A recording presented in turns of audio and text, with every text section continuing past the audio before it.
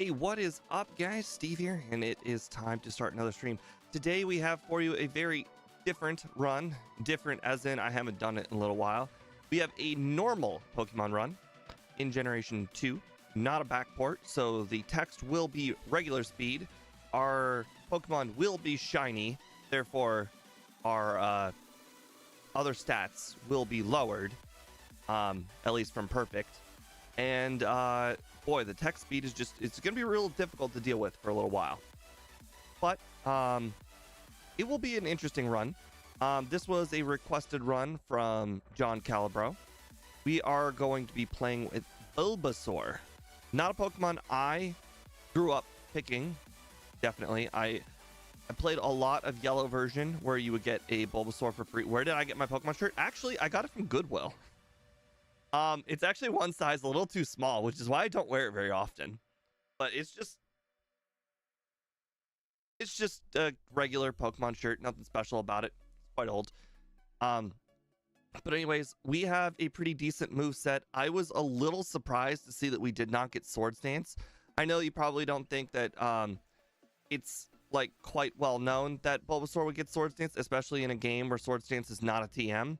But if you guys actually look through a lot of the Gen 2 Pokemon, you'll notice that a lot of the poison grass types actually get Swords Dance, like Victory Bell and Meganium. It's actually quite uncommon that it doesn't get Swords Dance, so that's why it's a little shocking. But we do get Sleep Powder, so it'll be a little bit slower, but not unexpected. The frustrating things that I imagine that are going to happen in this run are the simple fact that we're just not very fast. At 45 speed and not being perfect stats, we're going to have pretty rough time being able to outspeed some of our problematic matchups. Those matchups being Morty, which, if you guys don't know, Morty is a real killer unless you have a ground type move or just a physical move in general that can hit a ghost. We do not have one of those. Mud Slap does not count. So that'll be a little bit rough. But we do have Sleep Powder, so it's not going to be the absolute worst, because there won't be any like potential 3 shots, is what I'm saying. But being able to outspeed just the Haunters alone will at least make a big difference. So we will make sure to go in to the Morty battle with 51 speed. The one that I'm scared of is Red. We have a lot of weaknesses that Red has. We got a weakness to Psychic, we got a weakness to Ice, we got a weakness to Fire. So Red is actually going to be quite difficult. With 45 speed, I'm not really sure we will actually even be able to outspeed members of his team to even use Sleep Powder, because the nice thing about Sleep Powder is that like it allows my leftovers plenty of time to heal me up. The problem is when you have 3 weaknesses on the opponent's team, you're not going to have like any Pokemon to battle against where they're going to be, I'm going to be able to gain HP on.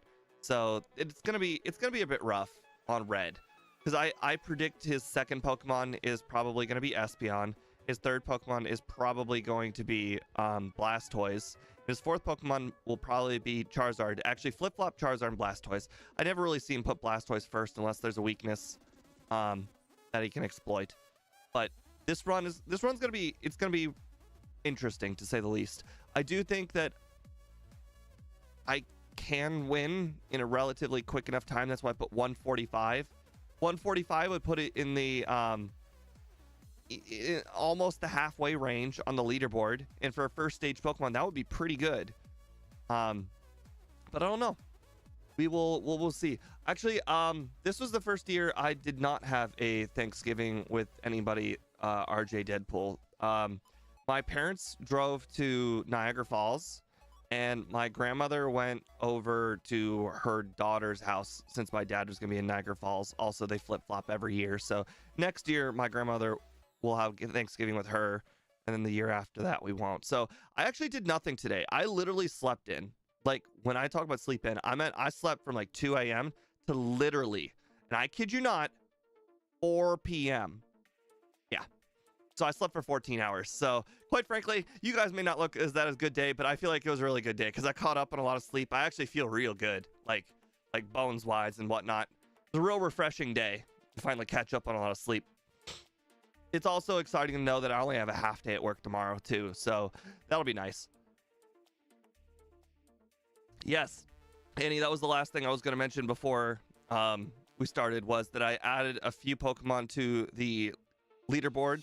I have the Mew run recorded. Unfortunately, you guys didn't get to see it, but it is recorded. It is there. I can prove it if anybody asks.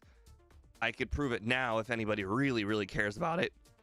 But the Mew got first place on the leaderboards. Actually, now that I think about it, I should really just do that.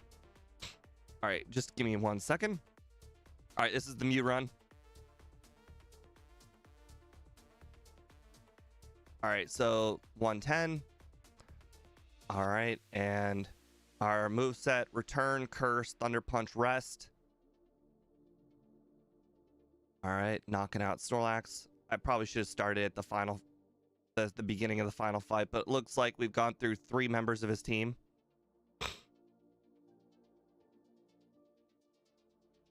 Blastoise, and looks like Venusaur for the finale. And then we knock out Venusaur, and as you can see, 111. So we go back. As you can see, 111 puts it in the new first place category. It only had 1 reset throughout the entire run, so it was pretty good.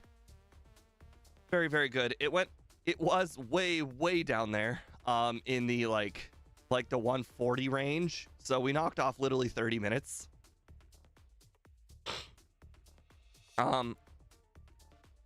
Let's see what else. We added Kingler to the leaderboard. Kingler is now 5th. And then I think I added 1 more Pokemon. Let's see. I added Togekick to the leaderboard. Not ideal though. It was 31, but you know, we expected that. The run had a lot of weaknesses. Togekick doesn't hit very hard. I had to get to level 80, as you can see there. So that was quite a run. But anyways, I should probably go ahead and get started on this run. So let's swap over to the main game. Oh, I should probably start the vertical stream. Do a little mini intro for that.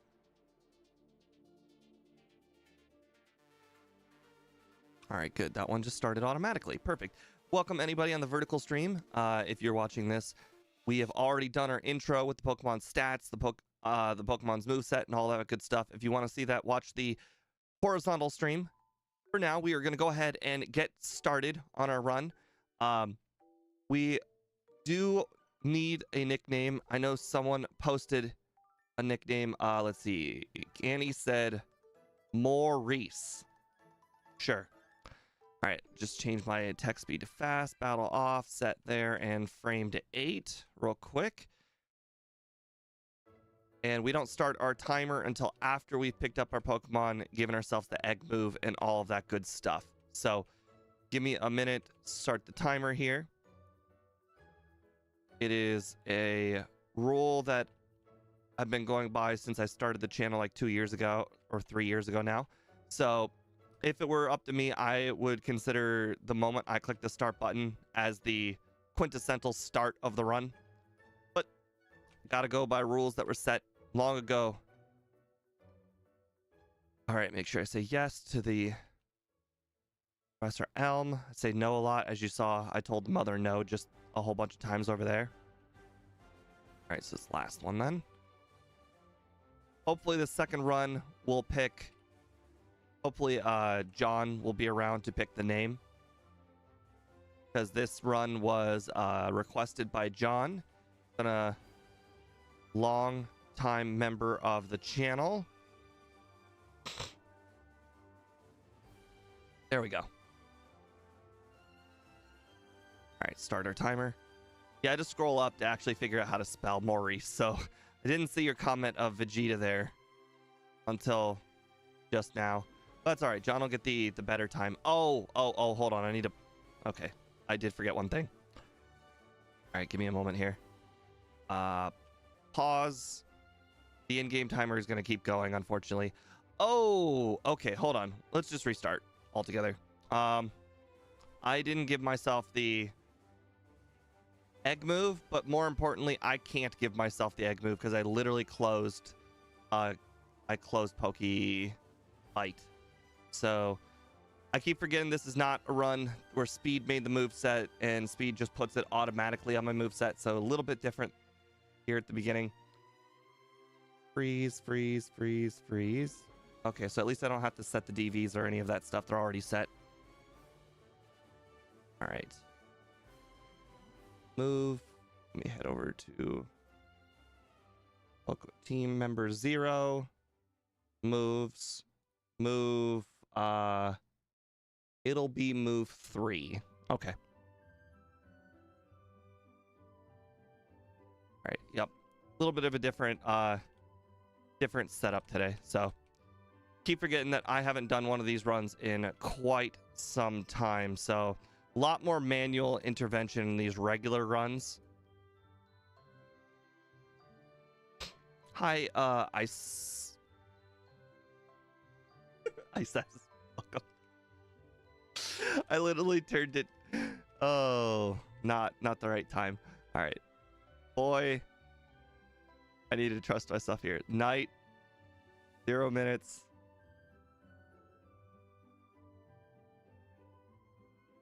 Steve. Need to pick Sunday.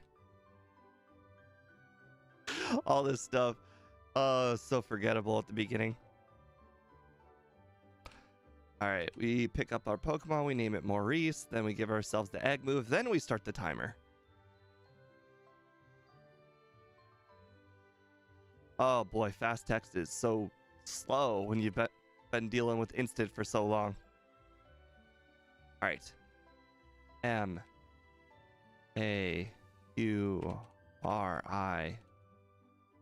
I think is how it was spelled. All right. Now let's give ourselves move 3 here, which is Petal Dance. Save. There we go. You can see it on the overlay. Now we start our timer. All right, everybody. Hopefully that was the last false start. Unfortunately, Petal Dance here is at 0 PP because I did not update the PP. I only updated the move. Fantastic. That's all right. We didn't want to fight the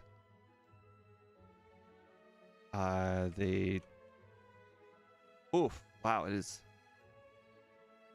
burning a hole in my head. How do I give Pokemon moves? There's a program called Pokebite, and it allows me to basically change anything I want in Pokemon. And that program allows me, one of the things I can change is moves. But as you can see, even though I changed move, it didn't change PP. So I gave it the move, but I forgot to give it the PP. Normally what I do is I change the move, and then there's actually a healing station in Professor Elm's lab, and I usually just heal at the healing station.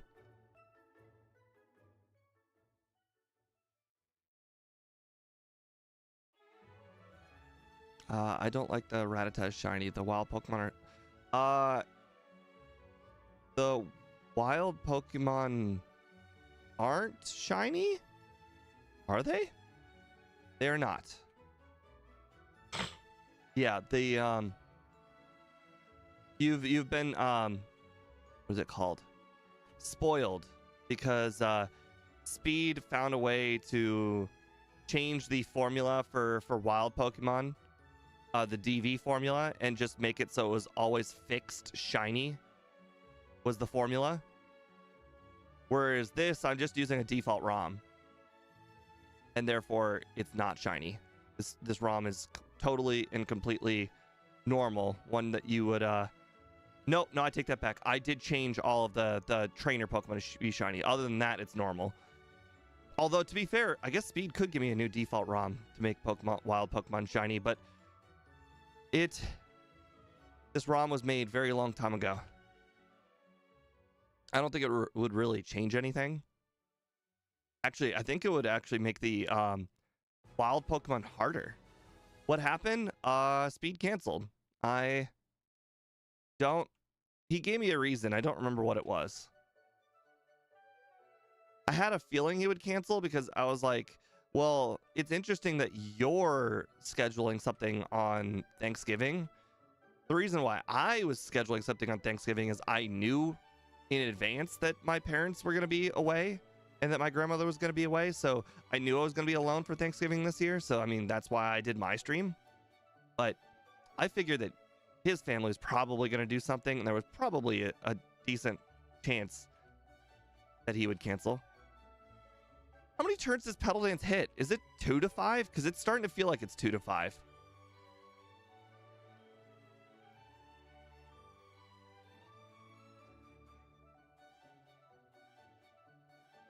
Two to 3. Oof, that's not good at all. Oh, right. Of course it's not 5. When have I ever seen Petal Dance hit 5 times? That's crazy. Why would I think that? It's been so long. I've been so used to Outrage that I completely forgot. Not Outrage. Thrash. A lot of Pokemon get Thrash as their egg move.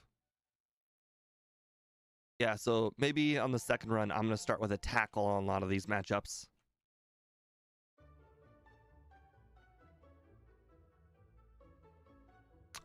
Due to our flying weakness, I am not so certain I should be battling the gym leader immediately. But we'll learn. We'll learn on run 2. This first run, I'll go ahead and try and defeat the gym immediately, but I don't think it's going to work very well.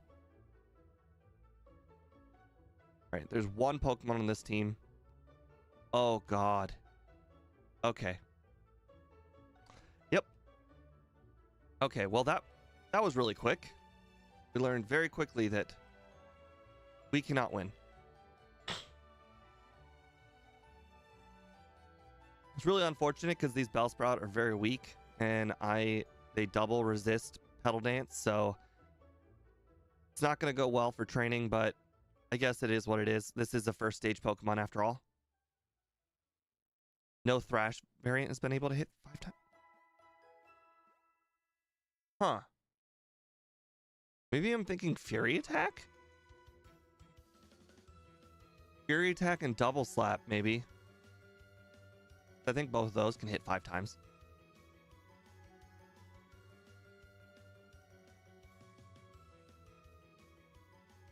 Oh, Fury Swipe as well.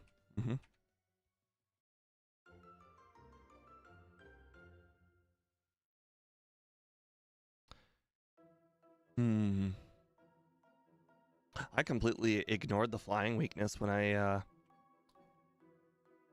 thought about how this run was going to go. I mostly thought about the weaknesses to Ice,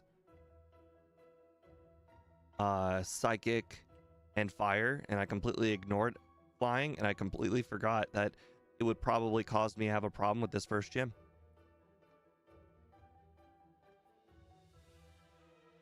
Yeah, I don't blame you for voting over Area 91. That is probably gonna be correct if I were to assume. At least for the first run, it'll be correct. The second run, I think I could probably figure things out and probably improve a little bit.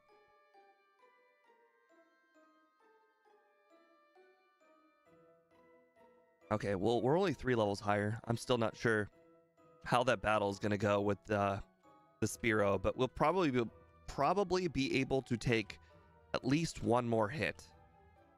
Something I definitely want to do on the next run is grab all 3 of the early game berries. I think the early game berries would probably give me a better shot at winning all of these battles over here. Unfortunately, a lot of those early game berries are quite a lot further away that I won't be able to pick them up right now. Ooh, I can get Sleep Powder right now. In order to consistently get Sleep Powder, what I could do is in the Bellsprout Tower, I can battle 2 more trainers in the Bellsprout Tower.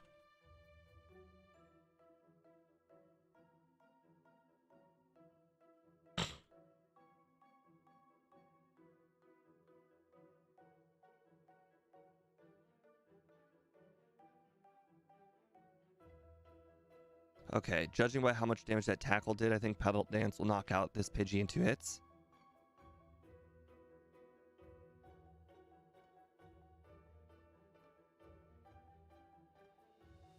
Okay.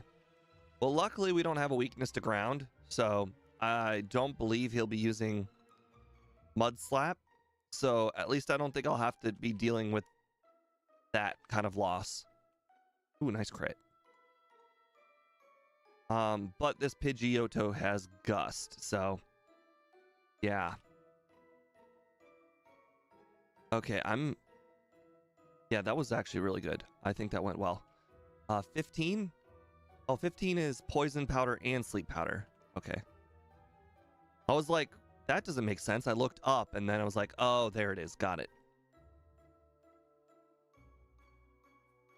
We'll probably be using a lot of Sleep Powder. Most of our matchups are not going to be great.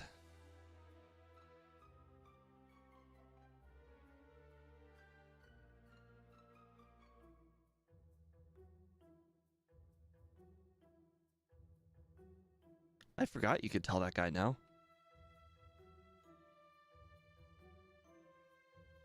Bye-bye egg. At least I got a heal in. Grab the paralyzed cured berry because we are not electric type. I can't remember if you can choose to attack once you've locked yourself into Petal Dance. I think you don't get to choose to attack. I don't remember reselecting Petal Dance at any point.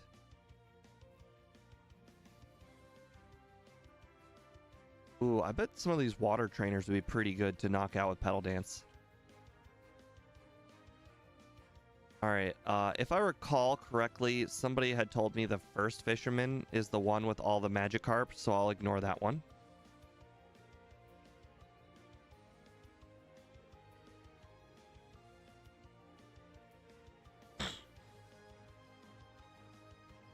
This is one of those Pokemon where you're really going to have to get a lot of extra XP. Minimum battle is not an option. So if there's an area like this where I think I can get a major advantage by knocking out wild Pokemon, I should absolutely take it. Oh, crap. Oh, that was close. I almost accidentally let that evolve.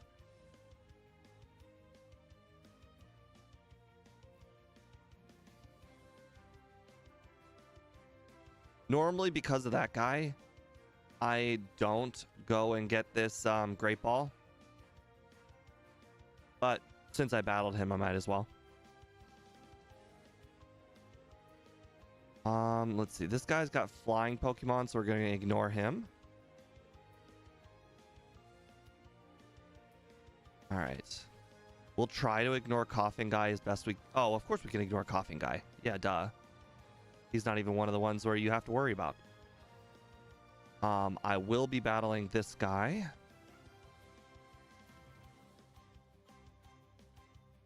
All right, let's put Sleep Powder in slot 2 because it's the move I plan to use probably second most. Coughing Guy is the guy looking up, right below me. So we're gonna ignore him. I don't think Coughing is a very good matchup for us. All right. We do not get Swift, so I won't be battling, or I won't be going to go get Swift, but it'll be Wild Pokemon Shiny Run. Oh, this guy's got Vulpix. Why did I do that?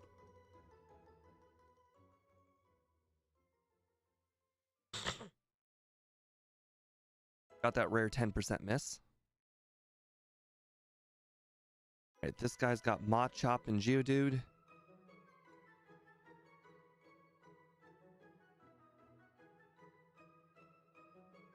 Not that I think Machop is really going to be doing a whole lot of damage to us. Oh, wow. Okay, so I can just straight up use Petal Dance on that next run.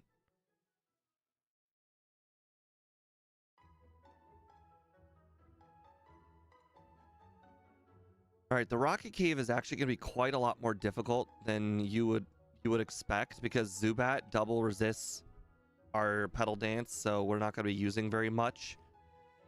The second Pokemon on this team is actually Rattata. All right, so we'll go ahead and use Petal Dance then.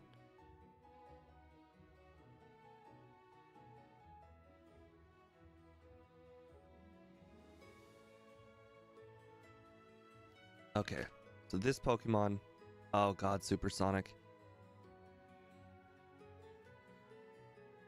Yeah, Petal Dance is a great starting move. I really wish it would have been Swords Dance, but you know, beggars can't be choosers. Aww. Alright, well, we're definitely going to need to heal up a little bit.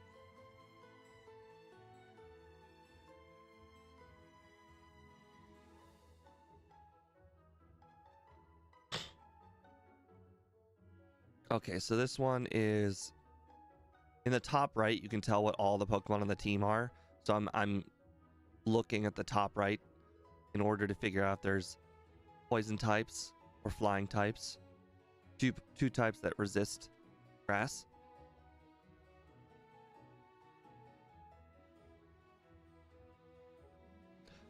Okay, this one I will try Petal Dance. Okay.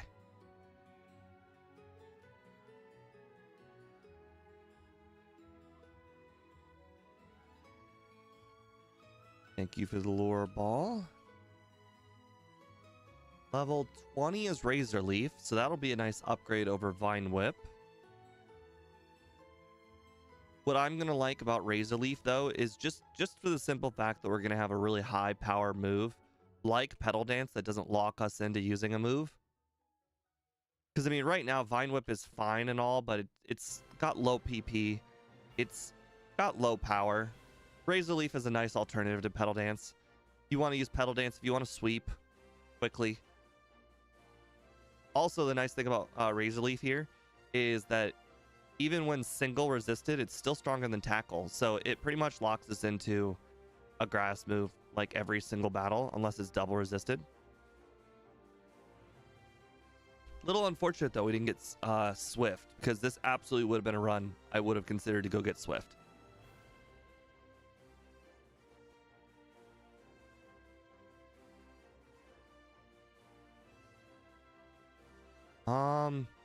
Is that how crit rate works in Gen 2? I would have just assumed it was double, so it would have gone from 7-ish. I think the crit rate's 7.25, or no, it might be 6.25. So it would go from 6.25 to 12.5. I could be wrong though.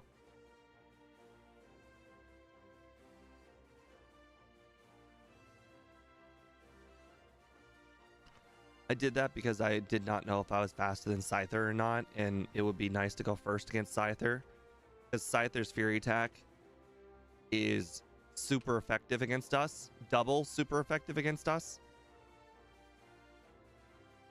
Oh, it looks like the Fury Cutter starts over too. Wow, I missed so many. We're gonna lose. Oh, it woke up. Oh. We missed so many sleep powders, and those sleeps are really short. I don't think 12.5 is right at all. I think it's 6.25. Even the overlay shows 6.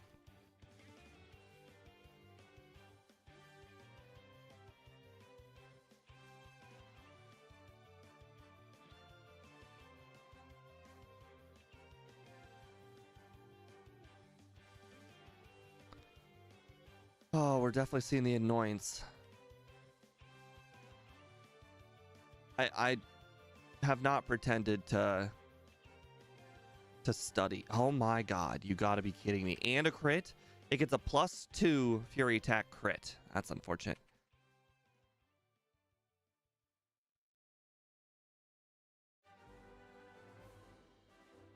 Thank you for Quick Attack. I appreciate it very much. Oh, thank you, MBF, for having both tabs open. Appreciate that. Alright, so level 21. Our next move is 25, which is Sweet Scent. That's not going to be helpful. Growth at 32, though, that'll definitely be helpful. What kind of ROM hack is this?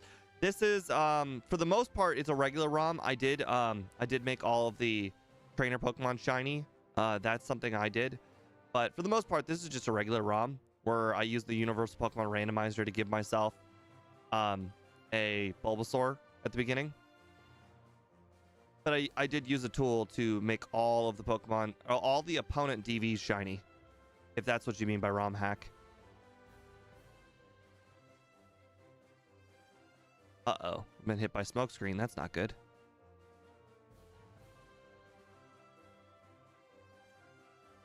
You woke up and hit me with Ember. That's really unfortunate for me. Missed so many sleep powders. Sleep powder's really starting to feel like it's Sing right now.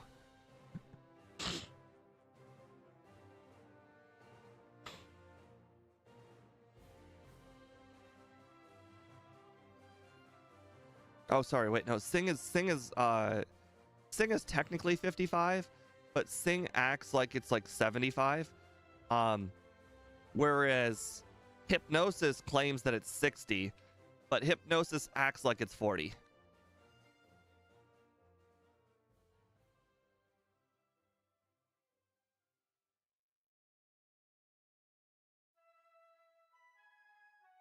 Okay. Oh, Speed Tide. Of course it missed. Of course I missed again. Okay, well, sleep misses have contributed to all of our losses. Nice crit. Leer, at least it's not a smokescreen.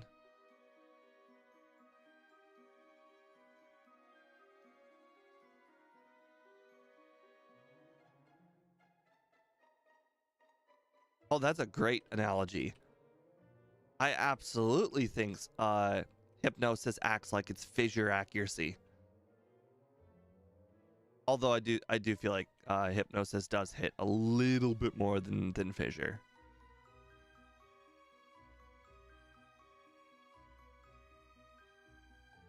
I don't want to be that guy who's like over the top about everything. My dad's overreact guy. He catches a 1-foot fish. Well, that fish was 1.5 feet, you know?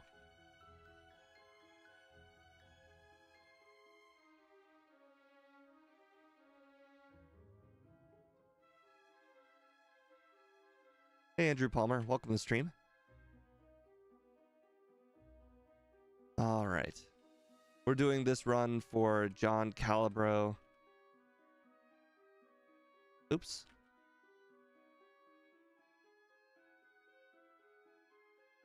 Not exactly my first choice of run. Especially since John said I wasn't able to evolve it. But with Sleep Powder, I think everything is possible. Just like we did that other run where I was it Route? No, not Routes. Kufont, where it had no, maybe it was Routes. Yeah, it was Routes. That had double team, but double team wasn't working right. And I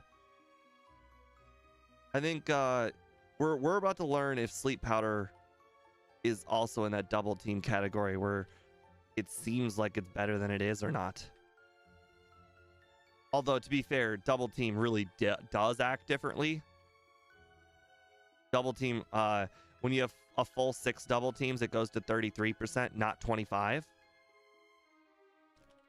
Whereas this one's still 75 versus the original game, which is 75.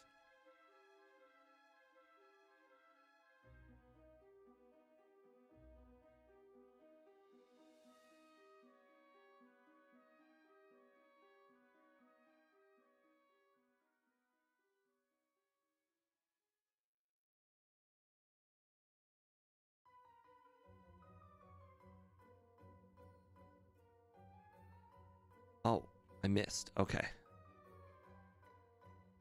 I get a lot of 5% misses.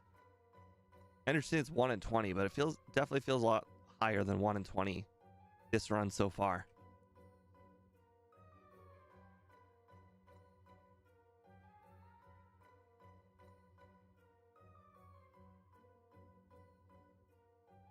All right, can I get a good haircut?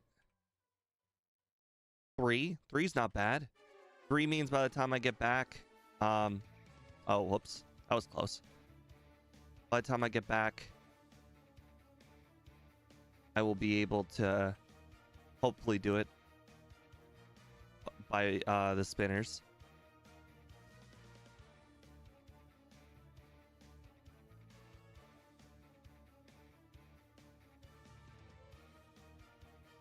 Thank you.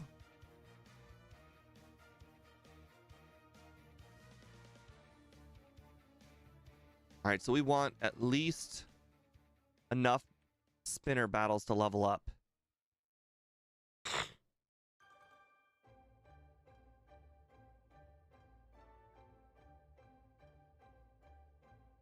Nice headbutt over tackle, which is great. Magnitude, nice.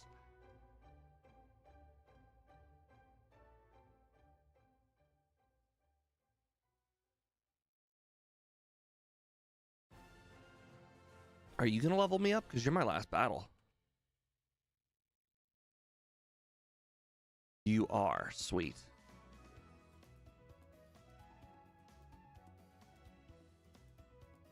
Hey, Boss KO, welcome to the stream.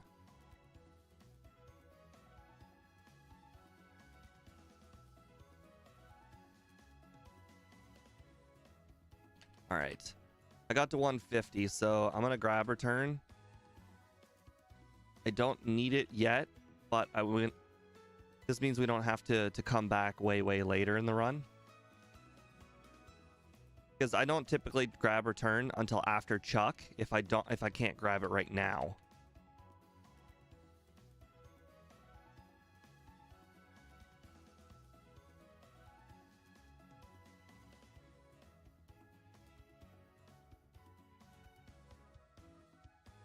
There's only one Pokemon on this team, so I felt like I was comfortable enough to use Petal Dance.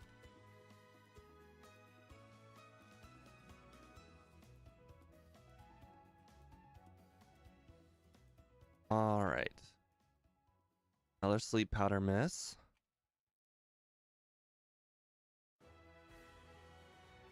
On the bright side, I think the sleep powder interrupts multi-turn moves. Okay, well, we need 3. We got 3. Okay, perfect. I am not going to be evolving it, Deadpool. This is one of those runs. Well, actually, it's really all of the runs. I don't really evolve Pokemon. I play them from start to finish as they are.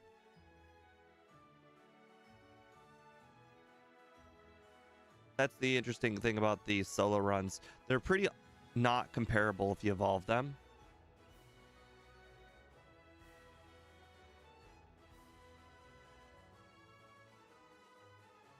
Nope, no sweet scent.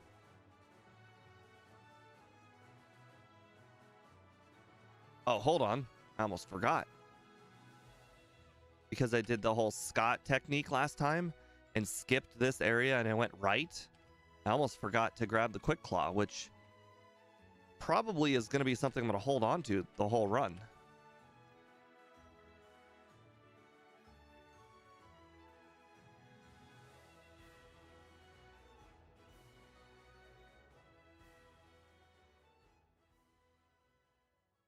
If I can get a one-shot, I'll take a one-shot.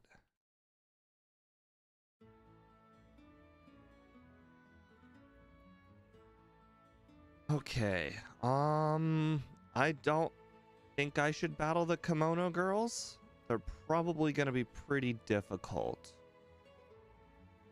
Ugh, no Sludge Bomb either. The rival's going to be pretty difficult.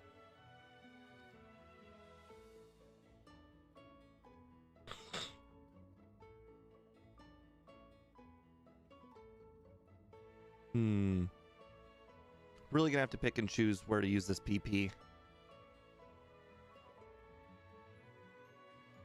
Yeah, I understand. I like the fully evolved Pokemon too. That's why I mostly do fully evolved Pokemon. Although to be fair, I just finished all the fully evolved Pokemon in Generation 1. I capped that off by using Ditto, the last not fully evolved. Aww, I didn't save. Did not expect to lose to random trainer. Oof.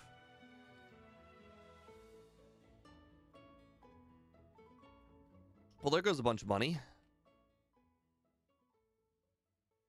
But yeah, I've now completed all of them. Ditto was the last non-fully evolved Pokemon. Everything else that I have in Generation 1 are going to be all first stages.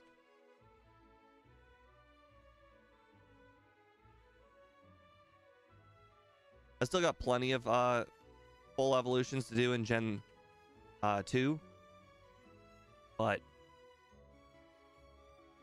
I'm kind of putting the focus on Gen 1 to kind of be finished with Gen 1. MVF is working on Gen 3, so I could essentially go 1 and 1 with Gen 2 and Gen 3 each week. But we got a long ways away from that. I mean, we got like 60 runs in Gen 1 to do, so that's way down the line. All right, well, if that Pikachu's a one-shot, the next one will be too.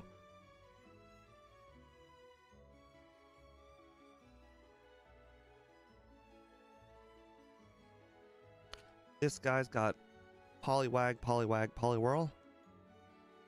Nope, apparently not. Guess it's the guys in the lighthouse that have Poliwag, Poliwag, Poliwhirl.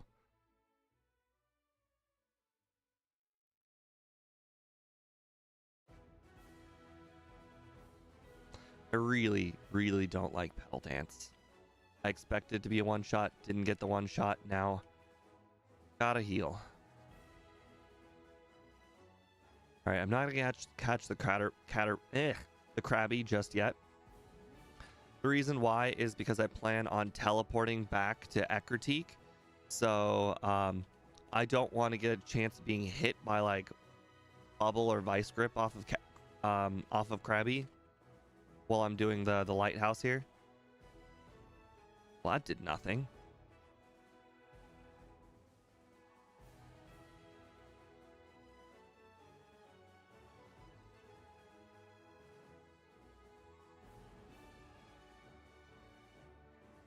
How do you like a taste of your own medicine?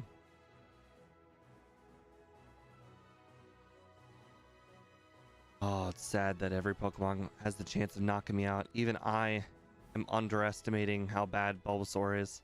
I'm expecting it to play better. Alright, so this is 2 Growliths. Not really sure how much damage it's going to do. That was a crit. Okay. Ouch.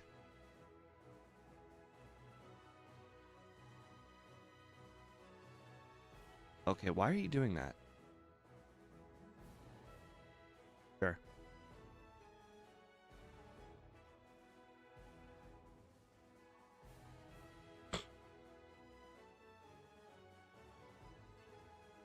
Yeah, I know Growth is only special attack in this game.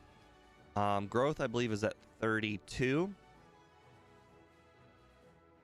Growth will be replacing Petal Dance. Hey, Mariah. All right, we can knock out all 3, but due to how often it seems to be 2 and not 3, I'm going to go ahead and knock out the first one with Razor Leaf.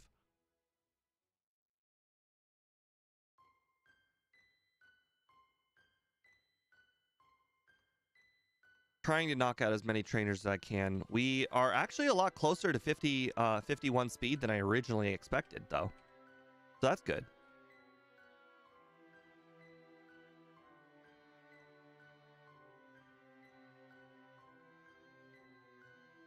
He's just in the wrong order.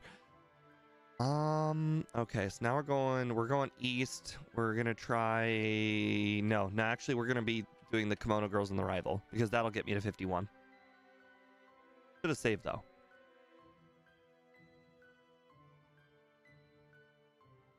Definitely need to save in front of all of them. They are quite the competitors.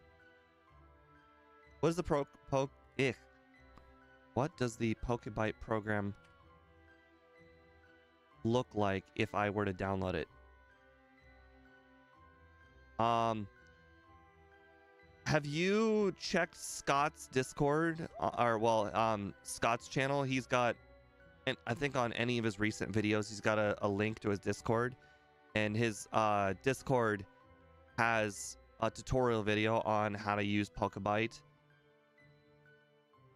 That would definitely help. But yeah, I'll just pause it right here, show you real quick. This is what Pokebite looks like. It opens up a tab over here. You can open up things. I open up Team Zero. I don't have to click this shiny, but you can actually have it to be shiny and perfect at the same time. There, that's for the vertical viewers. So Team Zero, you can have it shiny, but also change its IVs. But because I've established a rule where I have to have shiny DVs, because this wasn't a thing back when I first started the channel, we have to commit to these because these are the stats that I'm married to. But that's pretty much it. You can change anything you want in here at the same time. The frozen thing, that helps. The Pokerus, that helps in-game stats. The friendship, I use that to figure out if I can get return or not. So Pokebite's pretty cool. But I only, like I said, I only edit this one move here and the IVs. I don't change anything else. Oh, and the Pokerus. That's all I changed. That's why they're all the only things open. Yeah.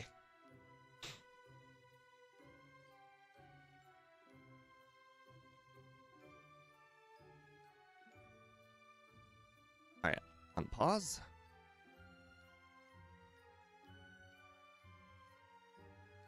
All right, last one is the Jolteon. I think I'll have enough HP for Jolteon. I don't think Jolteon could do a whole lot. Although it does have Sand Attack, which is very annoying. Ooh, that did a lot more than I expected. Yeah, no problem, RJ Deadpool. I think you can use Pokebite with either Retro Arch or Super Shucky.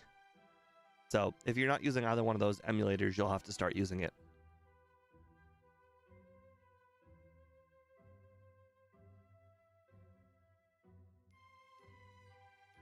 All right, repel. Save. Oh, right, because of the blackout. I'm not sure if I can afford all of those super repels now. Oh, I think I didn't add a reset for the blackout either. Aw, I outsped the Haunter, but I missed. Does not get worse than that.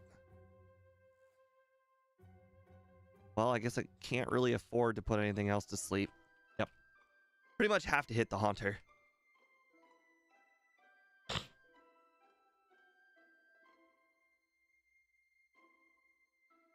There we go. Nice crit.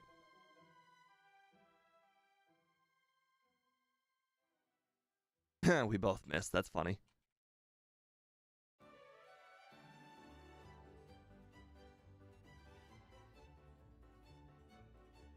Now, also the nice other thing about RJ Deadpool about Scott's overlay is that Scott's overlay also has his overlay. So you will have a lot of the features that you see on my overlay.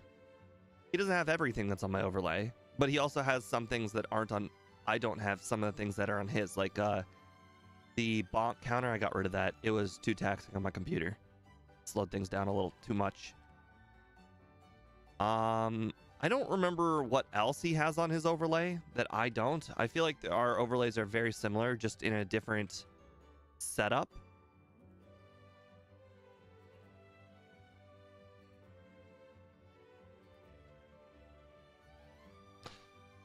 Yeah, I think the bonk counter, it was just always like, what do you call it? It was just like, it was always trying to figure out if I was currently bonking or not, and that was too much. Like every second of every movement, it was checking to see if it was a bonk. Okay, it's very, very concerning that I cannot knock out those Haunters in one hit, or those Ghastlies in one hit. So concerning that I'm actually gonna go do training instead.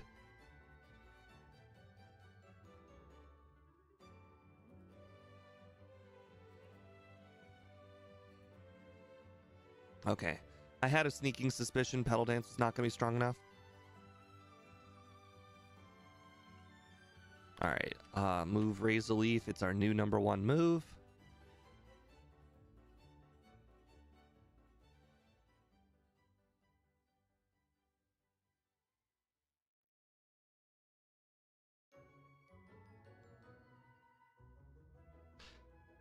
Yeah, unfortunately, there's just not much I can do to improve my attacks against the Ghastlies and the Haunters other than just level up. So it looks like speed's not going to be the problem in the matchup against Morty. Although I just now realized I didn't actually get the berry. So that's going to be a little concerning. The one really, really nice thing about Sleep Powder, or so not Sleep Powder, about Razor Leaf, is that it has 25 PP. It's one of those moves that you're like, this move should really have 20. And Vine Whip should have like 20. And for some reason, it's backward. Vine Whip really should have more PP since it's such a weak move. And Razor Leaf should really have like 15 or 20. Since it's such a strong move. Although 55 is not crazy strong.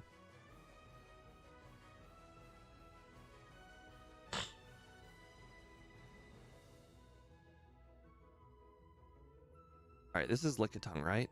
Yeah.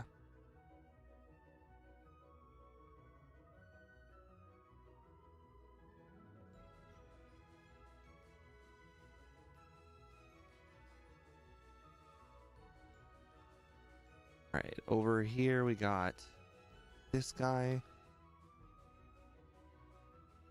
Slowbro.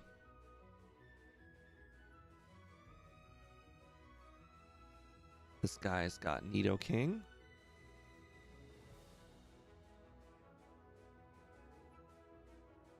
Alright, we can use our last super potion. Actually, you know what? I will just go ahead and take the risk against this guy. I don't think I need the super potion. I think these Gyarados have really bad attacks. I think it's just Tackle. No, it's Thrash. Okay, well. It's not a very strong Gyarados. Oh my god, I missed. 5% miss.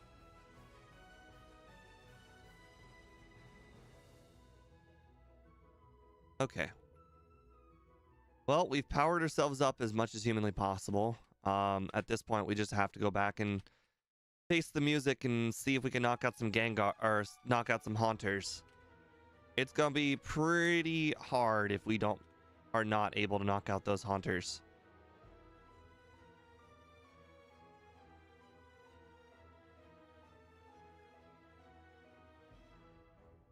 Oh, right, hold on.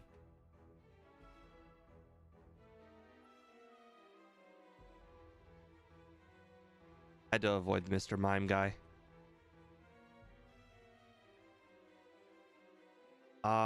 Let's not put it on until we actually get to Morty. Just in case. I don't think any of these guys actually have Hypnosis on their moveset, but I'm just being careful. Oh, also I could set up the growths on the initial Ghastly. Like, let's see how much one growth does. That was a crit. Okay. Well, I guess we're not going to find out how much one growth does.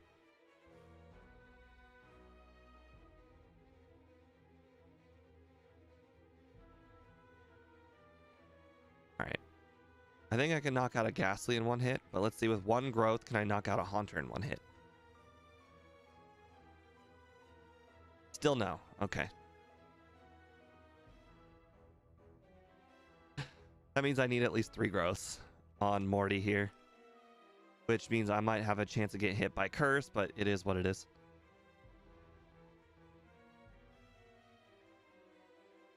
Alright. Sleep Powder, perfect. Growth. Immediately woke up and used... Oh, Mean Look. That's good for me. Alright, 3. You know what? Let's do 4 just in case.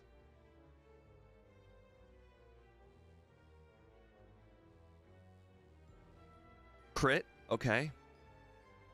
I forgot to put the berry on. Okay. Well, you know, that's on me.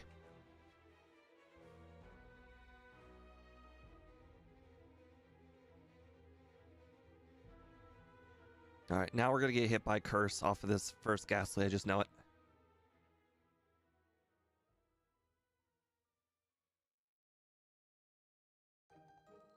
sleep powder. So the maximum amount of turns that it can stay asleep are 6 instead of the Gen 1 7. Immediately woke up, but we got our 4. All right, Haunter, we outspeed. 1 shot. What ROM do I use after this stream? Wait. What ROM will you do next after this stream? Oh, next stream tomorrow I'm doing Mewtwo.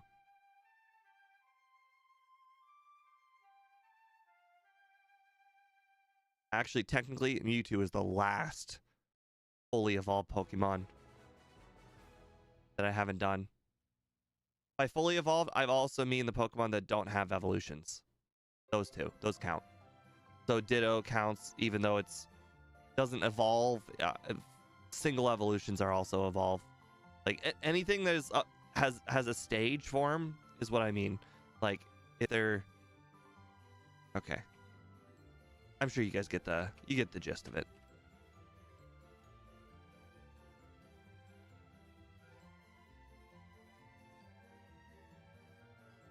So non-evolution Pokemon on top of fully evolved Pokemon. Mewtwo is the last one.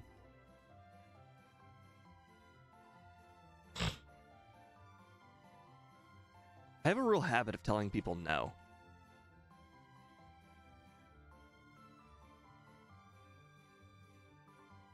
Yes, Pinsir would be a good example.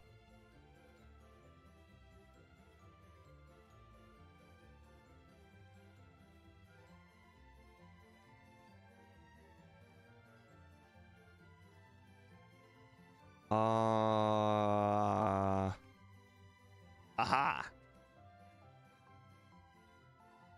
I like thinking if you can't use a special move no matter how bad it is. You cannot use a special move. But if you have a physical move, Krabby's got a lot of defense, so there's a good chance that Krabby will still live.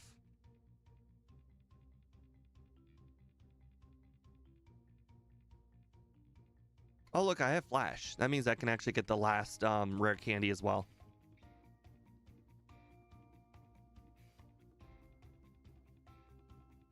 I already talked to Jasmine at the top of the tower, so at least we got that going for us.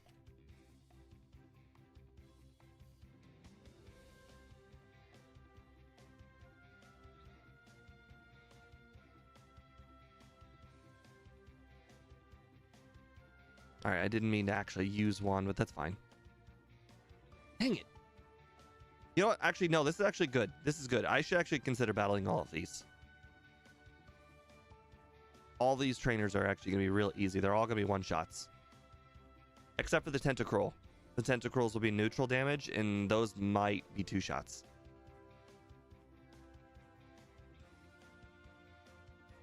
Plus, this XP is not really all that bad.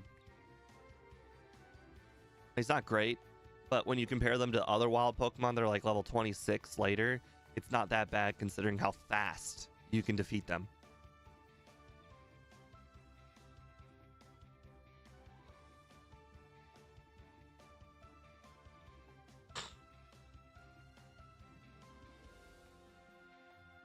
Oh, look. Oh, that was a crit. Okay.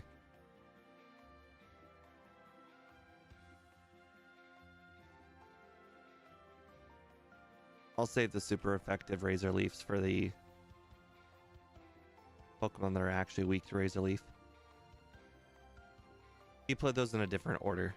I looked at the Pokemon on the top right, and I was like, okay, well, Tentacruel's coming Tentacle's coming next, so I'll make sure to use a Headbutt, and then he didn't do it.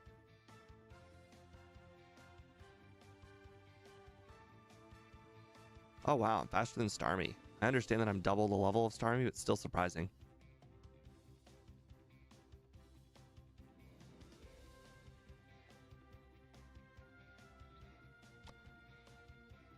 All right. There's also a 2 Gyarados guy slightly up and right of this position. I probably will not be able to knock that out in one hit, but we'll see.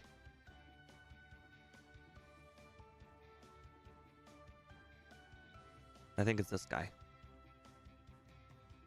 Yeah. These Gyarados are way higher level than the other ones. The other Gyarados were 10 and 15. This one's 20. These are 20. Probably no need to heal.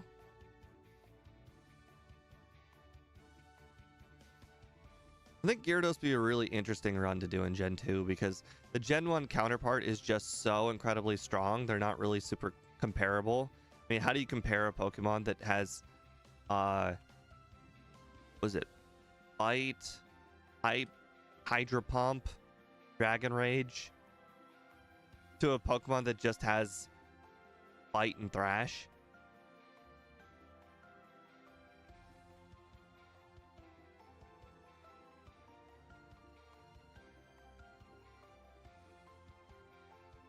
I don't know how many levels I gained in this water, but I definitely gained them quickly.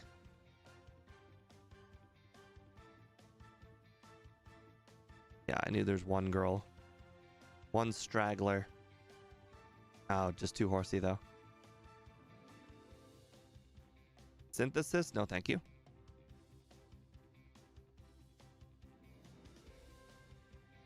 With one Razor Leaf to spare.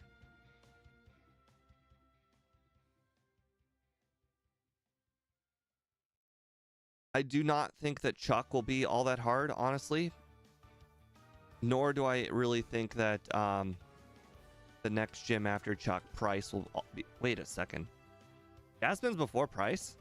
Officially? That... I mean, I just looked at the top right. Is that for real? Jasmine's technically before Price? That's crazy. That does not seem legit.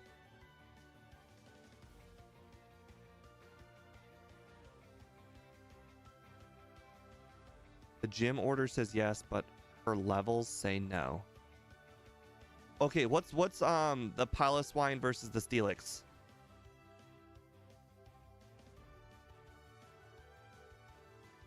Levels. Actually, I could just look in game. Hold on. Yeah, she is before. Her Steelix is like 30.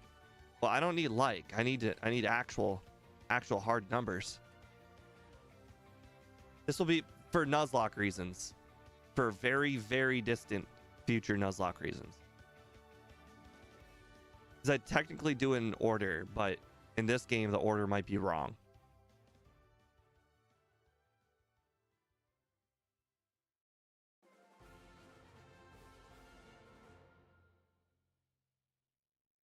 Have you heard the handheld console R30? I have not. I don't know what you just said.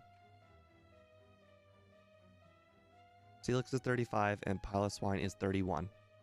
Okay, well, then that's all you need to know. I've been confused. I figured hitting Poliwrath twice was not going to be this hard. Technically, Annie, you were wrong about Piloswine. I mean, you weren't wrong about the point. The point was right, but the level was wrong. All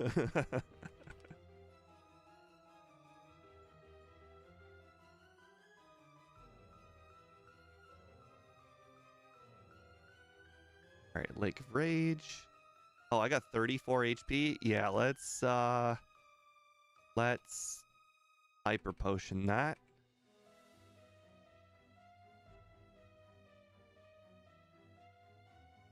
Oh, now that Chuck's been defeated, our what do you call it? Our let's see, what is it?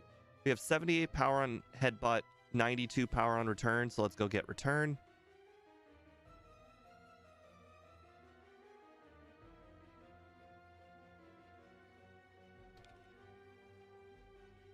Oh, you know what else I could get for the second run? I forgot about this completely. Oh, whoops, wrong town. I completely forgot about this.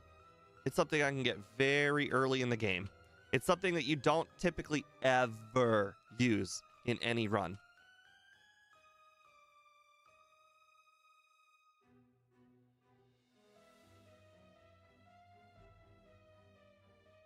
Look, 90 power, Razor Leaf. Yay!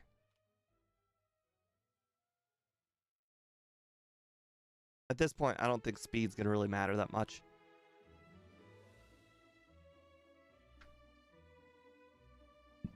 You saw that those, what are they called? Ranges on Pedal Dance were not super favorable. So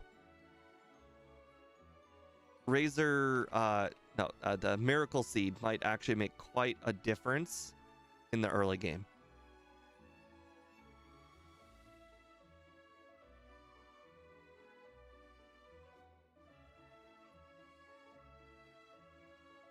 I completely forgot. That's like the only held item that you can get like majorly early in the game, other than charcoal. I mean, it's basically what do you call it? It's Miracle Seed, charcoal, then Quick Claw, and then Magnet. As far as I know. No, I mean, I wasn't saying specifically charcoal would help. I'm just saying that, like, of the earliest held items you can get, those are the quickest you can get.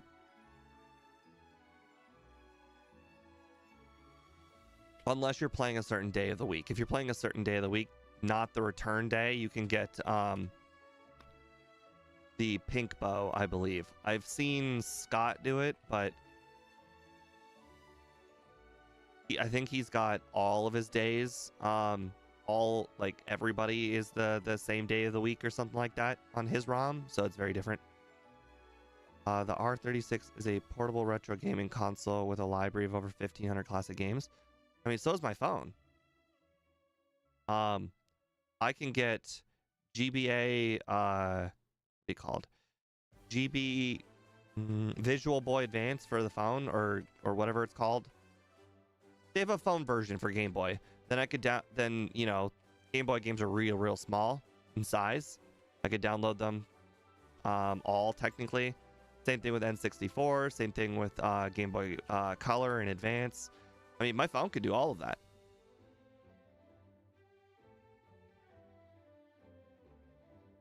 And all you have to do is Google the game you want with the word ROM at the end, and that'll get you what you need. Although, not all of them are perfect. Gotta tell you, the N64 one, you do have to swap out some of the cores. I remember I tried to play Pokemon Stadium 2 on the N64 emulator. Although this was years ago. They might have fixed it by now. But in the Pokemon selection screen you did for each like battle with like each like, I don't want to say gym leader. No, it was gym leader for the gym leader castle. The screen was black. I do remember though, an interesting strat you could do to get around that black screen was you could just select all 3 of your Pokemon immediately.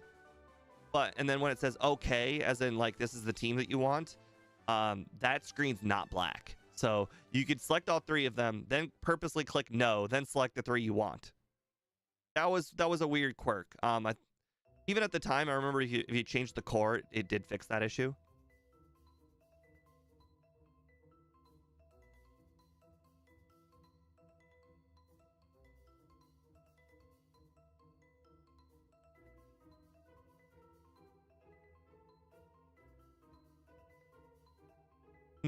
We're at 56 minutes already.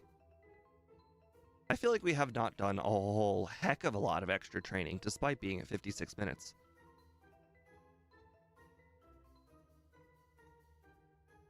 Well, I guess I did do all those water trainers.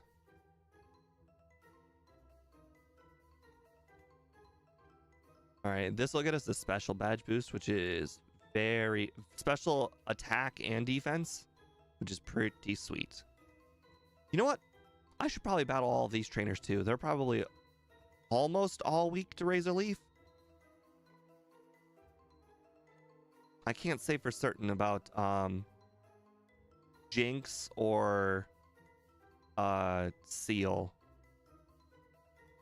No, Andy, special attack and defense still work the same in this game. It will definitely 100% give you both.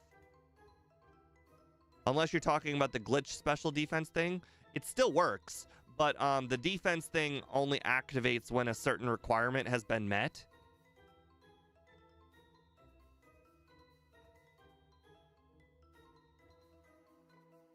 Yeah, the glitch special defense. It still works, though. This is how you get the special defense. Even if it doesn't always work, this is how you do get it. I don't, unfortunately, know how the special defense glitch works. But this is still how you would get it if I do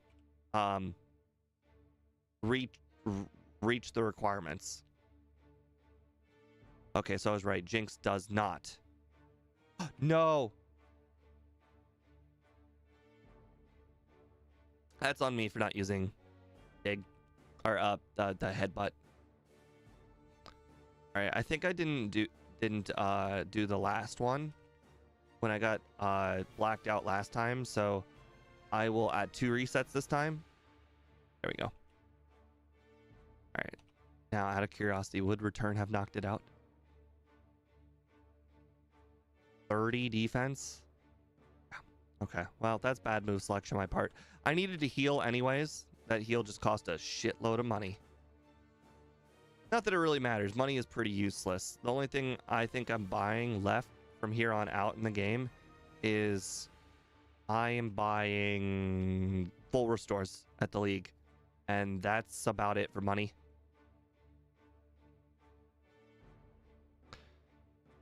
Okay. Now, I think our strategy for Jasmine is not a crazy good strategy, but I think I'm just going to use Sleep Powder and set up.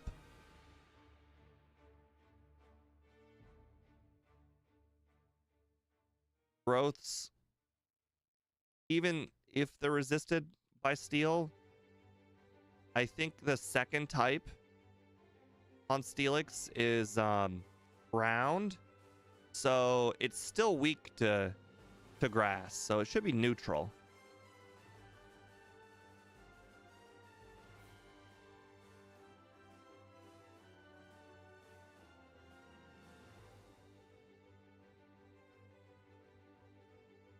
Now, of course, the Magnemites are probably going to be a different story. I don't know how many Razor Leafs it's going to be to knock out a Magnemite. All right, two's probably enough. Okay, it is. All right, immediately Steelix. Let's see how much it does. Wow, 2 is all I need? Dang. That's pretty awesome. I expected that to be way harder.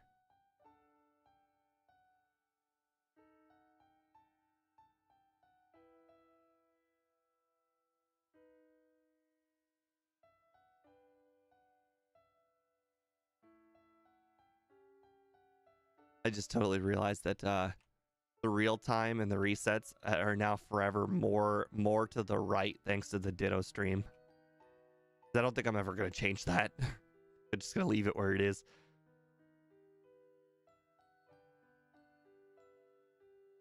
You know, it's funny, if I didn't have to work a half day tomorrow, I probably would have researched Ditto for Gen 2 tonight and considered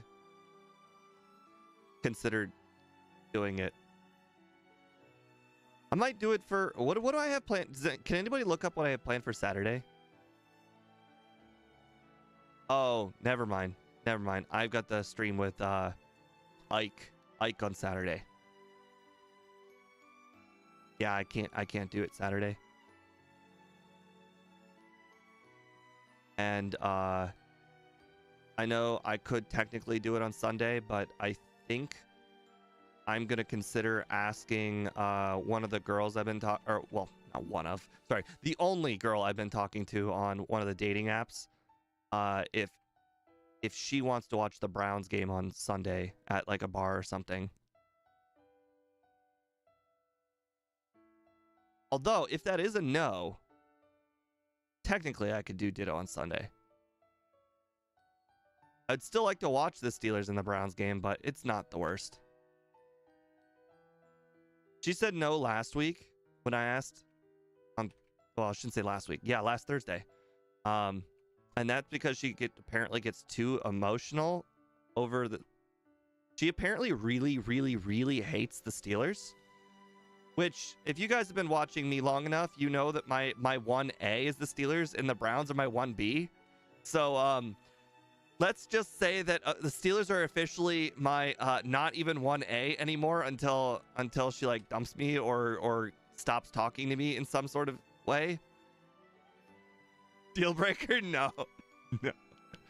No. I'm not paying for any of the apps, so I am not getting very many matches on the apps. And she is like the first girl that I have ever talked to ever that has liked sports, like at all in general. None of them have ever liked sports. I don't know if you guys know, but when I'm like at work, sports is all I listen to every single day.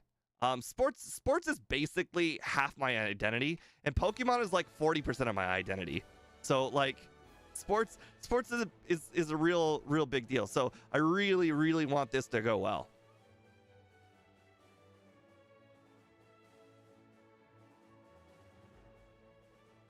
Yeah, I'm gonna have to be not a Steelers fan anymore. I'm just gonna be that guy who knows a lot about the Steelers, even if he's not a fan. Apparently, I mentioned that Chris Boswell's like the best kicker in the entire league last week, and since the Browns game might go down to a field goal, the Browns kicker's not very good, and the Steelers have the best field goal kicker in the league, and so there was a high chance that the Steelers might win by a single field goal, and I told her that, and she did not know that. So I'm just that guy who knows a lot of Steelers facts, even though I'm wink not a Steelers fan. Although it's incredibly ironic though, because he missed a field goal in that game against the Browns. He missed his second field goal on the year against the Browns, which is even more ironic because I think he's technically now missed 2 field goals on the year, but the first field goal I'm pretty sure was blocked. So he actually had never missed a field goal the entire year. So it makes it even more ironic that he actually missed one. Well, Dust Yankee, I have yet to ask her anything about Pokemon. I imagine that will go on the down low for quite some time. I did mention that I had a stream one day to her, but I did not say what the stream was.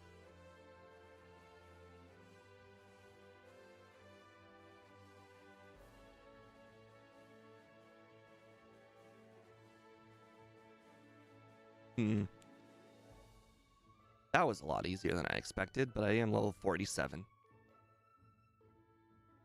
Oh, Dust Yankee, she knows more sports than I originally expected. Yesterday, I was texting her at the end of the Cavs-Hawks game. That half-court shot that the Hawks made was a real killer, because that half-court shot essentially made it so the Cavs were losing by 5 at that point, and there was like a minute left in the game, so it was very difficult for the Cavs to come back. So the Cavs got their second loss last night, but she even mentioned that the Cavs had a real problem. Was it with something defense related? And because I was only watching using ESPN and not the actual physical game itself, I didn't even know that. So she knew more than sports. She knew more about sports than me yesterday. So she was also watching the Cavs game. And quite frankly, why would anybody watch the Hawks? Like, you have to be a pretty big fan if you're going to watch the Cavs play the Hawks. Like, the Hawks are a crap team. The crappy thing about the Hawks, though, is like, the Hawks can beat anybody, but the Hawks are also capable of losing to anybody by 40 on any given night. I hate the Hawks. They are not a consistent team.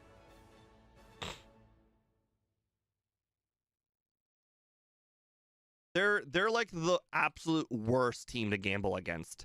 Like if you're betting against the Hawks, you never feel safe, but you also feel very confident all at the same time.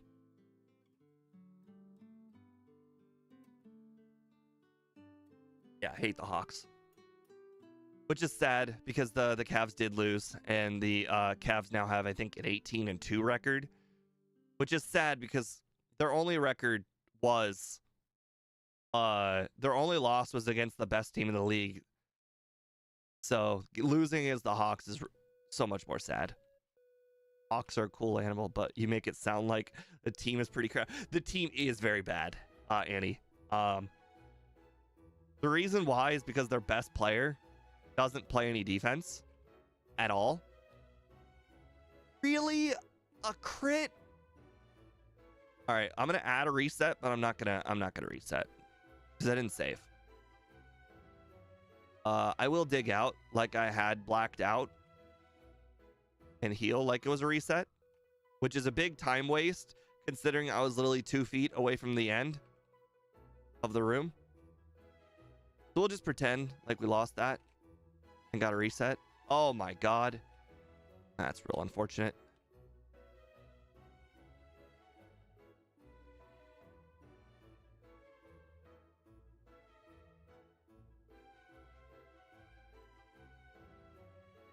Yeah, so I'm not an enormous basketball fan, but it sounds like she likes all the Ohio teams, which is great.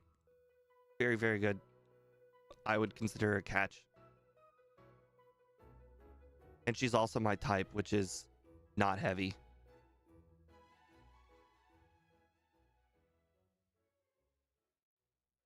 My type is quite easy to achieve.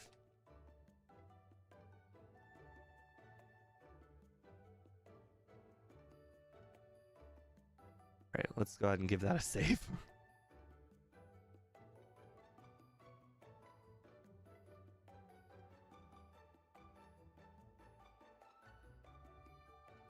Don't know what to say, Annie. Which is sad because I think she's skinnier than I am.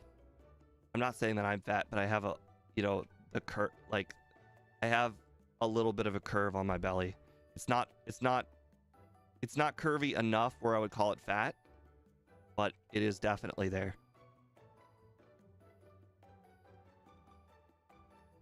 But I haven't met her yet, so, you know, who knows? Those pictures might be very old. My pictures are very new. My pictures are from my vacation last year to Las Vegas, so all of my pictures are very new. Okay, I don't remember if the Houndoom here has flamethrower, but I'm not taking that risk.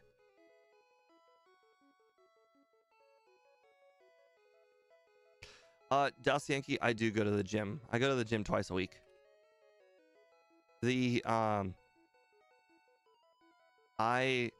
problem with the gym is that I do mostly weights. And by mostly weights, I mean I do all weight. I basically only do weights. And you don't really lose weight when you do weights. You just get stronger on your arms for the most part. So that's one of the problems I've been running into. Weights mostly only help you gain muscle on your arms. It doesn't really help you lose weight in your midsection.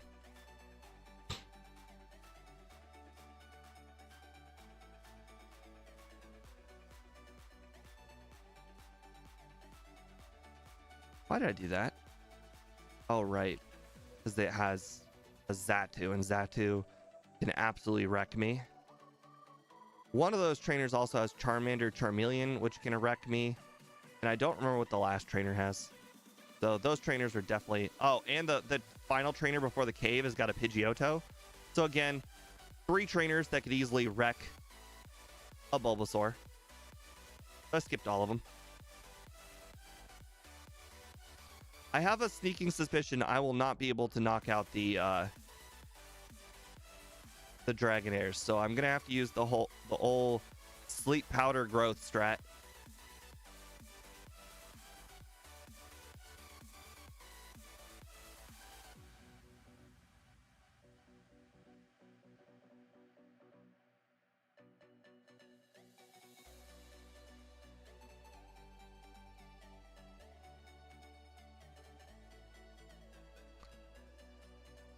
Not surprising that I can't take that last iron or protein. All right, at this point, I'm just kind of curious if Razor Leaf can knock out a Dratini, let alone a Dragonair. The answer was no, and I got very, very punished. I might lose. I will definitely lose. Wow. Well, I did save. All right, well, Razor Leaf is a very, very bad option, even on Dragonair.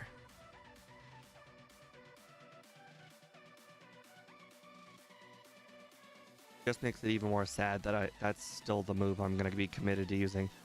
I don't think that Return will be able to knock out the Dragonairs, but we'll find out.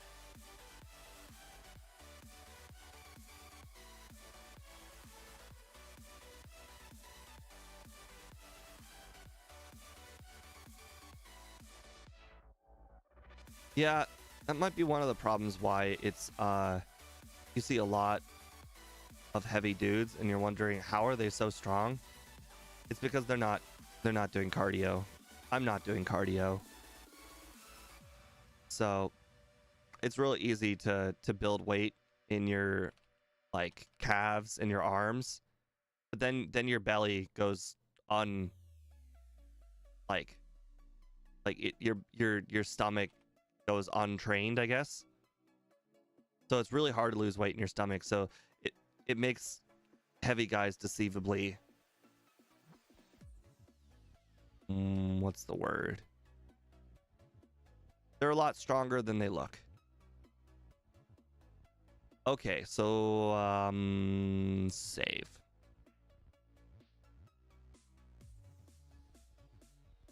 Maybe I should use the paralyzed cure berry, but I think I'm gonna need that for Lance. You immediately used it. How dare you? Well, if I'm paralyzed, I need the full 6.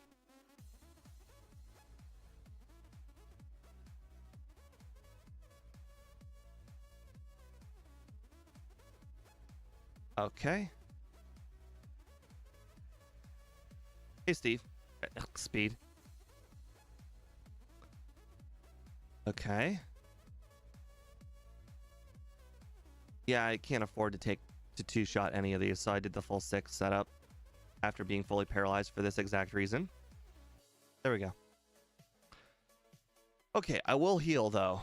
I am not going directly... I understand there's one Oh, actually, you know what?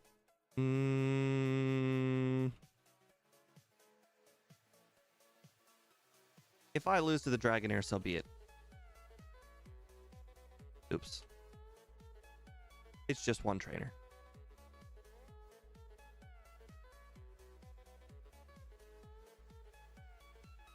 How many hours did it take? Was my approximately 3-hour prediction right? Or did you take breaks?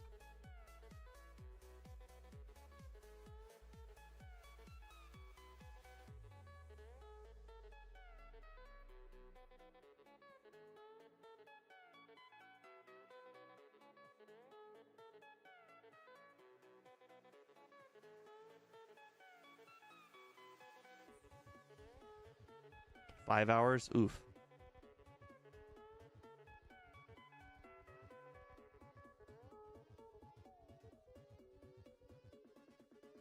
Oh, wait. So it was about 3 hours. You just took 5.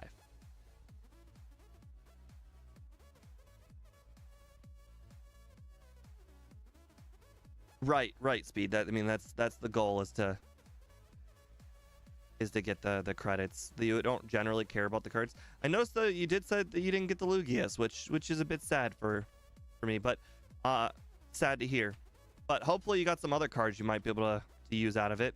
Since all of those are standard cards, you might end up finding out that you have some cards that you won't use for a very, very long time, and then you'll find out that you'll use them at some point. Oh, did you get any of the Reggie Drago cards for free?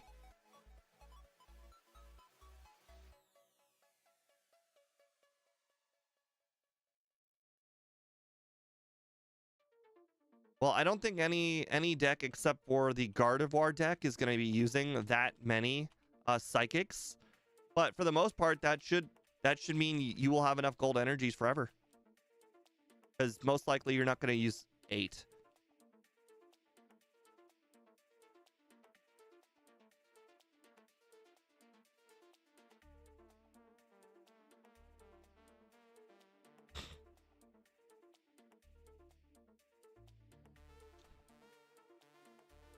All right, waterfall. I have a feeling that I'm probably going to end up using all these rare candies at some point during the league, but we're going to find out. My red is mainly just going to go down to speed. I don't know if I will outspeed against any of Red's Pokemon, but for the most part, I need to outspeed Red's Pokemon. Either that or get pretty lucky on some quick claws and whatnot. But I don't want a quick claw because I want leftovers. Leftovers will allow me to heal up on the turns my opponent are asleep. So I really hope I don't need quick claw. I'd very much like to have leftovers as my main thing. Right. I need HP. Oh, did you guys know that Professor Elm keeps his window closed? The more you know.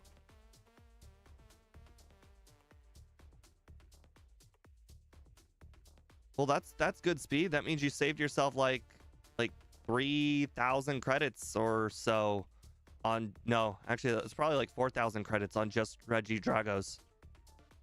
The problem with the Regidrago deck though is it uses a lot of dragon cards that are hard to obtain. So even though you got the Regidragos, they're you might still end up spending a lot of credits on the cards that are like semi easy to obtain. Like that bat. There's that bat. There's the, what are they? Oh, hold on. I want to battle these guys. I almost forgot. Let's see. There's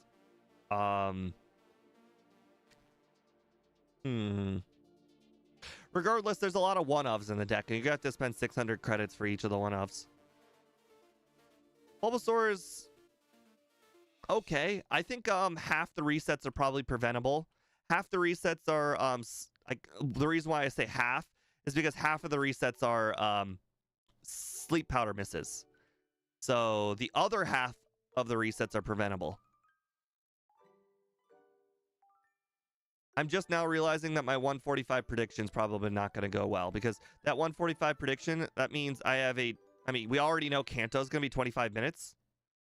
So if Kanto's going to be 25 minutes, sorry, 20 minutes. Kanto's going to be 20 minutes. So that means I have 5 minutes to defeat the entire league right now, which is just not happening. But to be fair, 85% of the people did vote over. So 85% of you knew that already.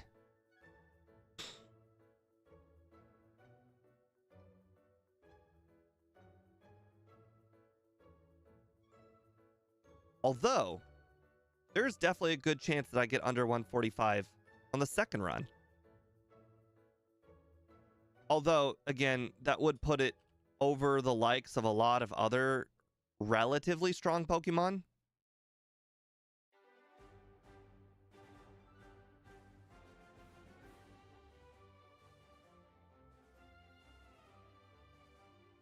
I'm trying to think. I don't think the Miracle Seed's going to help a whole lot in the league. I think actually what I'm going to want here is the Quick Claw, because the Quick Claw will allow me to possibly outspeed the likes of Crobat. And, sorry, is it Crobat on Koga's team? Let's see. I'm trying to think. I don't think I need to outspeed Lapras. I don't think I need to outspeed Slowbro. The Quick Claw might allow me to outspeed the Jinx, which, as you guys know, can do a lot of damage. Same thing with the Xatu. I think the Quick Claw could let me... Oh, God. Why did nobody mention that I actually gave myself the max ether? Not the Quick Claw. Oh, that could have been embarrassing.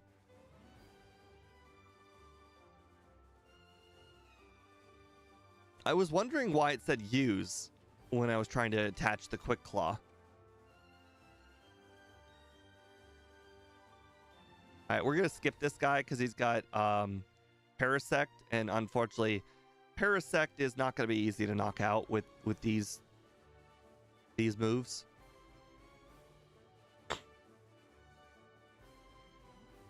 Oh, I got a quick claw there. If you guys didn't notice,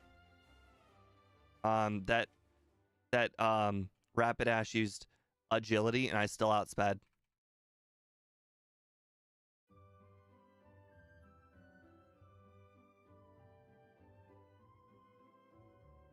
Plus, it's a major different advantage to have Quick Claw, considering Quick Claw is Quick Claw into Sleep Powder can beat anything.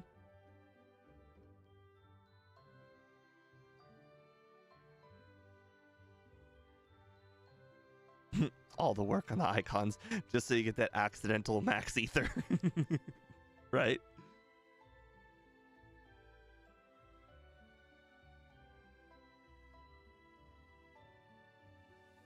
Oh no, actually that matters. Smoke screen's gonna be very annoying because this Magneton. Oh wow, I actually just hit it. Interesting. I did not expect to hit it. I'm a little surprised it didn't use the Haunter earlier, because then it could have cursed me. But usually the Kadabra comes before the Haunter, almost in all cases.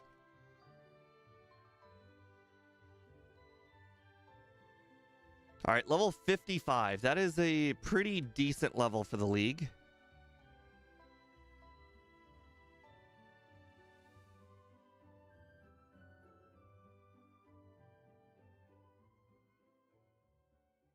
Why would you know that speed? Why would you need to know that?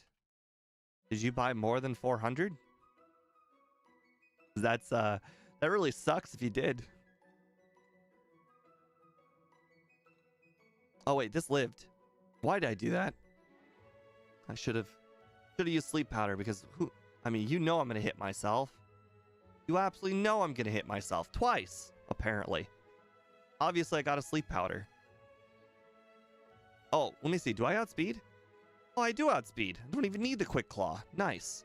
Who would have thought Zato was that slow? We are the same level, so right now the difference between us is our speed stat and the stat XP.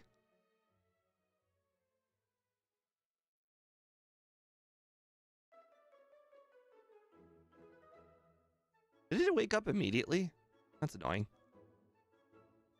95? Yeah, then that means the stat XP makes a real big difference. This waking up immediately thing is getting on my nerves.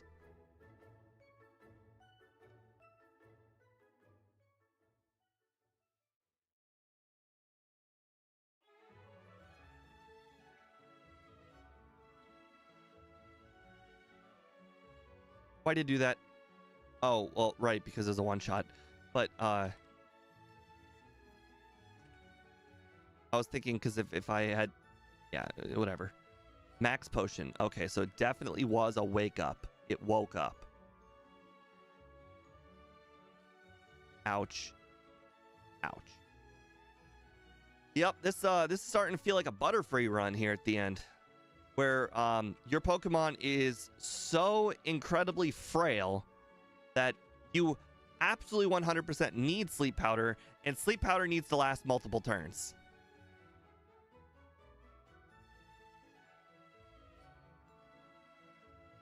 I did factor it into the over on Dirty Dust Yankee. I looked at my leaderboard and I compared it to other Pokemon that were gonna be slow-ish. I figured at the medium fast level up group, I would be able to do less training than the other Pokemon at the bottom of the leaderboard.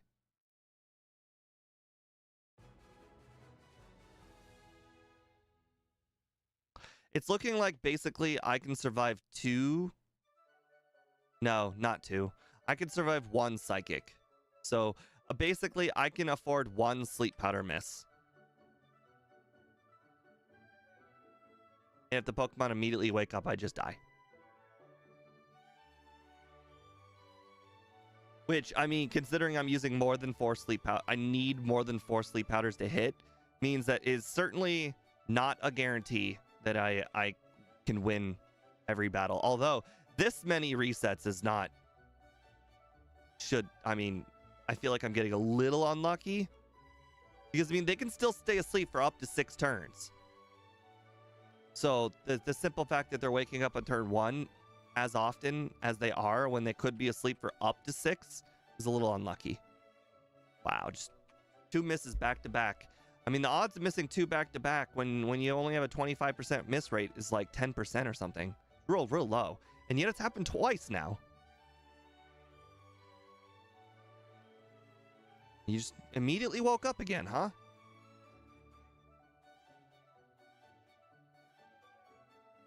Oh, wrong move.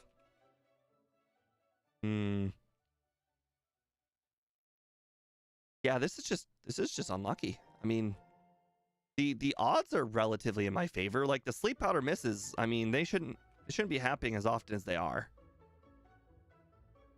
When's Jangmo? That's a good question. Because Speed canceled it, I guess next week.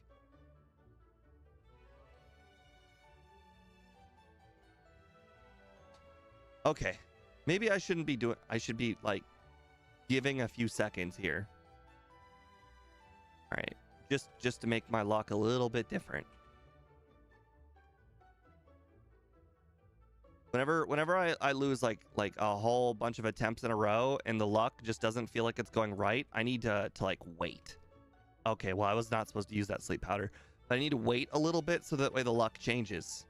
If I play the exact same speed and do everything at the exact same time every single time, then the luck is going to play out the same, just like a professional speed run. Because the professional speedrunners, they literally manipulate the game in order to get the luck to be the same every single run. So that's what's happening here. As you can see, I got another 2 misses on Executor. So that tells me that I'm manipulating the luck basically exactly the same each run. So I just needed to do like just do another save out of nowhere and just make the luck a little different. And I think this is exactly what happened on the route stream. The route stream, the luck kept playing wrong because like what's it called? The opponent just kept on hitting me through the double teams because I wasn't changing the luck. As you can see, all I did was save. Wow, of course it's a crit. Okay, well, that's all I did was save. I just did another save right here before Will, and things are playing out differently. Or at least slightly differently.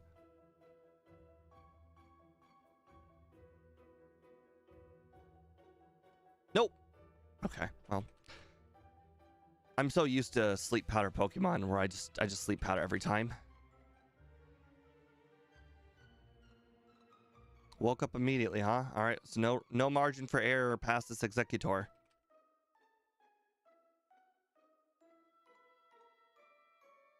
Aha! Our first time past Executor. I don't think we can one-shot the Slowbro, so I'm not even gonna try. Oh wow, we did. Nice.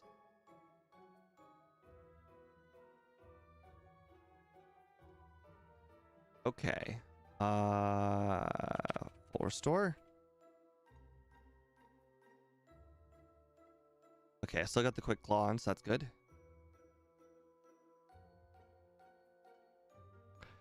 All right. No, not double teams.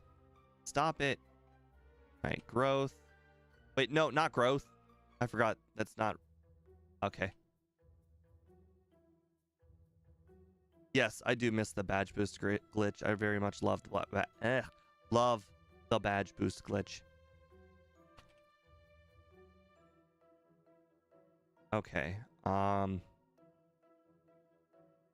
Wow, you threw out the Crobat so early. Full restore, that's not good.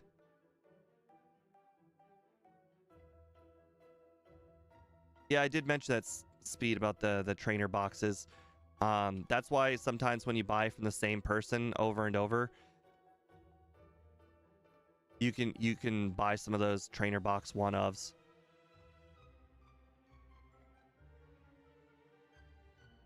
Okay.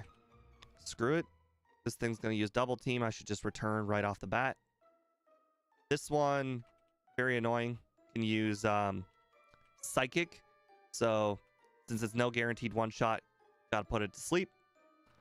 This one will outspeed and apparently use wing attack.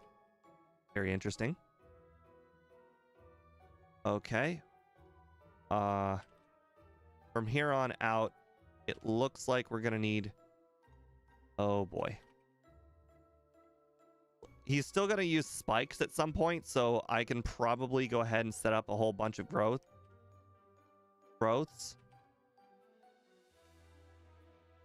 All right. So 522 versus 118. So I guess the Razor Leaf is probably the best move to use. Acid Armor, that's perfectly fine. Okay, good. Good.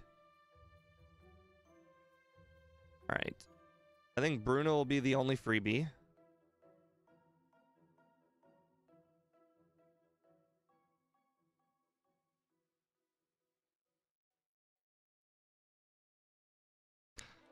All right. I'm just doing that to set up growths. Okay, well, that's fine. Dig doesn't do a whole lot of damage unless you get crits.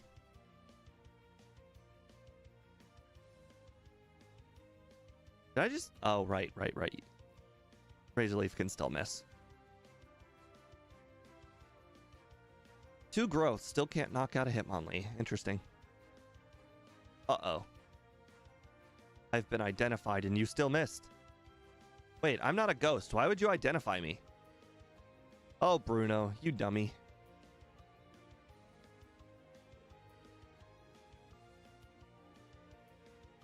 All right, I need more sleep powders, so let's go ahead and max elixir one time. All right, because of the whole status conditions that this Umbreon can do, we definitely want to sleep powder immediately. Woke up immediately, perfect, thank you. Oh, you, okay. Thank you. We have to defeat a Gengar with just Razor Leaf is why I set up so many growths instead of moving on. Oh, wow. I did confirm, though, that Razor Leaf did do more damage than Return.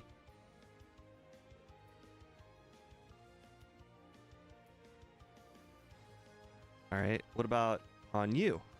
No, Return did more that time. All right, Gengar, Razor Leaf. Sweet. Murkrow, Razor Leaf. Sweet, first try. Gotta say, did not see that coming. All right, so let's see. Paralyzed Cure Berry. Full Restore. Save.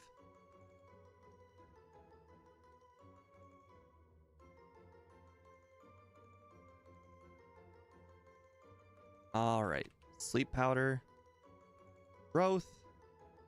Growth. Growth. Growth. Growth. You're going to wake up because that was the last possible turn. You cannot set up the full growth setup because that takes 6 turns. That means that Gyarados slept for the maximum amount of turns. Okay, so Return is more than 5 times more powerful, even though my special is 5 times higher. So let's see, your defense is at 103. Math says I should use Return and not Razor Leaf.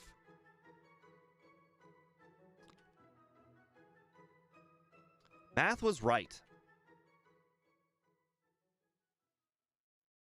Okay, so maybe the growth setup is not the smartest. Maybe I should use Sleep Powder on the since it's a 3-shot, I should definitely use the Sleep Powders. Why not use Hidden Power Dragon? Oh, because I didn't think of it. Also, because my moveset is so tight, that why would I? Like, I just don't have the room on the moveset. Like, I can't get Return back again. I can't get Razor Leaf back again. I absolutely 100% need Sleep Powder and Growth. So I just don't have the room for it.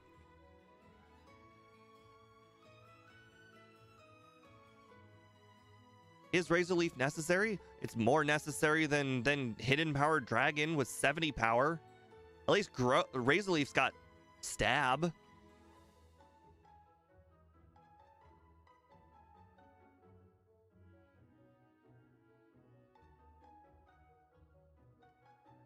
Hidden Power Dragon's got 70 power. Razor Leaf got way more than that.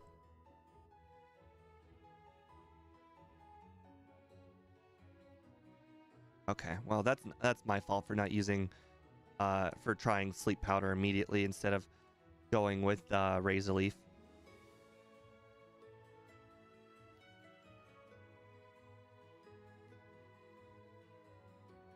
All right, he's still got another Dragonite after this. Oh, he woke up. Hello, Joseph Wilmarth. Welcome to the vertical stream. Hopefully we're about to defeat immediately. Why? Why? It was right in the last one. Dang it. Darn. All right. I still think the growths are probably necessary on the Aerodactyl. I don't think the full 6 is necessary though. Let's go 4. Rain Dance, okay.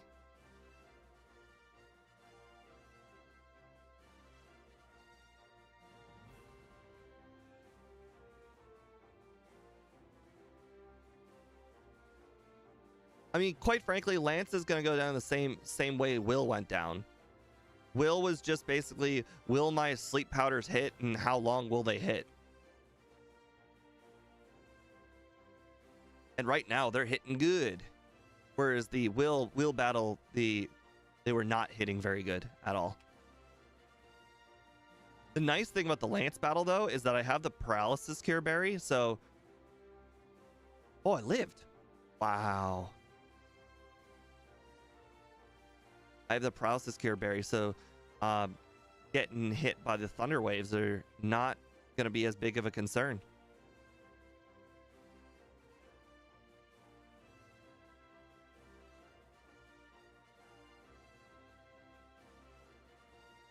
We'll see. We'll see if Razor Leaf is all that important in the post game. If Razor Leaf is not all that used in the post game, then yeah, growth, Hidden Power Dragon could be pretty good.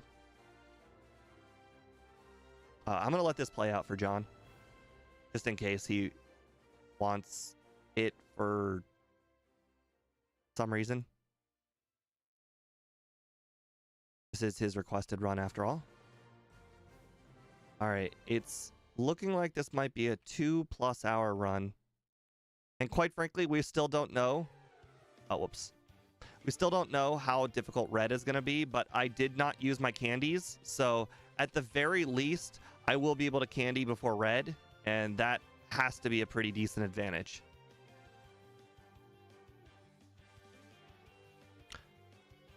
Although, if I had candy before Will, I'm curious if I would have outsped. Oh, I'm so stupid. What would I need to outspeed? I guess technically if I had rare candy before Will, I probably would have one-shot the Zatus, which would have made a big difference. So we'll see if the rare candies matter for red, because if they don't matter for red, then I can rare candy on Will.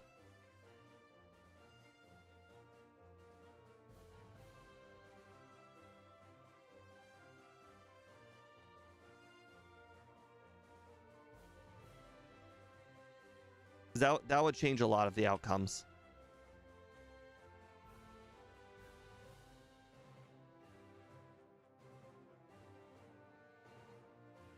Really? Really, grass? What did I do to you? Two little pieces of grass.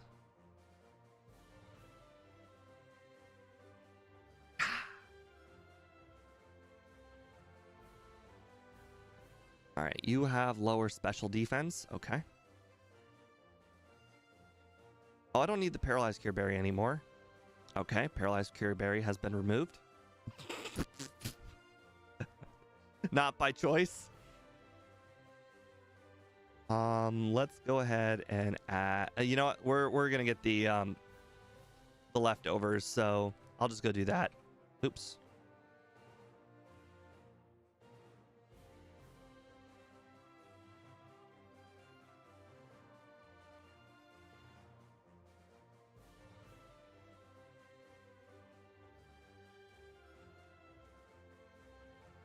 I don't know what I'm going to use the 3 PP ups on that I picked up on this run, but, you know, I have them now.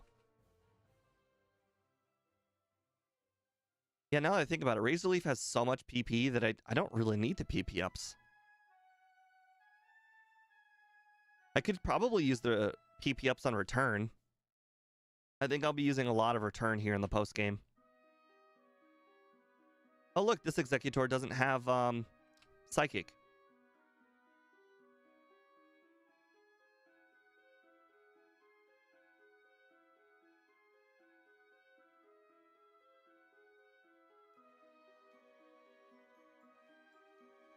Ooh, can someone tell me how many members of Red's team resist Razor Leaf versus how many members of Red's team resists Dragon? That would probably be better information to know, because that would also help the Lance battle. All of them. All of them. Charizard and Venusaur resist Razor Leaf? Okay. I don't know why I used growth there. That was really stupid.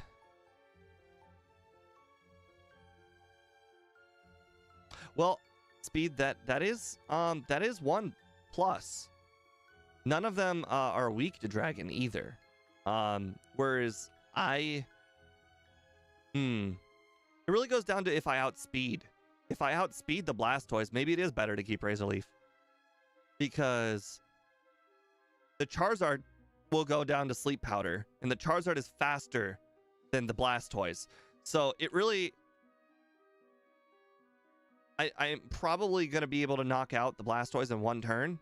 So I don't really need to worry about the Blastoise, even though the Blastoise does have... Oh, what am I doing? That was really stupid.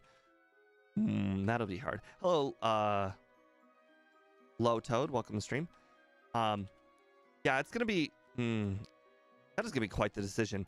So I think I'll probably outspeed and one-shot the Blastoise with Razor Leaf, so I'm not really worried about that. Whereas the Charizard, I'm going to have to put that to sleep.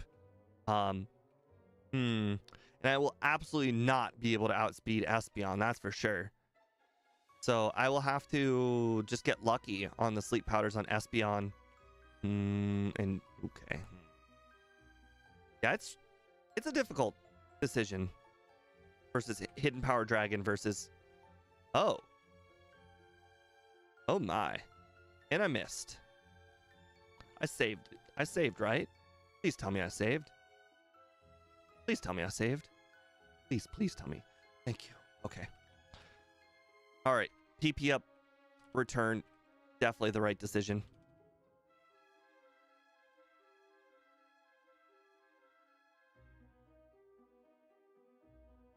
Just Hidden Power Dragon is just so weak. I mean, I guess it's not a whole heck of a lot weaker than Razor Leaf, but it is still 82 versus 70.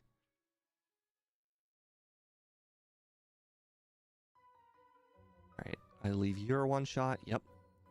And as long as you don't use Reflect, you're basically a one shot. Oh my god. That did a lot more damage than I expected. Well, yes, it is weaker. I'm saying look at the overlay right now. The overlay... Oh my god, I screwed that up. The overlay says it's 82 power for Razor Leaf. Speaking of 82 power for Razor Leaf, I just beat Erica. Why did that not go up? Does Erica not give a stat boost for grass moves?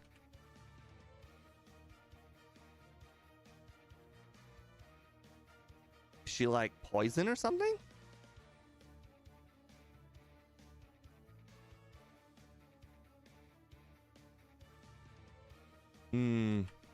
I will bring this up to MVF. Oh, I did that in the wrong order again. Okay, but that's okay. We can just, yeah.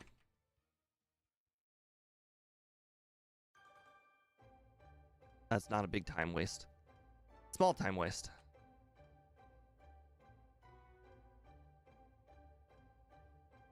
Yep, Janine for poison. That makes sense.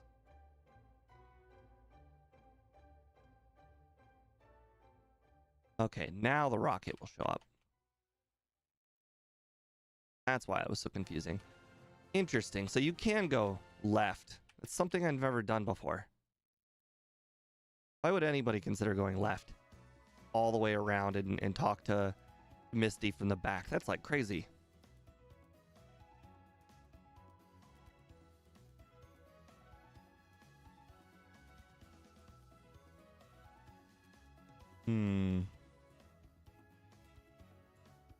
I will probably just go pick up Hidden Power Dragon before we face red.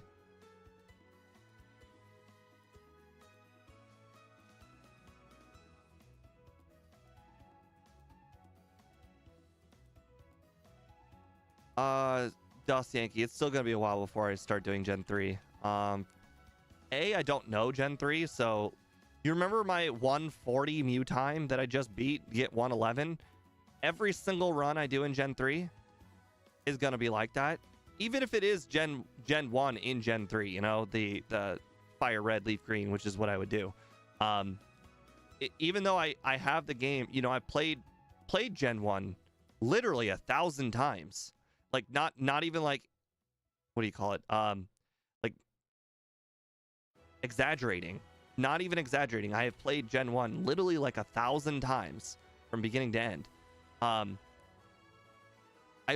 don't know where all the items are.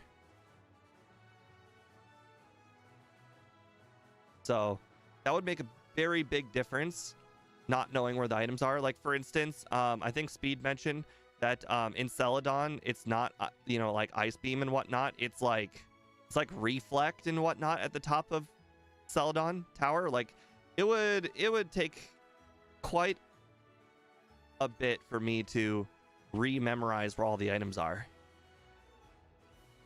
And even though it probably won't make a big time, you will probably notice that by the time I get to, like, you know, run 100 versus run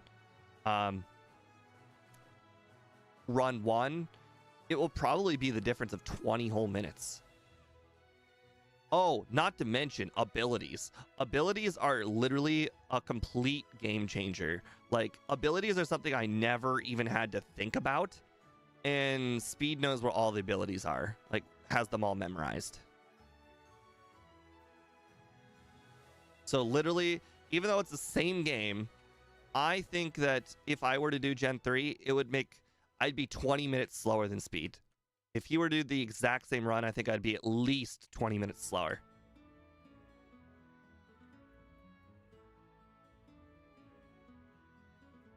Just the fact that I don't even know where all the TMs are and how to obtain the TMs, that would make a big difference when I look at the movesets. Like, well, I look at the moveset, I'm like, oh, obviously I'm going to get Ice Beam. And then Speed's like, well, you can't really get Ice Beam and Thunderbolt because they're like at, I don't know, the gambling, you know, the gambling place. You can pick one, but not both. And then that's going to cause me to have to think about the run differently than I originally thought about the run. And then that will cause me so many more resets that I just didn't expect. So yeah, it's same coat of paint, completely different game.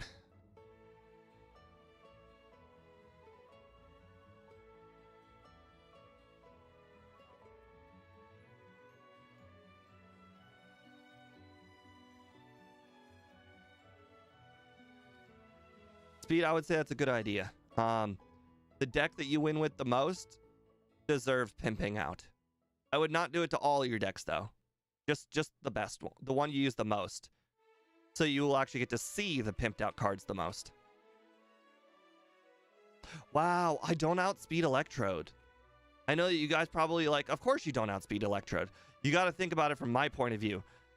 Even bad Pokemon, like fully evolved bad Pokemon, outspeed Electrode at this point of the run. 125 speed is not that difficult to obtain. This is surprising to me. I don't remember if I did this. Okay. This is surprising to me. I don't think I'm going to outspeed anything on Red's team. This is definitely a big wrench.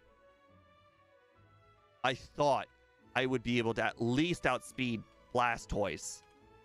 If I'm not going to outspeed Blastoise, this is going to make Red way, way harder.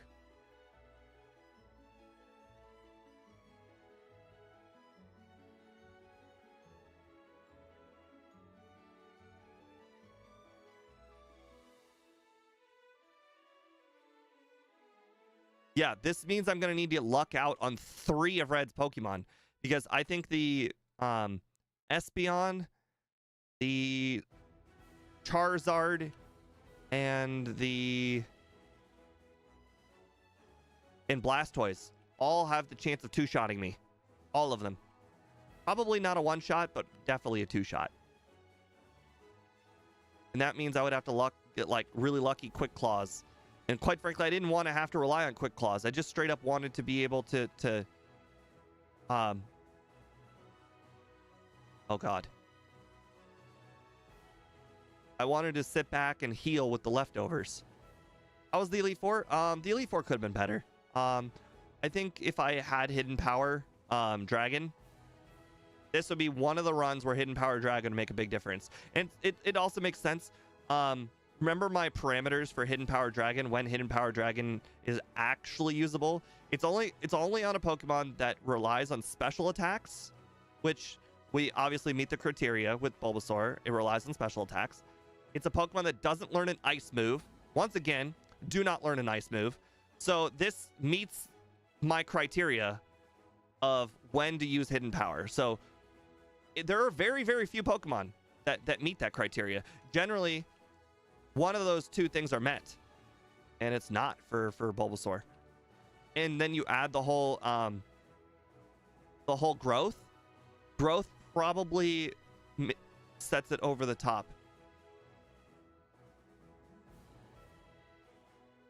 Okay.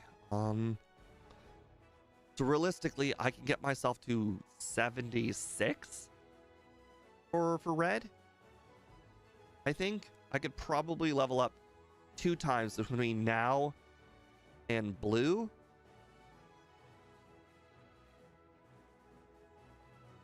The idea that I could not even one-shot a level 35 Weezing in one hit is concerning.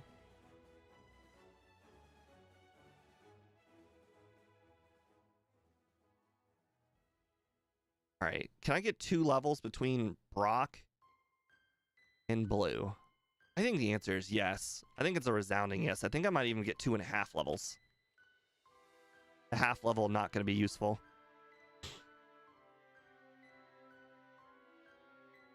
So that means I have a max level of 76 for Red.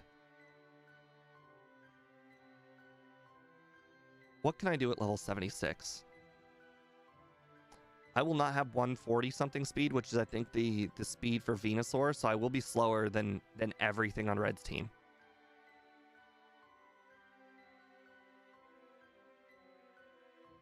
Yeah, Sleep Powder is the real MVP, but here's the thing. Even with Sleep Powder, I still need to Quick Claw. I think I might be able to one-shot the Blastoise. That means I have to get a Quick Claw on both Espeon and Charizard. And then also, not only do I have to get a Quick Claw on both of them, then they have to stay asleep long enough for me to be able to consider knocking out the Blastoise and the Venusaur with moves they resist. I guess in theory, then yeah, Hidden Power Dragon would be the best way to go. That way at least it'll be a neutral move.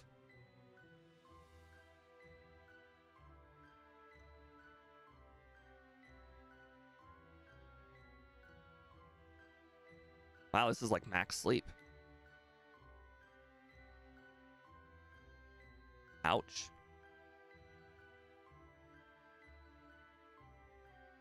I'm not going to outspeed Alakazam. Alakazam's going to knock me out, isn't it?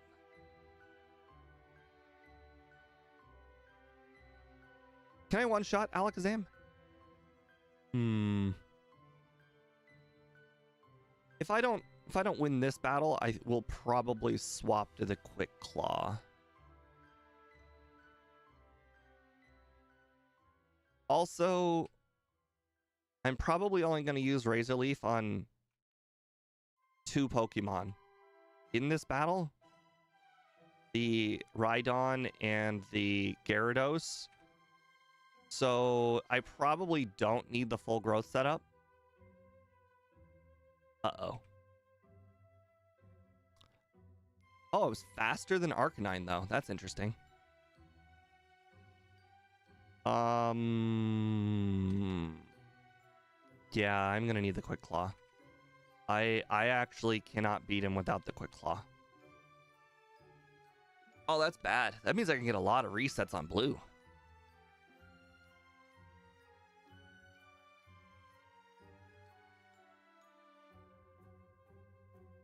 All right, I think I'm going to straight up not use growth at all.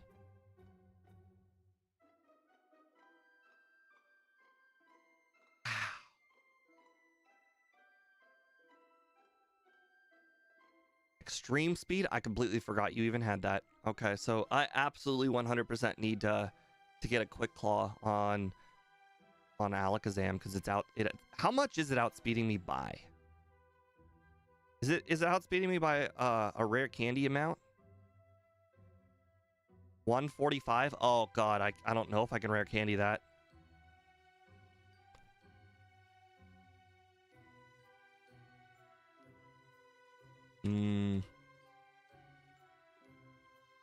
Oh, full restore. That's not good.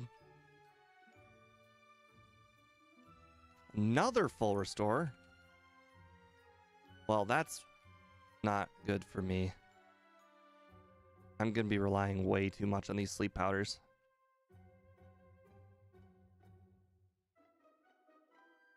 Yeah, with no growths, this is a lot. Wow, I got the 4-turn sleep. That's pretty good. All right, Executor with no psychic move. Interesting.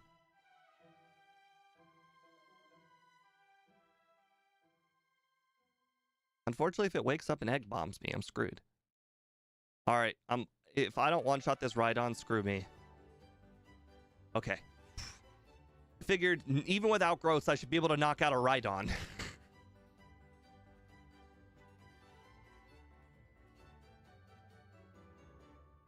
All right. Let's see. Do I need...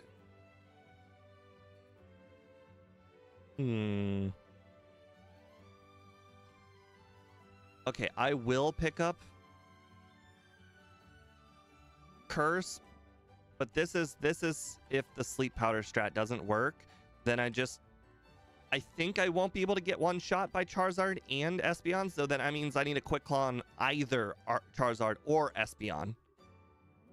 But the other thing is I'm going to be taking attacks from every single member of his team, so it's still very, very losable.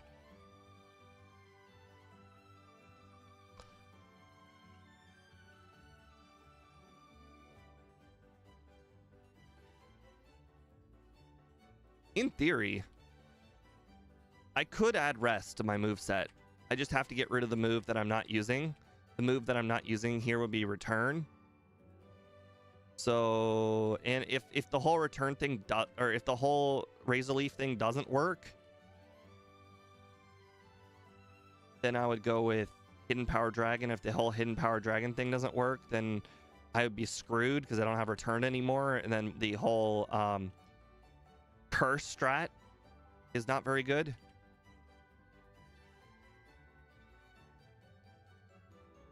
Yeah, a lot can really go wrong here.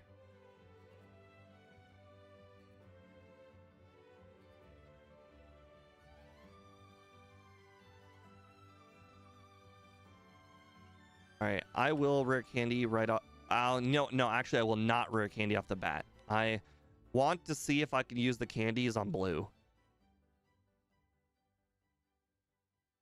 All right, so first of all, I am never going to outspeed Pikachu, so that sucks. So return is probably going to be dead to me then.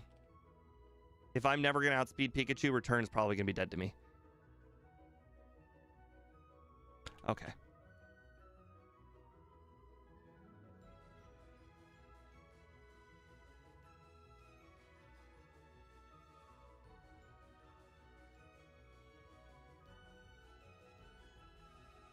This is mostly based on what will his second Pokemon be.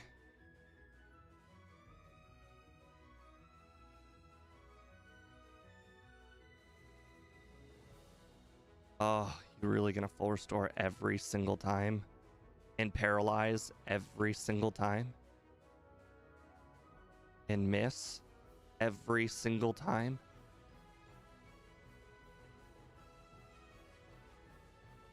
Okay. Well, that didn't go too well.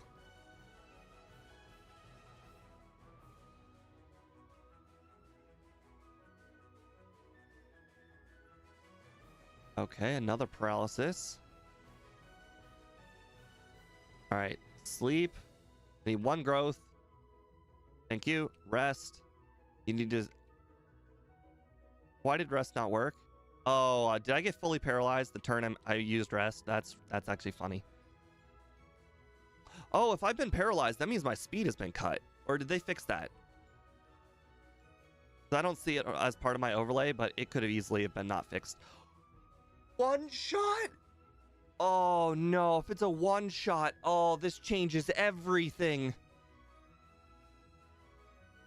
Oh man, if it's a one shot and it's a move that's 100% accurate.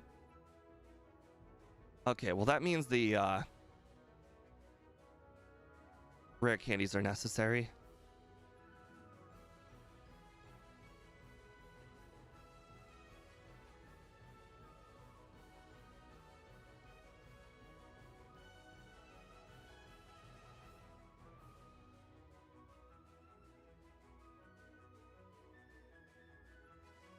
I really thought I would survive, like, with a, like a sliver. And then I could rest on the next Pokemon. Oh, I'm at 147 speed? Oh, it's still so bad. 147 means I'll barely even be able to outspeed on blue.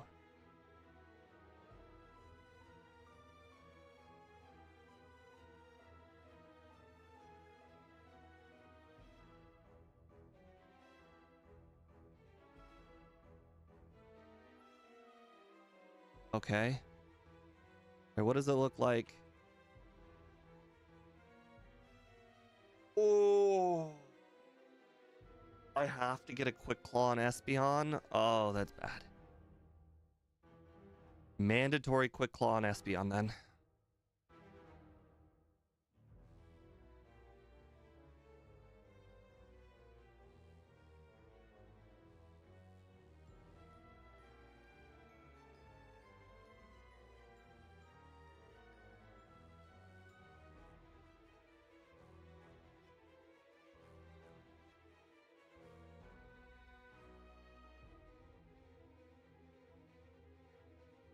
Can anybody confirm if they fixed the whole sleeping thing in Gen 2? If the cut doesn't stay around forever?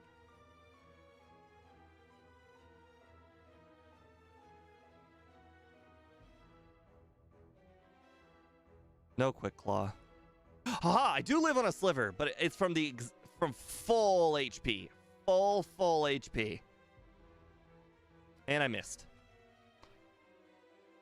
That was fixed? Okay, good. So rest does restore my speed. Good. That matters a lot.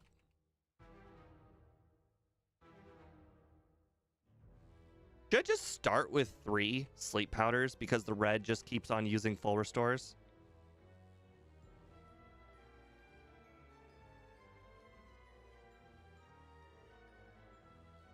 He's been full restoring every single time.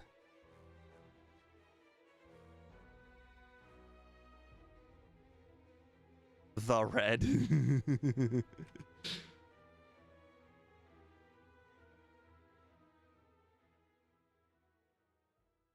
He's obtained deity status, you know? The.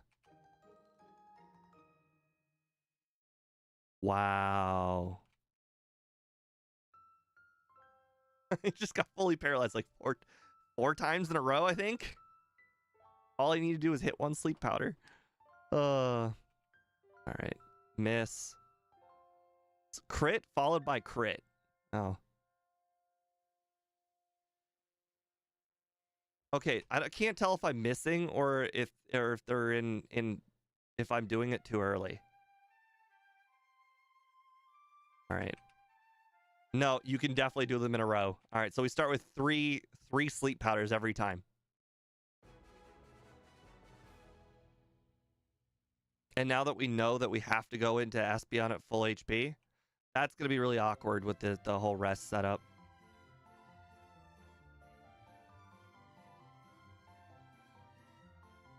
So if like Pikachu wakes up and hits me right here, then I got to rest again. Also, if Pikachu wakes up right here and hits me before I can wake up and use an attack. Oh, look, I got a Quick Claw. Oh, it's a range. It's a range. Also, does Red know that his attack does damage? Does he have any chance at all of using Reflect?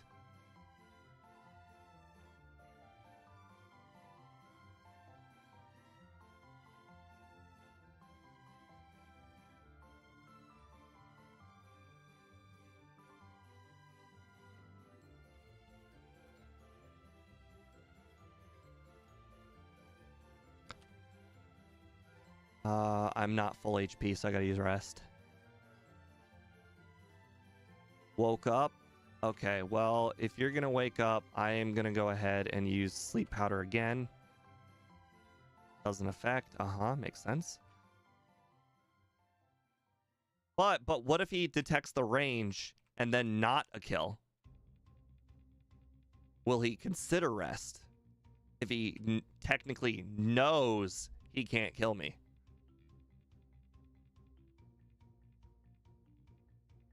Aha, range. Oh, but I got a special drop. That's bad. That means guaranteed Snorlax one shot.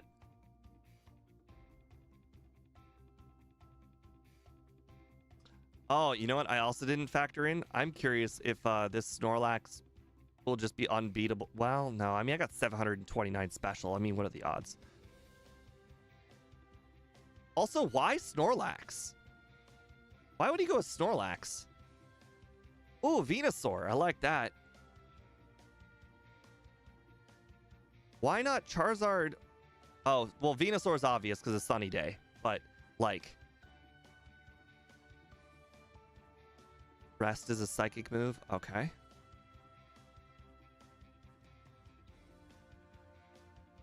I mean, Venusaur was obvious because it's Sunny Day. It's the whole... Why not go with Charizard? Okay, here it is. Do I think I can one-shot Charizard because of the double resistance? No.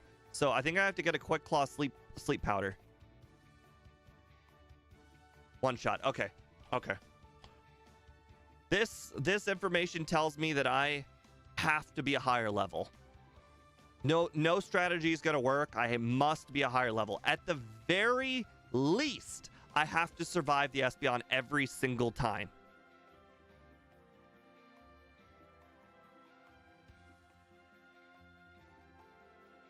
I did not give...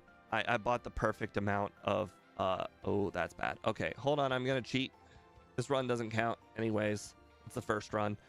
I am going to cheat and give myself a item. All right, let's go ahead and change this X attack into escape rope.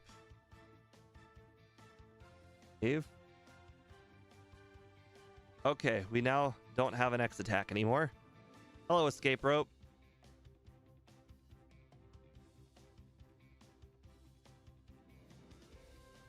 All right. Well, now we know. We know that every single level and then some is necessary. Oh, I also now don't have return. All right, I'm going to go ahead and cheat return back on. I'm going to pretend like I had it this whole time. Again, this is the first run. I'm allowed to cheat the first run as long as I decide the first run is not allowed to count towards the rankings. We're learning what is possible here in this first run.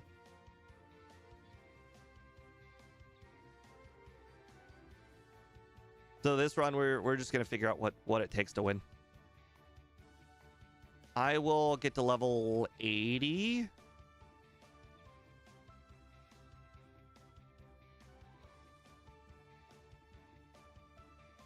Before attempting red again. Or should I consider 85? Why am I? I could probably knock it out with return now that I'm like 20 levels higher, of course. Keep in mind, next run, I will have the, it won't be this high of a level. I will have the rare candies. So I won't have to actually physically get to 85 for the next run. I only have to get to 75.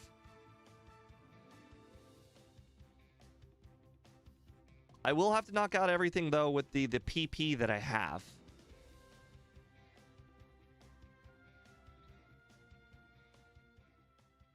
So I will have to consider conserving as much PP as possible. I also didn't save. Another reason why 3 PP ups and return is a good idea.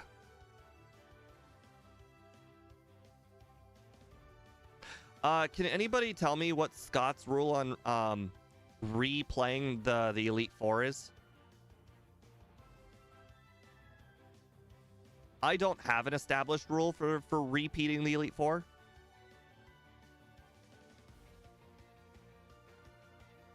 Does anybody know by chance what Scott's rule is on redoing the Elite Four? So you're saying Scott hasn't done Pokemon so bad that they have to redo the Elite Four?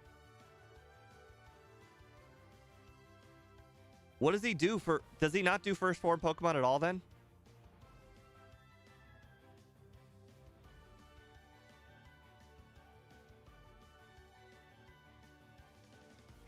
Because I feel like there has to have been Pokemon that have redone the Elite Four before.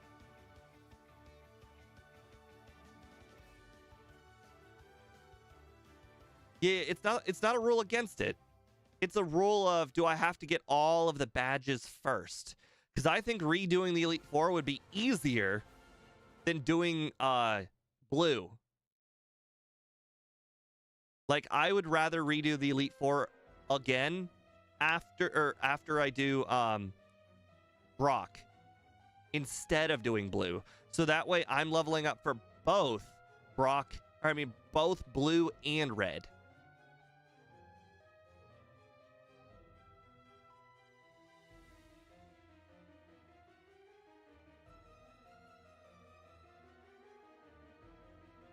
Yeah, I don't know. What? Okay, curse, sure. Because, I mean, for the randomizers, we had a rule that you needed all 16 badges, but that's a randomizer. That's different.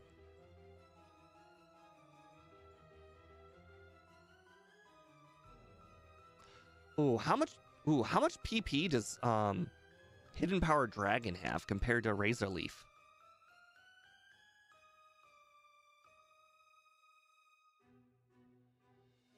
Okay, one-shot Gyarados. That's a pretty good sign. Do I at least... Okay, well, that sucks.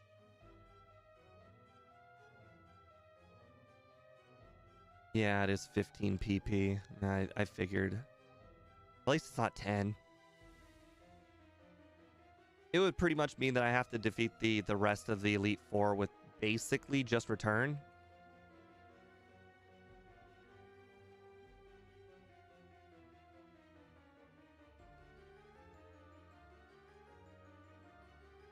Okay, yeah, I'm dead.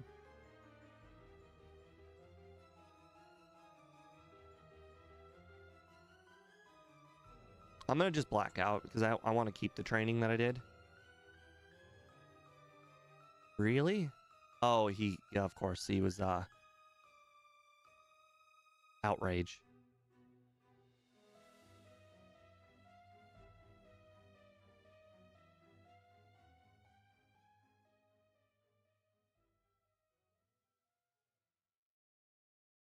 I might just get return or not thick.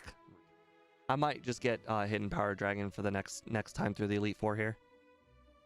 I just want to see what it looks like if I just don't use any sleep powders at all. How far can I make it without using any sleep powders or any growths?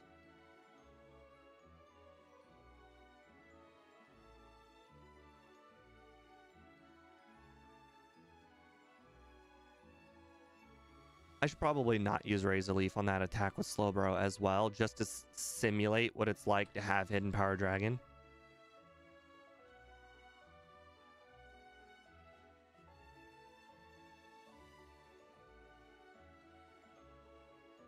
So if I recall from a run I did a long time ago, once you get into the 80s, you only get one level per entire Elite Four.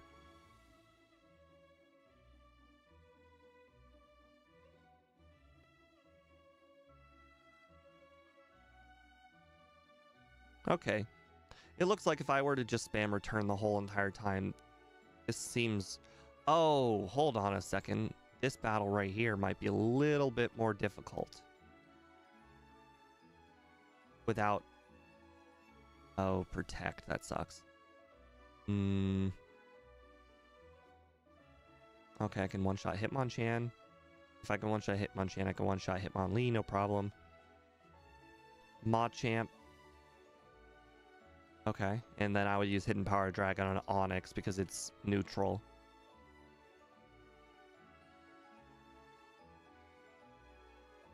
Okay, so I'd pretty much... I would have a hard time having enough PP for the league. I guess I could throw in some Hidden Power Dragons in the middle somewhere. Okay, that's concerning. Hidden Power Dragon will probably be able to knock out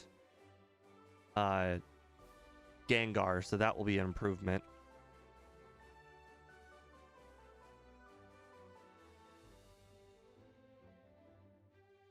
That was a crit. Okay, so I'll have to sweep the entire Lance team with Hidden Power Dragon. That seems doable.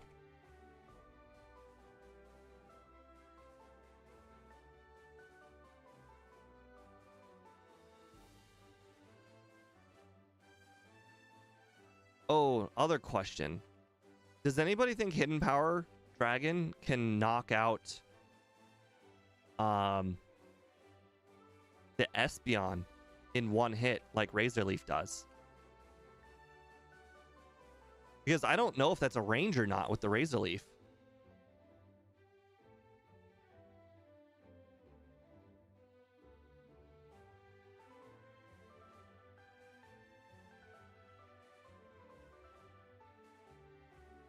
Should have expected that.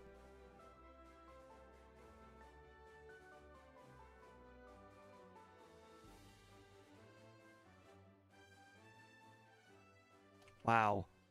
I just continue to miss Razor Leafs on Lance. Like a ludicrous amount of Razor Leafs. Last time I missed at least 2 Razor Leafs as well. I'm telling you, I'm not using 40 Razor Leafs on blue or the Lance.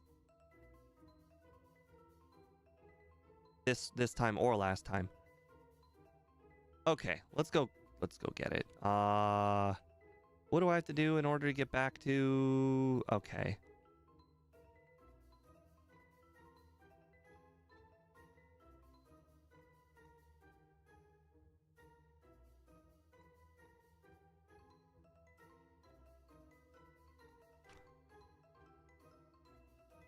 Wednesday? Oh, the day has changed. Interesting.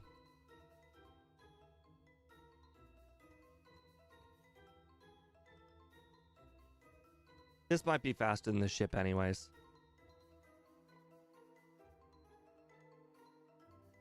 That's embarrassing.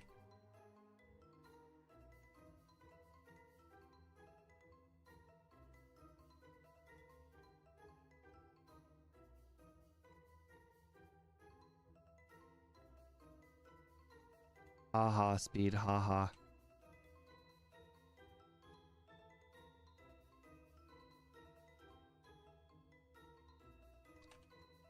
Oh, there's a guy over there. I wonder what he does. I don't know what Monday gives you, honestly. Oops. It's been a while since I played on Monday, which makes sense. We're at 7 hours. It is Monday in game.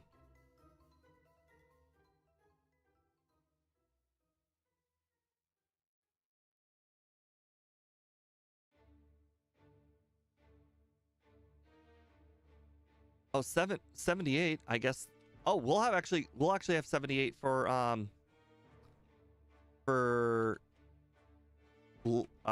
Lance because of Claire.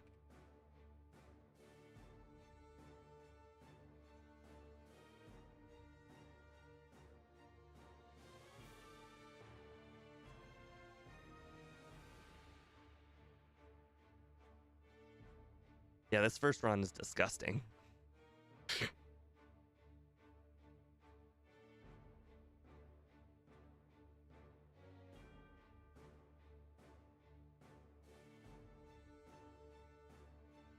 Oh, I just now realized the second run when we rematch the Elite Four, I'll have 3 PP ups on return. So actually, that will the PP will not be a problem.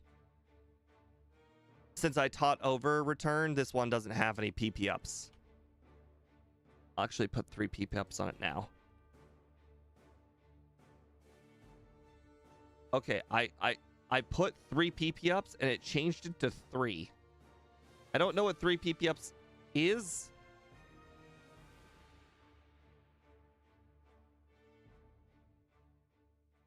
Okay, by using 3. Okay, screw it. All right, well, screw it. Oh well. For some reason, when I change it to 3 PP ups, it just changes the power or the PP to 3. Not really, Dust Yankee. Not really. This is deceptively high because the first run you learn a lot of stuff. But don't get me wrong, we will definitely learn a lot that we haven't even made it to Blastoise. Oh, can anybody tell me what Venusaur and Blastoise speed are?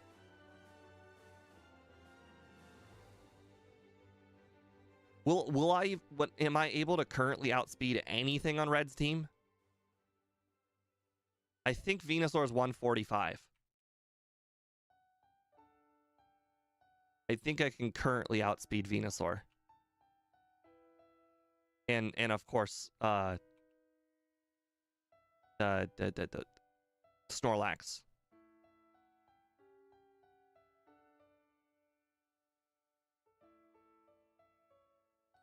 But I'm trying to think, what's the next possible Pokemon I can outspeed? I think Blastoise is the next possible Pokemon I can outspeed. Unfortunately, in order to find out, you would have to go to another video.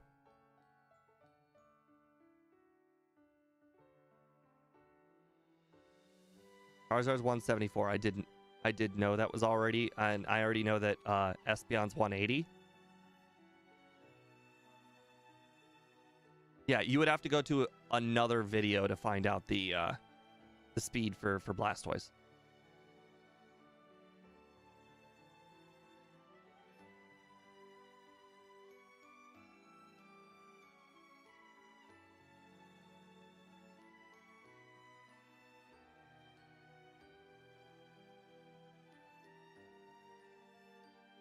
Blastoise, there's no way Blastoise is slower than Venusaur. I don't believe that.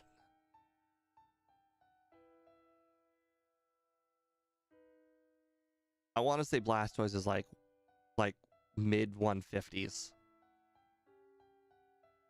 possibly 160.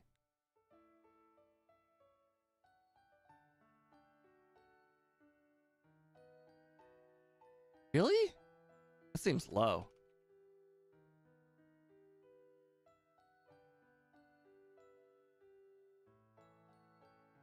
Well, if I am currently able to outspeed Venusaur, that's pretty good. Yeah, but it's a starter, and a lot of the starters have really high stats.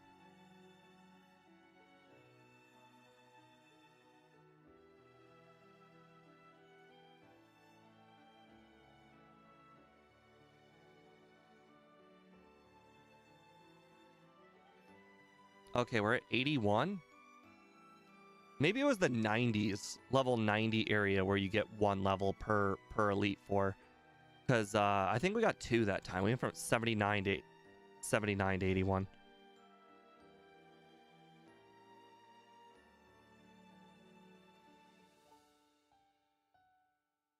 Okay. All right, I put the 3 PP up on. Will it go to 32 now? Oops. It will not. Okay, well, you know what? We're just going to manipulate another item. You see these Metal Coat? Well, Metal Coat has been upgraded to PP up. And 3 of them. Again, this run will not count. The next run will count.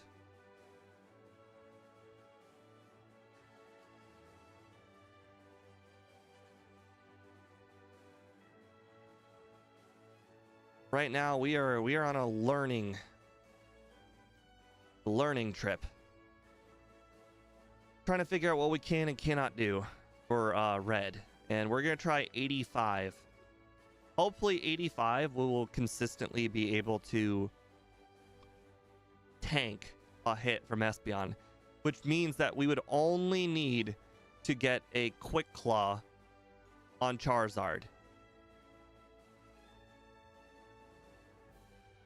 And to be fair, when I say all of this assumes we get a 75% chance Sleep Powder. Every single Pokemon requires a 75% chance Sleep Powder. I will try a Hidden Power on everything though. So I will get a few resets testing out what +6 Hidden Power Dragon gets damage-wise.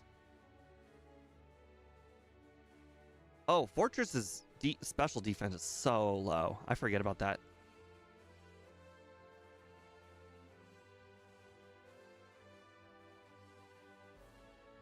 I'm gonna try 83. Honestly, 85 is a lot.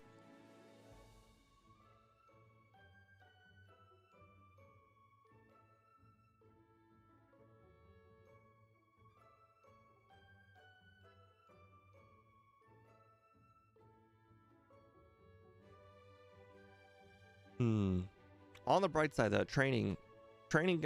Oh, hold on. We would be 10 levels lower than right now. So training would probably still be just as easy. It just be slightly more difficult. But we will have more. We'll have more returns. So it looks like the only Pokemon that really requires Sleep Powders is Espeon. Although I'm curious if I were 10 levels lower at 72, if I would be knocking out that Houndoom or not.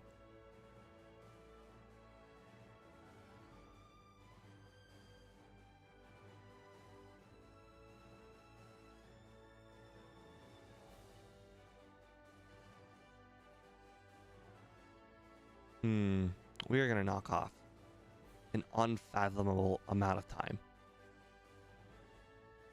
What do you guys think that the over-under for the next run should be?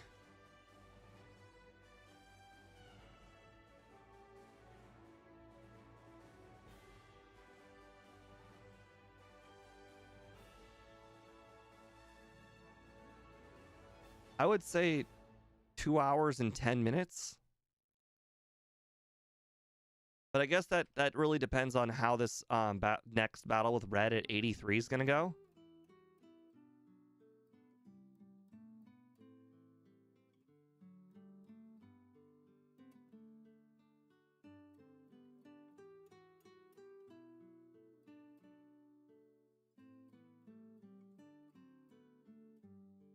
Okay, well, at least we're not going to get to 84, so that's not going to mess with our testing. Although it looks like we'll probably get to 84 in the middle of the red battle, but not much I can do about that.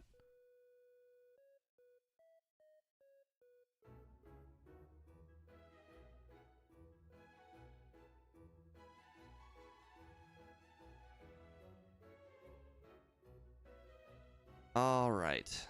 Oh, it's daytime. That's hilarious. All right, so we can't have leftovers. We need to have Quick Claw. I need to add rest over return. We're going to pretend like we didn't use the rest TM. We're going to pretend like we had rest all this whole time and never taught over it. Need to fix our rest PP. Okay, well, it still has the 3 PP ups, but you know what? I don't think we're even going to use 10 rest, so let's not worry about that. Right, up, down, right, right, right.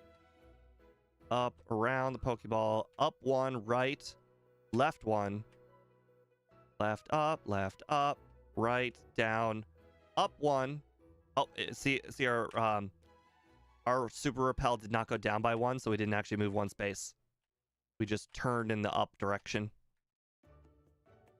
All right, 83. Let's see how this goes.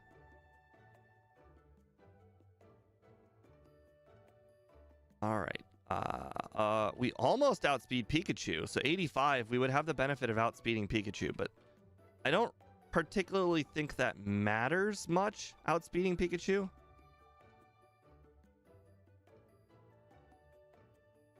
We still have to set up the growth on Pikachu. We still have to rest on Pikachu. I guess the only difference would be when I wake up out of rest, I'd have 1 less possible turn of being hit by Pikachu. That 1 turn where Pikachu could technically hit me after I wake up and after I've selected my attack. Okay, you woke up immediately, huh? Okay, well, now we have to use sleep powder. I have to rest again. And you woke up immediately, so now I gotta use sleep powder when I wake up. That's an annoying part of this plan, is that the plan requires at least a 4-turn sleep on Pikachu.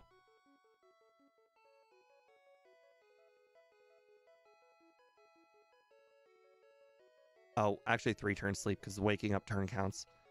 All right, I do not outspeed Espeon, obviously. I survive with a decent amount of HP though. That's a increase. I think 80 might do it for that Espeon. Oh, I got special drop though. I got special drop. So Charizard, we're not gonna learn anything important on Charizard.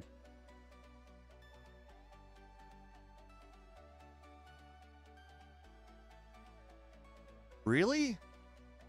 +6 hidden power does not knock out Venusaur, or I mean Snorlax. That's disappointing.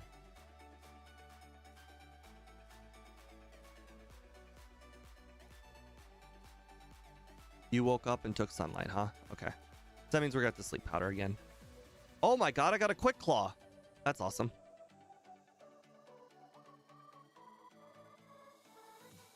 All right, Charizard. We'll test out the hidden power. So at -1, I can knock it out. You know what? Oh, and 140 speed for Blastoise. Okay. I think 80. I think we should go into the battle at 80.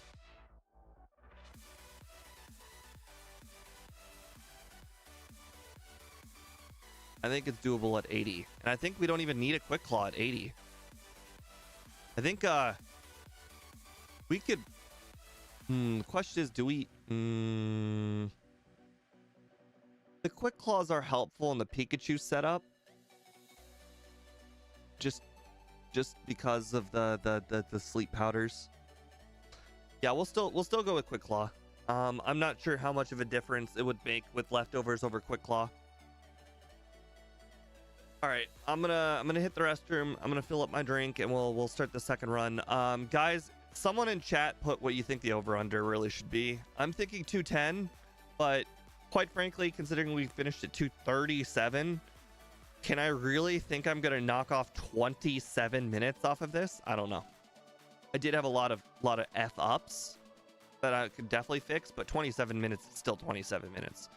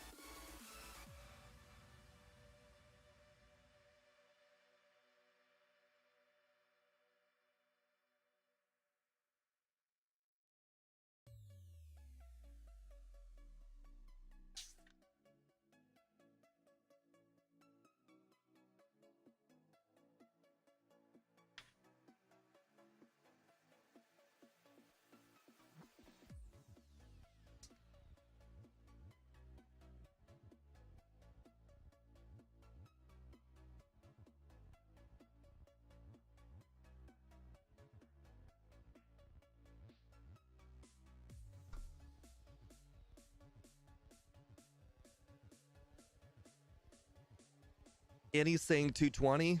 220 sounds about right. Let's see what 220 would put on the leaderboard. Okay, well, I think no matter what, I do not think we are going to be beating Lantern. So I don't think it matters what I put the over-under at. I think our place is probably going to be pretty cemented between Lantern and Steelix. Heck, even our current run, if it did count, was still in between Lantern and Steelix. We're gonna be setting the standard for first stage Pokemon, that's for sure.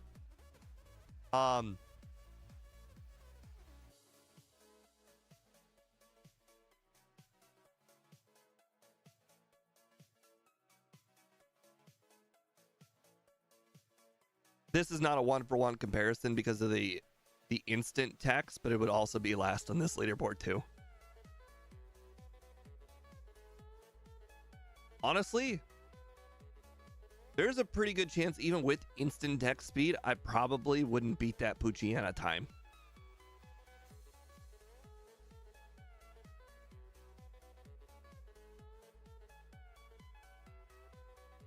But yeah, it's really unfortunate it did not get Swords Dance. This would be so very, very different with Swords Dance. If there's anything I learned though, I learned that I should probably go ahead and buy as many Carbos as humanly possible. I think by the time you get to Morty, you can probably buy 2. And that might help. As you can see at 83, well, then again, it doesn't really matter. How does it? I'm not going to outspeed anything. I mean, unless I get to 83 again, the Carbos is not going to matter because I'm still not going to outspeed unless I get to 83. At 83, then I can outspeed the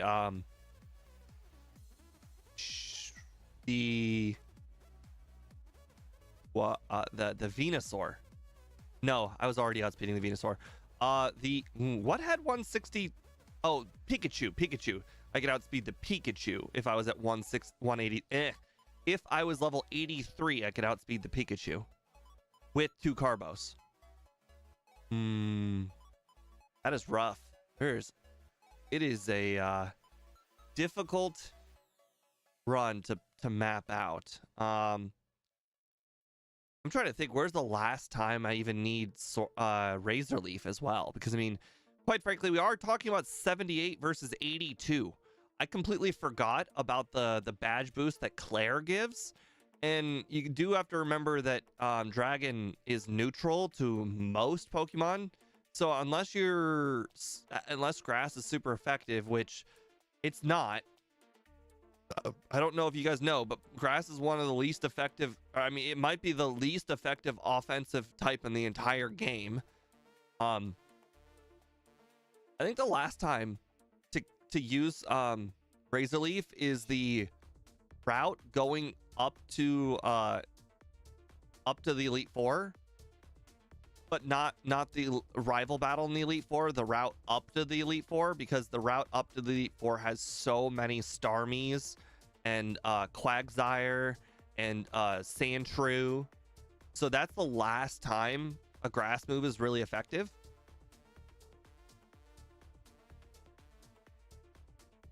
Yeah, so I think that's the time we'll probably teach Hidden Power. Oh, let's take a look at the moveset just in case. Let's see. Are there any other improvements that I can make? Because I'm not going to outspeed, Headbutt is never really going to be that helpful. Giga Drain's too late. But technically, Giga Drain would be an upgrade when Speed was mentioning to use Hidden Power early. But, I mean, we would never teach over Hidden Power, so that doesn't matter.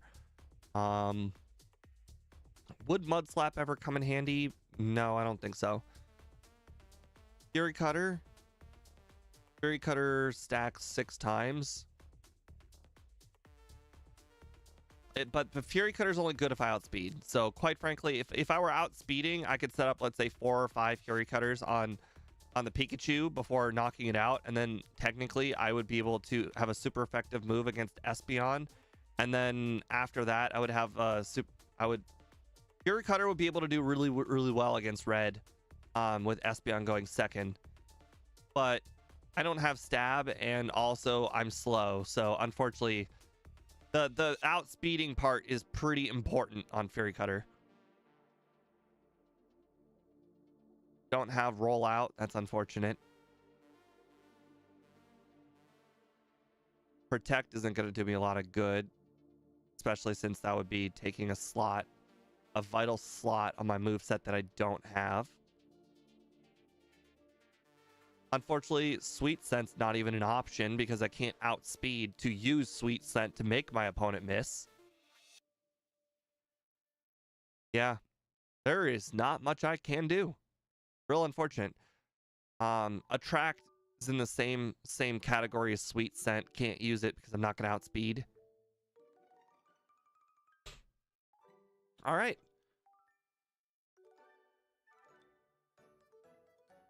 Let's swap over. I do remember that John wanted to name the second one Vegeta.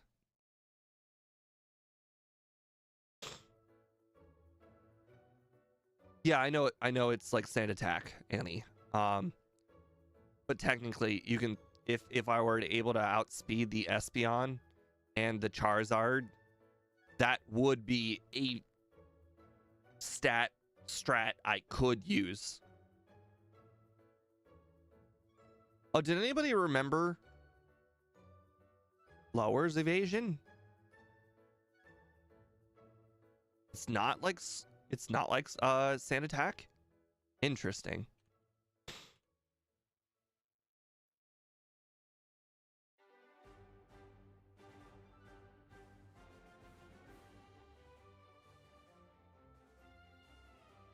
You're confusing me, Annie. Is it like Sand Attack or not? It sounds like it is like Sand Attack.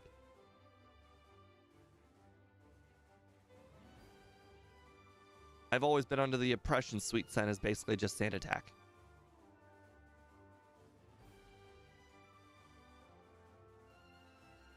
One lowers the accuracy, one lowers the evasion. So it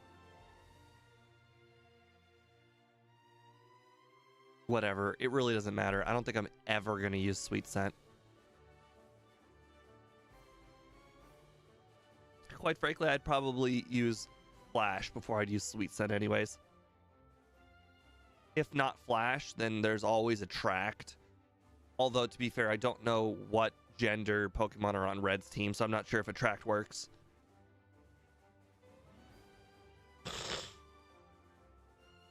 Okay.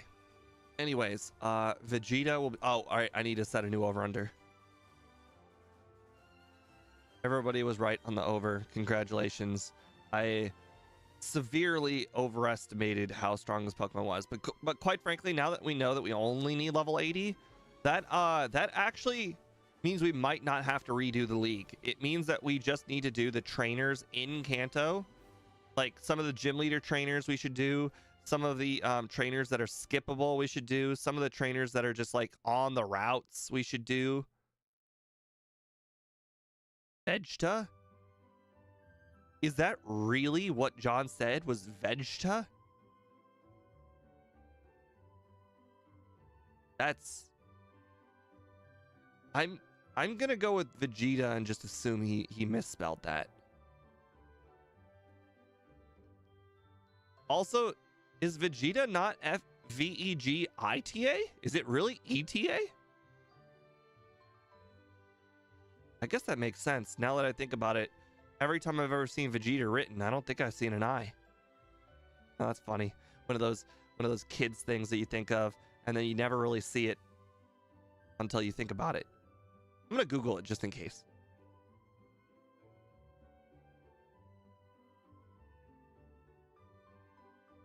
No, it is ETA. That's a good thing we Googled it. In my head, it's always been ITA, like, but I've never really written it down very often. All right, let's start her up. Imagine doing this couldn't be me. I don't know what that check mark means, Tion. That's really cool. I wish I could figure out how to get that check mark. It looks even cooler than the mod symbol.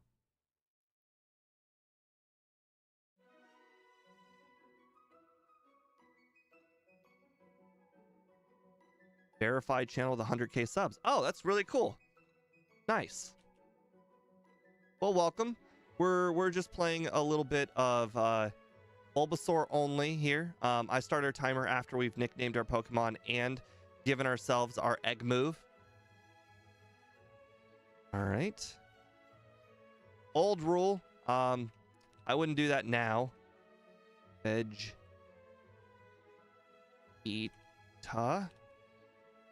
All right. Now that we got our Pokemon, let's go ahead and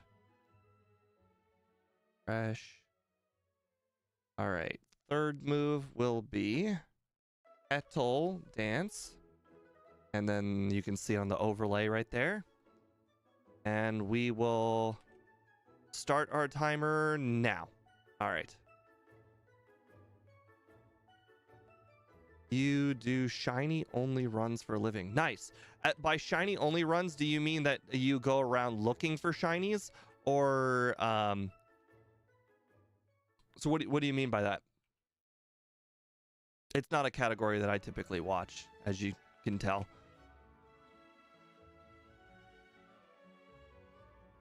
I changed the trainer Pokemon's DVs to make them all shiny myself. But the wild Pokemon are still not shiny. Oh, I see. I watched Small Ant do a video like that. I remember he spent like literal days trying to get shiny Electrode for a Gen 2 shiny only run. I thought that was hilarious. Nice.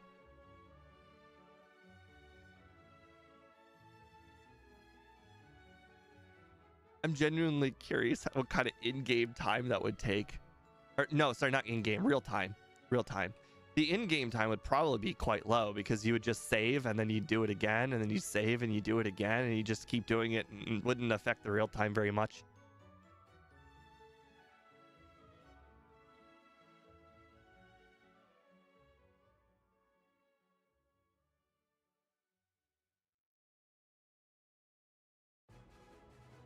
Oh man, this beginning of this run is not fun, and unfortunately I can't beat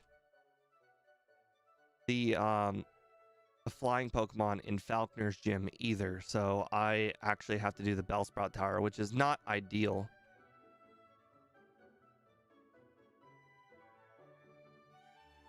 Oh, please don't get confused. Ah.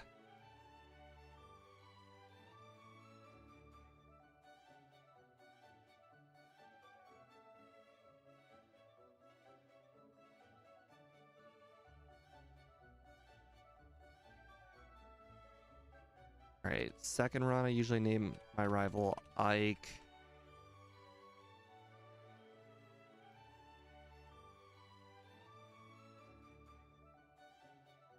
Yeah, it's always confusing sometimes with those static Pokemon, which ones can be shiny, which ones can't. I remember there's a channel, I think it's Smith Plays Pokemon, that he does a lot of like top 10 like did you know videos, and a lot of them are shiny related. Like some Pokemon just can't be shiny, and then some of them can, and it's always interesting.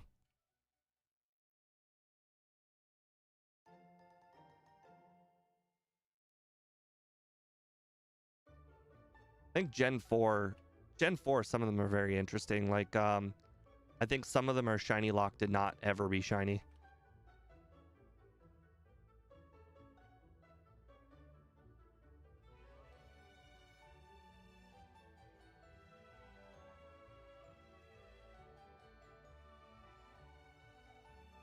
Can't really think about it. Can't think about which one it was though.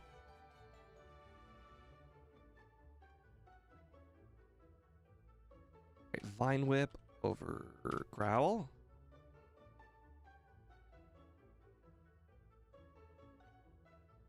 Right, Tion. That's always interesting information. So, I think he refers to it as shiny locked.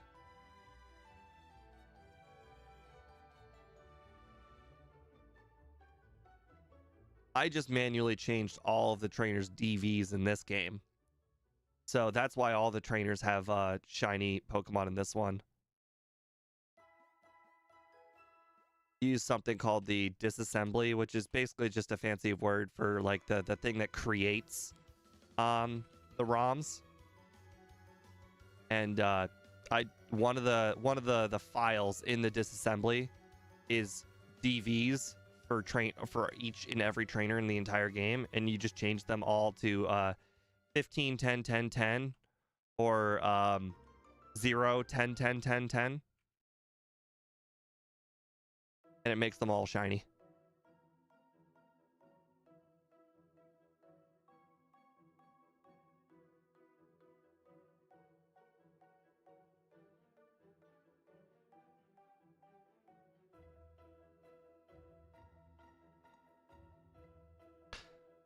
I can't remember if I ran out of tackles last time. I think I did.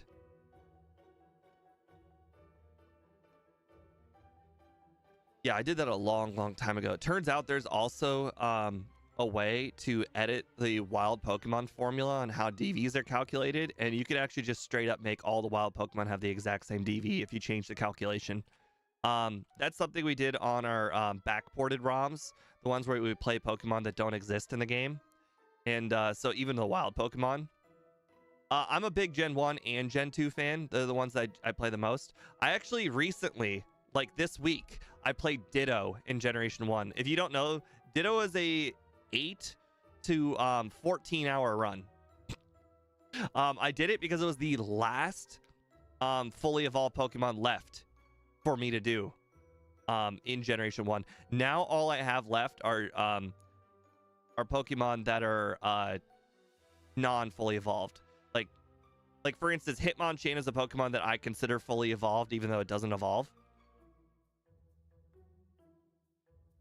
Oh yeah. I understand a lot of people have like Gen 3 the most, and I think Gen 3 is probably the most viewed Gen of all the games, and it's also the one that people edit the most. Like, you know, the ROM, it's the one that people make the most ROM hacks for. Oh crap. Ah, Blackout. Darn. Well, that's one reset. Oh, let me put that on there. It's just that the game has the, what do you call it? It looks like it's not square, so it doesn't work with my overlay.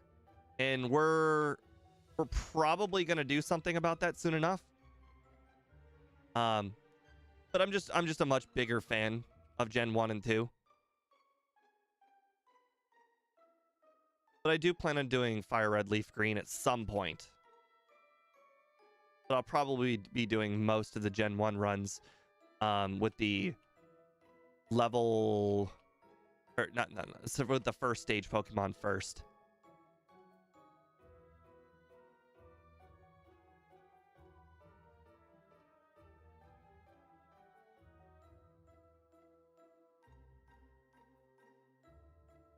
It's okay. Annie, she throws around her opinion. Whether it's a good one or not. She's very divisive on her opinions.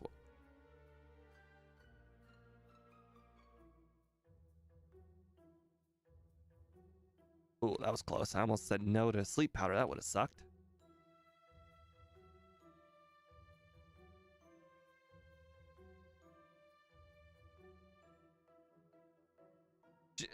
It's funny. Annie's opinions kind of remind me of that meme where the guy's sitting in front of the table and it says "change my mind."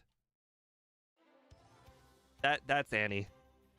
Annie's like, I have this opinion and this is mine, and you got to change my mind for me to.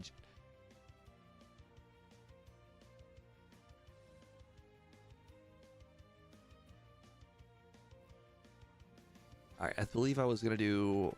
Oh wow, I guess being a slightly slightly higher level makes a big difference over here. Oh crap, I forgot to give myself get the berries. Darn it, I knew I did something wrong. The berries would have made a big difference here on not getting a reset on Falconer.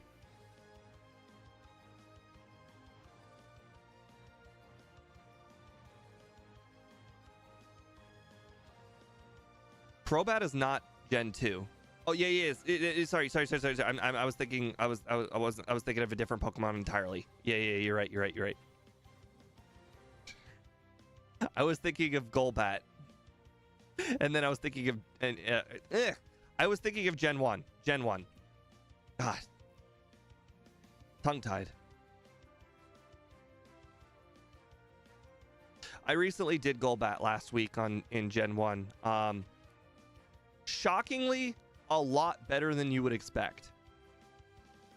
Even though it doesn't have a single move that has like over was it 70 power? No, or is it 60 power? I mostly use Bite and let's see. I mostly use Bite. Oh boy. Bite, Mega Drain. No, wait. I teach Mega Drain later. Either way, it has really, really low power moves the whole entire run, and yet somehow it's not a bad Pokemon. A little crazy. Until the very end. When you get to Lorelei, then it becomes a bad Pokemon.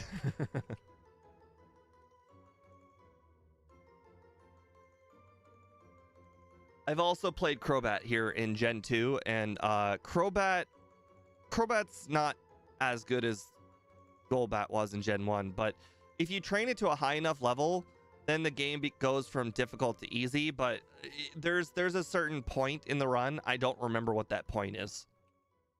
But at some point, Golbat can be very underleveled.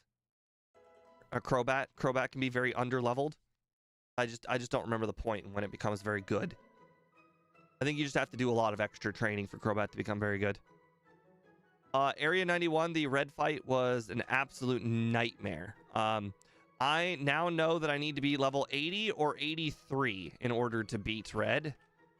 But once you do become that 80 or 83, you can then kind of knock them out in 2 hits. Like you can knock out, knock them out. You can, how should I put it? You can survive 1 hit from both Charizard and Espeon, which is what I wanted to do in the first place. I wanted to be able to survive a hit from Espeon and Charizard in the first place, because I figured I would be able to use Rest, and Rest would be able to get me to the point where I needed to be. We also learned that we want to use what was it? We want to use Hidden Power after, well, sorry. We want to use Hidden Power after the point of the training on Victory Road. So we want to be able to defeat the trainers with the Starmies and the trainers with the the Starmie, Quagsire, and Sandslash. We want to beat those trainers specifically with Razor Leaf, and then once we've defeated all of those trainers on the route before Victory Road, we can then teach ourselves Hidden Power.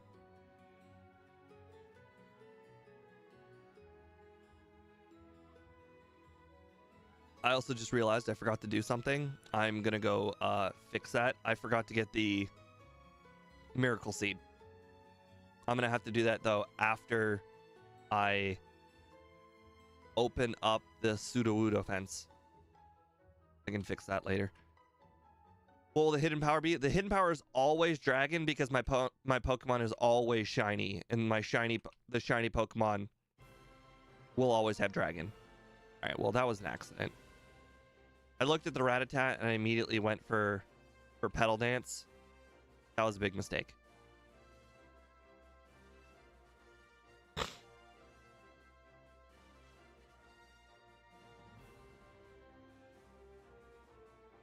All right, luckily I'm not weak to poison, so we don't have to worry about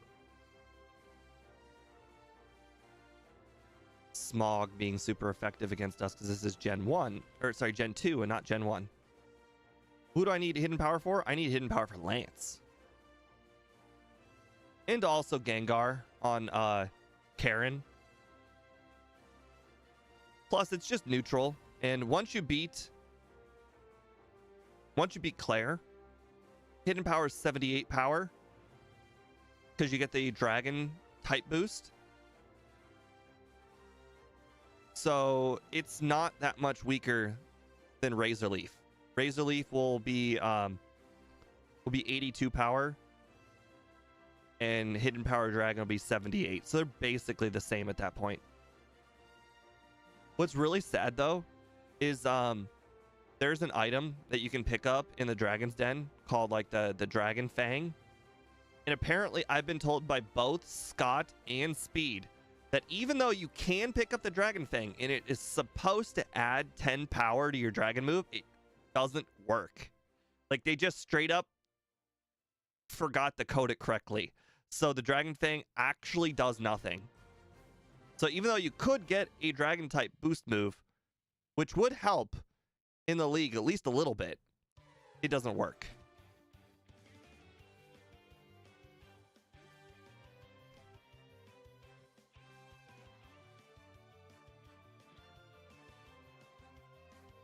Yes, I did hear about the Dragon Scale, which I heard is locked behind the post game.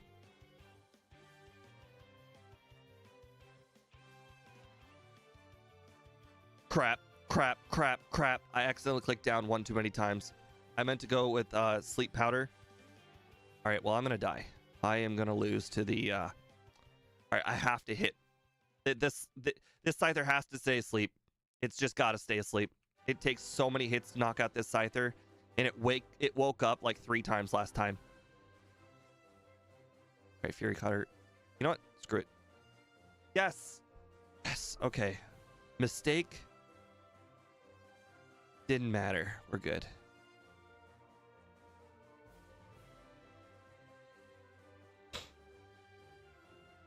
And we're about to get a headbutt, which is a major, major upgrade over tackle.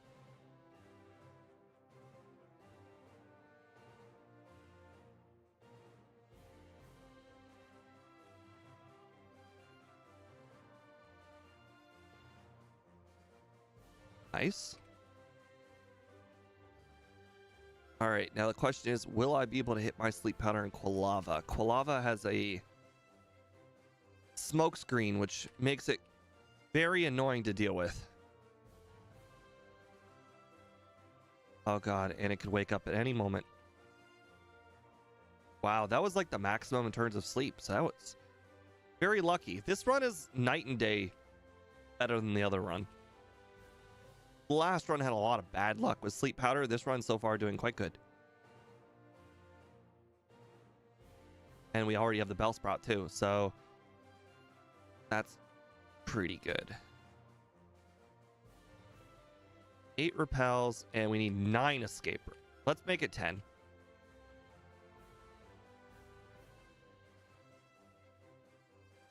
All right, repels to the front.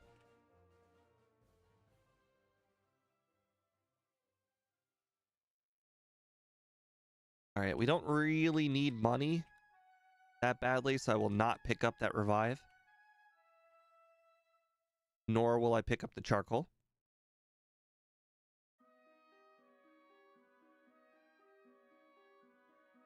All right, Bellsprout, Flash to Bellsprout. So we get to pick up an extra rare candy thanks to that Bellsprout. Or Flash. I do not have that cave memorized. I don't... Apparently, I've been told Scott has that cave memorized, which is insane. Like, I got the one room memorized at that final Mount Silver, and that takes, like, everything I have to memorize that. And it's mostly the repel counter on my overlay that allows me to do that cave. If that repel counter was not on my overlay, I would not have that cave memorized even a little bit.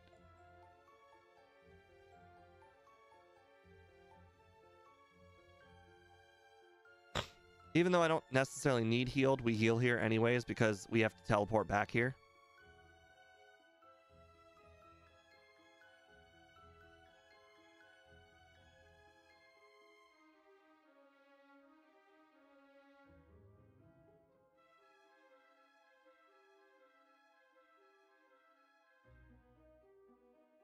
All right, perfect target for Petal Dance.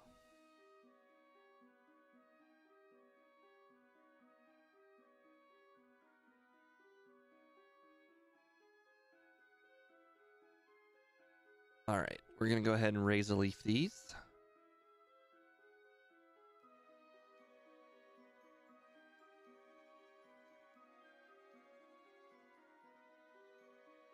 Okay. So the Quick Claw is not super, super helpful to us. Until we get to Morty. No, we outspeed Morty after doing all that training. So Morty's not the spot we want to use that at. I'm trying to think the first trainer that we really have problems with for speed.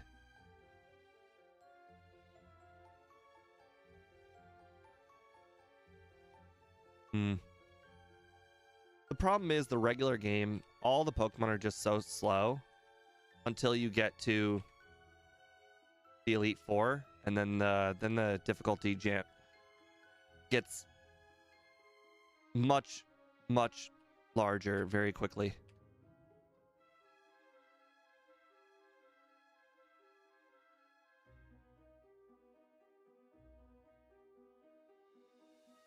Unfortunately, I can't Petal Dance this person because of the Zubat in the middle. All right, I think we really, really have to ignore the Magmar guy. I think that guy would be actually very difficult for us. Not that we really have a whole big choice, but... Dang it. Okay, well, we'll do our best. All right, Headbutt. Oh, yes. Okay, whew. Fire Punch. Fire Punch is a very difficult move to to deal with this early in the game.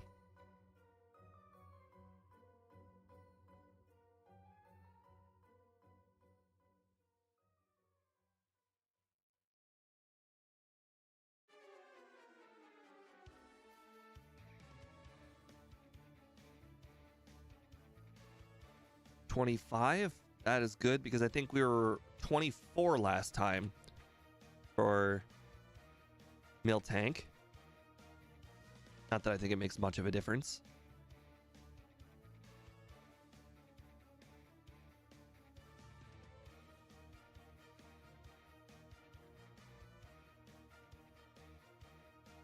Right.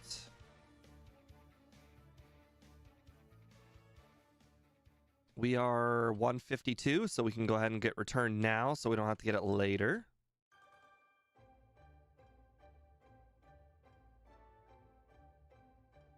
All right, when our Carbos counter gets down to 3, that's when we'll make our trip to buy Carbos.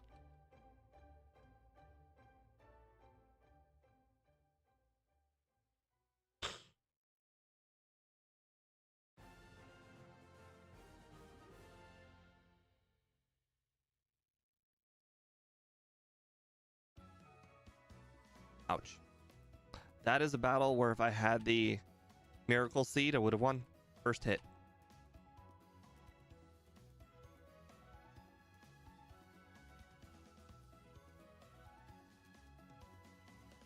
Oh no, double slap. Whatever shall I do? Nice. That was a crit. Rollout miss. Nice. I'm not locking myself into Pedal Dance for this battle. Wow, 2 crits. Dang, that was lucky. Not that I think it would have been that big of a difficulty with Sleep Powder.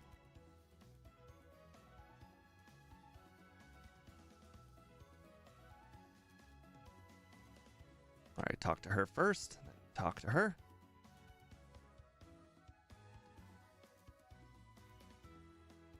Okay, well, that was an accident, but I don't think it makes that big of a deal. She might have saw me anyways.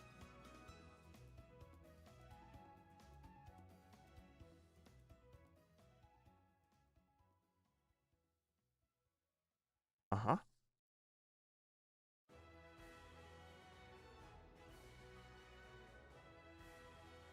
All right, it would make perfect sense to get the Miracle Seed when I get Fly, but I can kind of work around that with Teleport. I'll stick my head into Eckertique and then heal, and then I'll go get Teleport go get Miracle Seed real quick.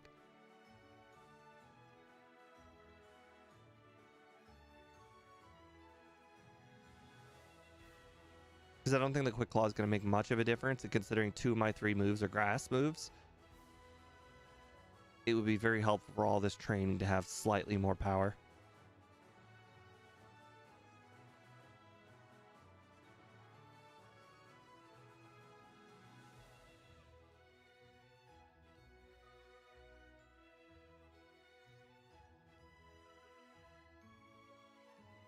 Thank you.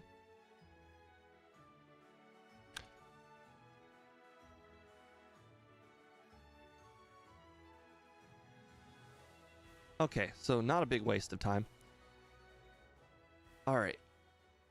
I'm going to go ahead and give this a save. I will probably also not save I will save in front of Mr. Mime Guy, because I think it's probably smart if I battle Mr. Mime Guy.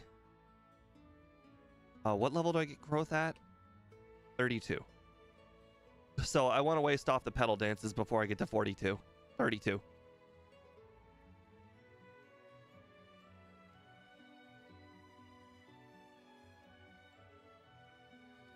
All right, Mr. Mime Guy right over here.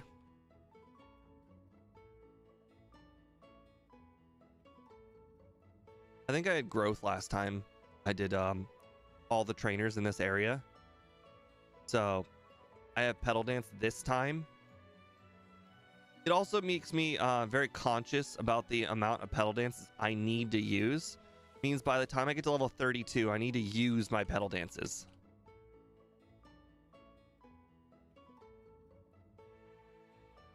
All right, let's see. I'm down to 6 Carbos remaining, so I can still use Carbos. Or sorry, still get more money for the Carbos. The reason why I want to do it 3, even though I could probably do 4. The problem is I didn't get the charcoal. If I had gotten the charcoal, I probably could do 4. But also, I still want to be able to buy the super repels.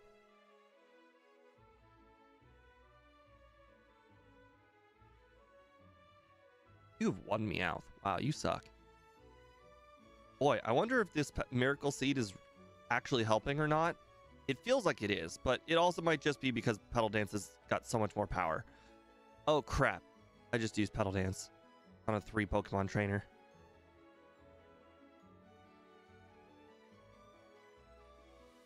Right, I forgot that I was planning on buying the Carbos. I don't know how much of a difference the Carbos will make, but it's probably smart to get it. Since this is a run where speed kind of matters. Okay, last time I nearly lost to this guy. So let's fix our mistake. Start with a sleep powder. You woke up immediately and hit a hypnosis. That is ridiculous. How dare you? And now I'm forced to use Razor Leafs because you've lowered my physical attack. Thank you. At least I didn't hit myself. At least that's good. I think that trainer sucks. That trainer sucks. Like XP wise. Does anybody know if that trainer that Scott always battles every run is any good? I think they've got 2 Spearows and a Fearow.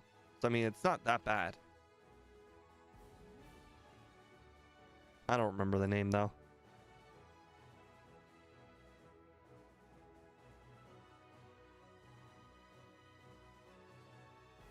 Dennis? Yeah, is that Dennis any good? Like XP wise? Because it looks like I have PP to spare, so I can probably battle him. But if they have flying type moves like Drill Peck, then I would probably regret that decision.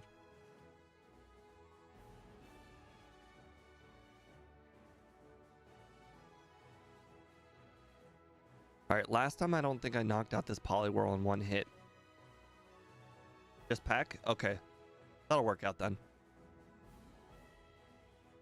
I have so much more PP. This Petal Dance has made things night and day easier.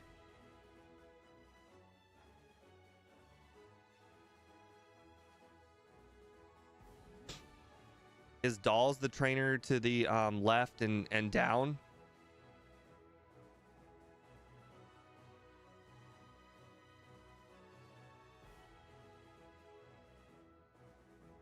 Because I will be battling that trainer as well. This one.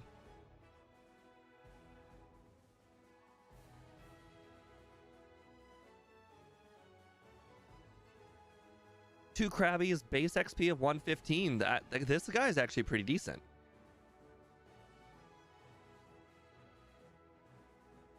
All right, last time I did not escape rope 1 time, so I'm gonna make sure to do that again.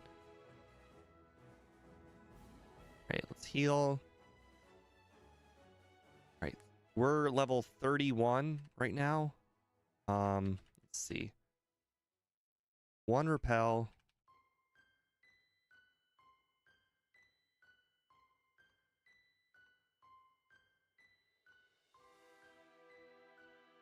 Razor Leaf, 2 shot like last time.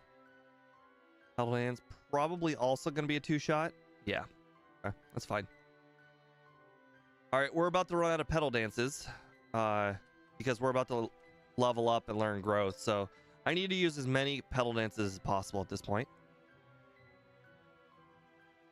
Okay, maybe that was not the smartest thing to do considering that was a 2 shot.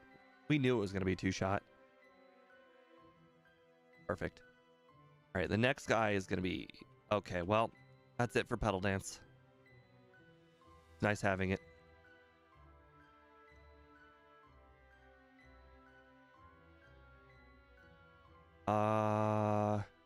Do I remember...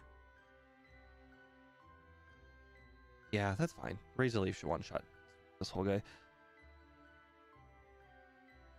Oh, I got a receipt request from Coldstone Creamery. Or, well, not from Coldstone, for Coldstone. I decided to go there for once yesterday as a treat. Oh, look, this guy's got a Sand Slash. That's pretty nice.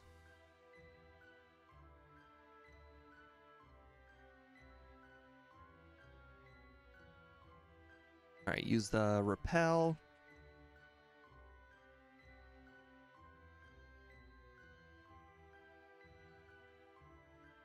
Nice.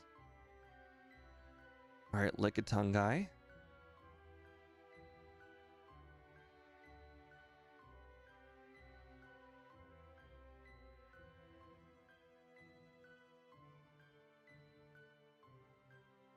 This time, we'll make sure to get hidden power when we're in this area.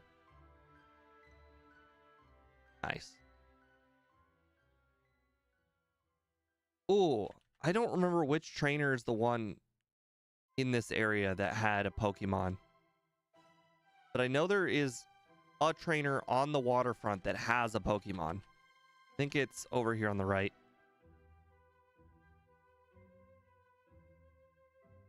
Nope. Okay, well, I guess I'm wrong. I thought there was somebody over here that had a Pokemon. Maybe they're after you do the whole Lance thing. I'm not crazy. There's definitely a guy over there. I've done it before. Must be later. Maybe it's a day of the week thing. Although I don't think trainers are necessarily day of the week people. Not in this game, at least.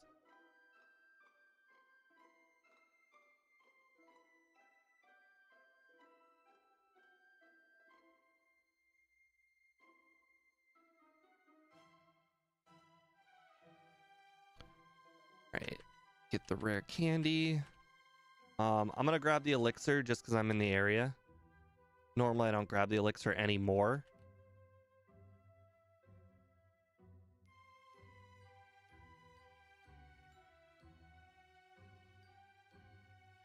Alright, I'm down to 4 Carbos and still don't have fly yet, so I guess not much I can do about that until I get access to fly. I'm not going to go down to Goldenrod without fly. So we're probably only going to be able to get 2 Carbos, which is fine because that's what I originally thought we were going to get.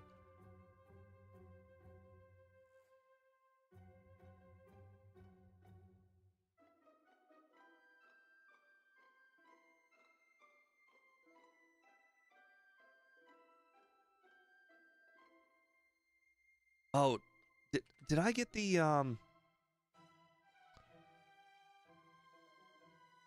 Oh, I do have the mint berry. Okay. I looked at the items in my inventory. I do have the mint berry. I was gonna be like, did I really go to the top right or top left area by the lighthouse and not get the mint berry? Hey, John. Oh, I just realized I did not actually put the poll up for the second run now that John's here. All right, hold on. I'm actually going to do that. Pause. Okay. Oops.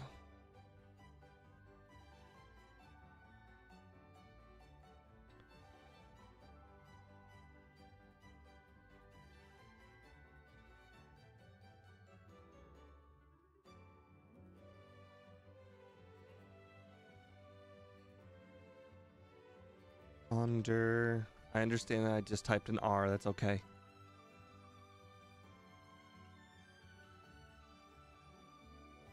I now know what the key is to remove the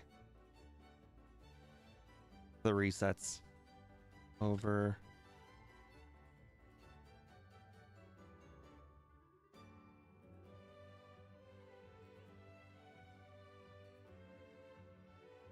There we go.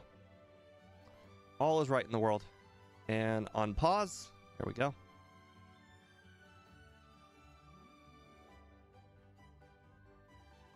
All right, go ahead and heal here. Oh, nice. We have 60 speed. Unfortunately, there's still no way we're going to be able to outspeed Gengar. That's fine. So be it. All right, this should be the last repel, I think. No, we have one more repel. Nice. That means on our way to Lighthouse, we'll actually have a repel.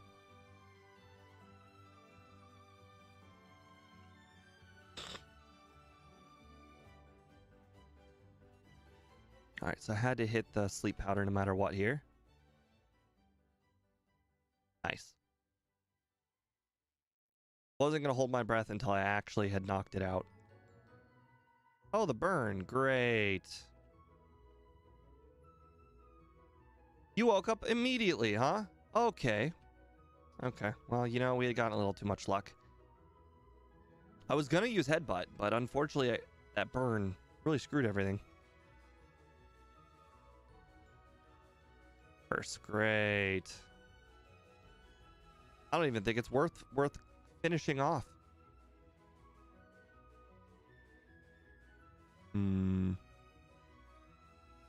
Maybe. Darn it. So close. We did so much training up to this point. Still the exact same strategy. Woke up immediately but used Mean Look. I guess that's a blessing in disguise. All right, well, with 2 growths, we should absolutely be able to knock out the Magnemite in 1 hit now.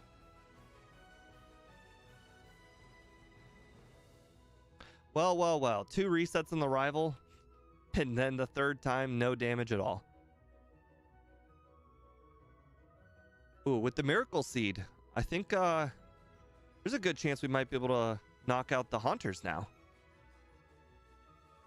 Maybe. At the very least, we need to be able to knock out these Ghastly.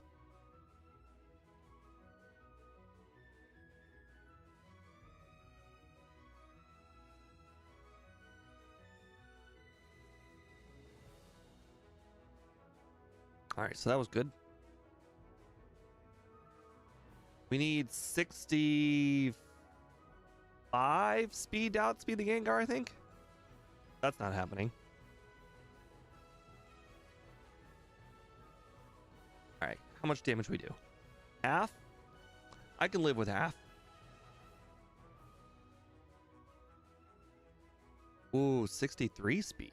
Interesting. I did not expect us to get 3 speed off of 1 level up.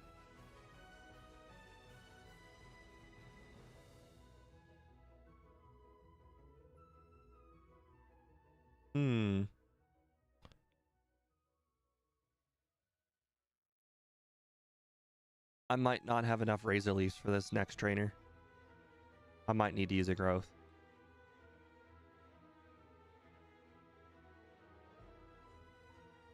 All right, let's see how much 1 growth does. Ooh, nice. Range. Okay. Oh, so close to level up. But we might level up on Morty himself. Although I don't think we'll get enough speed.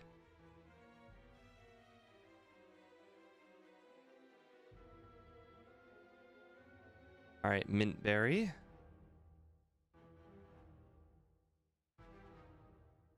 Save.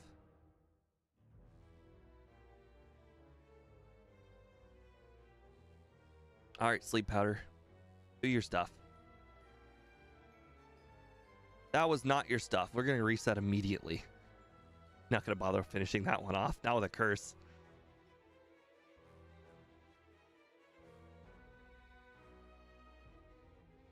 Perfect.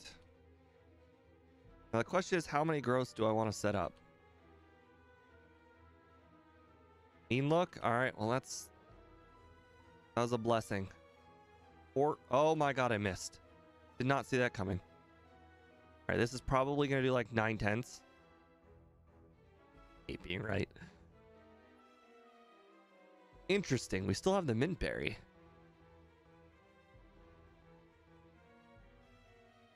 I guess I'll keep it on because of we got set to sleep against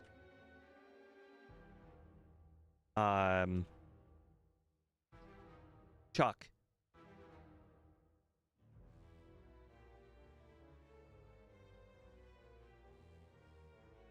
All right. So let's see. The headbutts didn't really do anything last game at this point, so I'm gonna go ahead and just teach return now.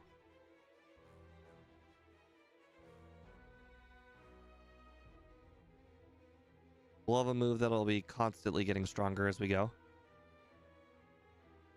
Right, knocked out all these trainers. All right, need to get the super rod. Sorry, good rod. All right, let's go catch ourselves a Krabby. Now, we might be too high a level to be able to damage it this time, but I can still put it to sleep.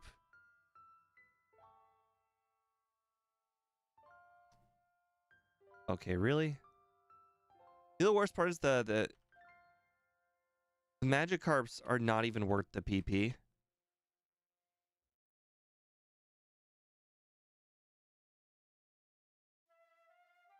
All right, 29%, 33%. Really?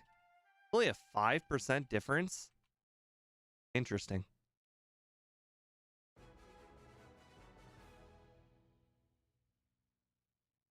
All right. Now let's go get the super... Oh, hold on. How many super repels should I get? Let's get 3 for now and we'll buy more. Oh, wow. We can't really buy Carbos unless we...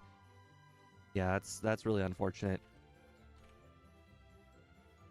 Well, unfortunately, we're just not in the place at the right time at any point to use the Carbos. Not that I think 1 or 2 speed would really make an enormous amount of difference.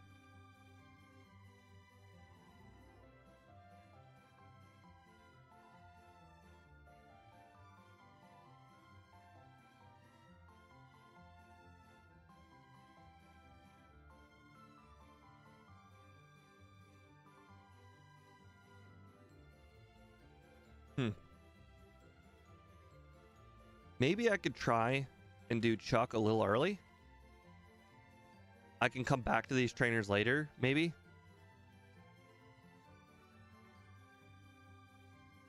Just to make this Carbos thing work.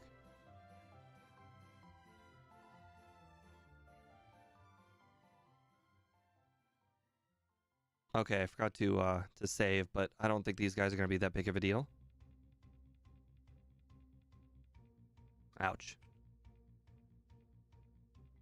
Certainly did more than I expected, but that's okay.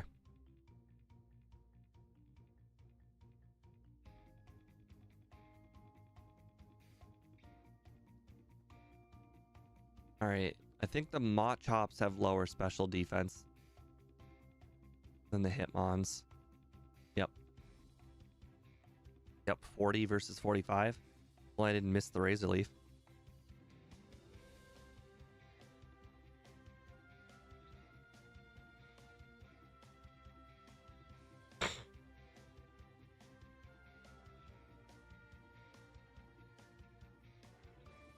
All right, I'll put on the miracles or the mint berry for this Chuck battle because I got put to sleep last time. Even though all I need to do is not be hit by sleep 1 time.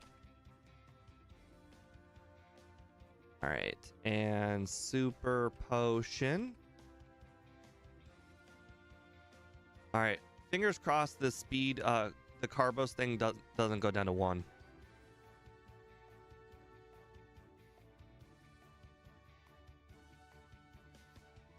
As expected. No thanks. Hypnosis miss. Okay, don't go to 1. Please don't go to 1 when I hit the overworld. Nice. Okay. We'll go get those 2 Carbos. We'll come back and do all those water trainers. Since every level mattered and I was already 3 levels under leveled, I needed to add more trainers. Unfortunately, there are not a lot of late game water trainers I can add. That would be some real good training if I could add late game water trainers. I believe it's the 3rd floor. No, it's the 4th. I just remembered that the moment I walked up to that guy. I was like, you don't look familiar.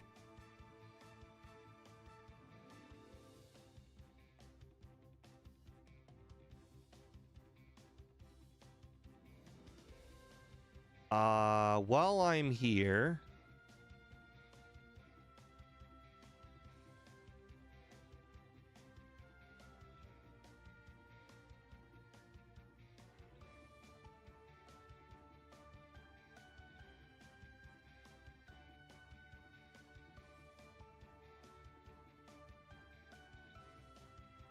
All right, how much does that allow me to buy? I still need 15 grand left over. Let's see, calcium. That will not allow me to leave 15 grand, but I'm gonna do it anyways. I will just be a little bit short on the super repels. So be it. All right, now let's go get those super repels that I neglected earlier. We'll just buy as many as we can. All right. 21. Yeah, that'll do. That'll do. I think 21's more than enough. All right. Mahogany. Sorry, not mahogany. Lake of Rage.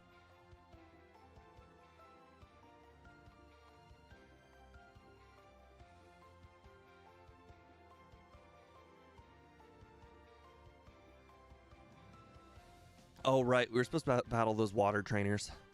Oh, well. I'll go back.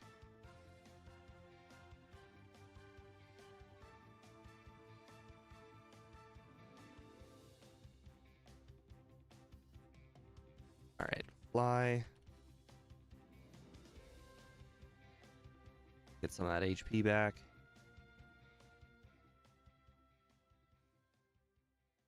All right, let's use that last regular repel. Okay.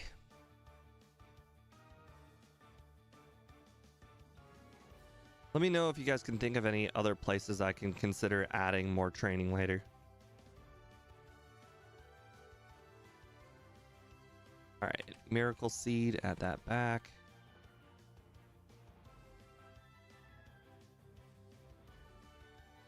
As at the current moment, I just plan on adding all of the trainers that I can conceivably think about slightly later in the game.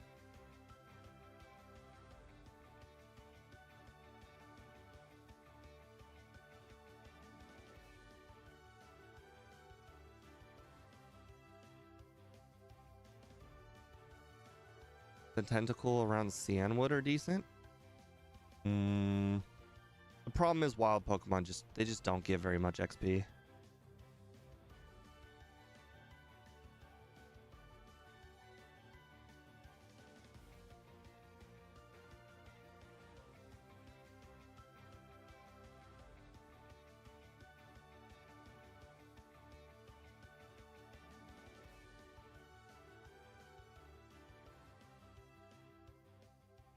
I wonder, there's like a ton of trainers in the post game east of Pewter.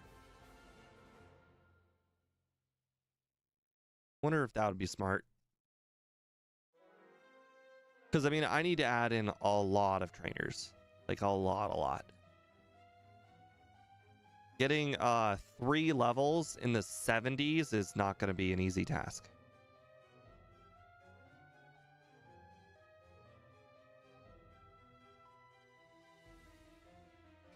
Plus, if I can manage to add any of those trainers here, like early on in this game, that's going to make for a more consistent battle with Lance.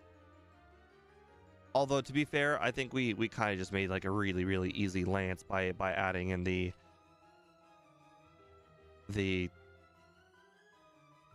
TM for hidden power.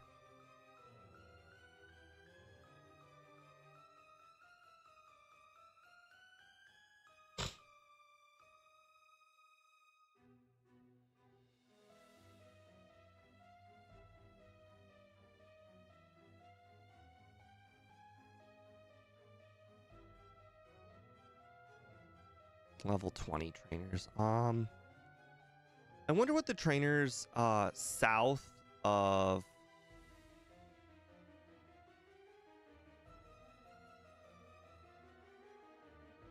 Dragonthorn.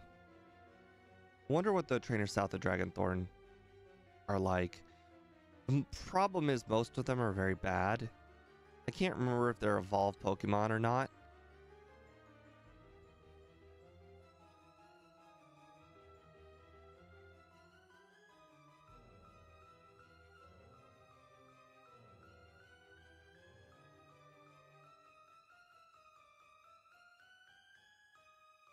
Probably didn't need to heal there, but oh well. I'm probably not going to skip these trainers east of us. Quite frankly, all the trainers from this point on are much.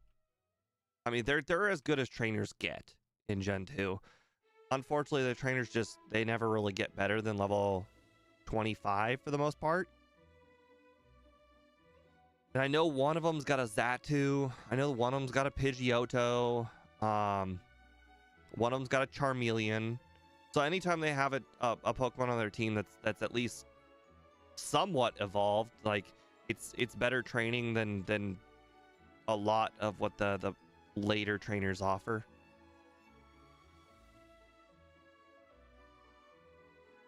Now, these rockets suck. I'm not gonna do as much training as possible on these rockets.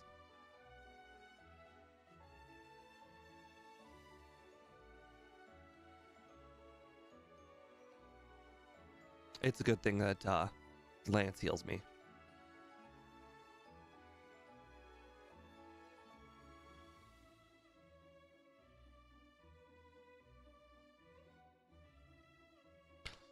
I'm not sure if they're supposed to be bad. I think they suck on purpose. I think again, this is a theory that only like Speed and I have come up with, is that they give the Pokemon to the grunts. They give the Pokemon that they steal from the grunts. So the Pokemon that they steal the most are some of the most common Pokemon. And then the trainers themselves, at least via Speed and I's theory, because they're using a stolen Pokemon that they didn't get the experience of catching the Pokemon. And you have to generally have a little bit of experience in Pokemon battles to catch Pokemon.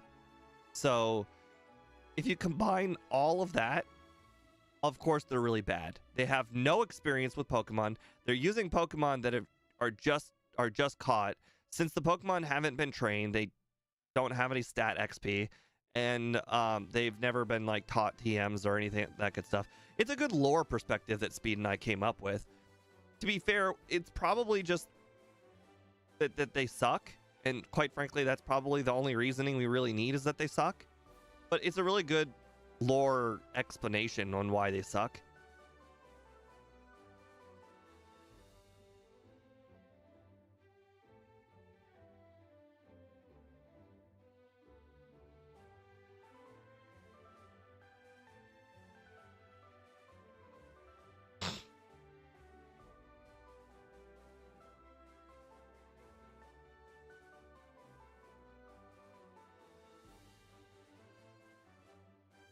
I would agree, Andrew. The Gen 1 Team Rocket, they're way, way better. I mean, I actually train on the ones in Silphco. I mean, some of them even have decent Pokemon. I mean, some of them have like Weezing and Hypno and Raticate in Gen 1. Like, these Gen 2 ones, all they got are like Zubats and whatnot. They're so much worse than they are in Gen 1. I mean, countless of them in Gen 1 have like Magneton and Electrode and Golbat.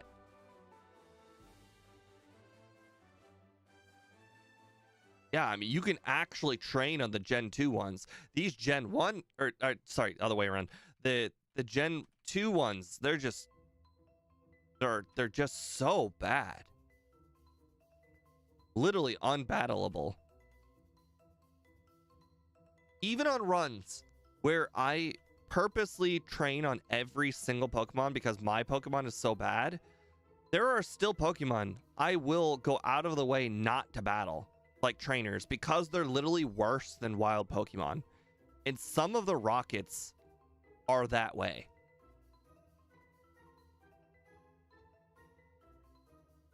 But look, this trainer's got a level 28 Pokemon, which unfortunately is basically as good as it gets for Gen 2. I think the trainers east of here, their Pokemon aren't even 28. So like, as you can see, the gym trainers are at least kind of worth it. Heck, in Claire, no, yeah, in Claire's gym, yeah. Her trainers actually, some of them have, well, at least one of them has a Dragonair that's just as strong as Claire's. Literally the same level as the guy to the left. And the trainer just to the right of Claire has a Dragonair one level lower than Claire. I mean, that's, so the trainers are actually, the gym trainers are usually not very bad. Right, the Rockets are like wild Pokemon in Gen 2. That's a good explanation, Andrew. Well, guys, we're about to learn our last move, Solar Beam, at 46, and then there will be no more annoying accidental chances of teaching over moves.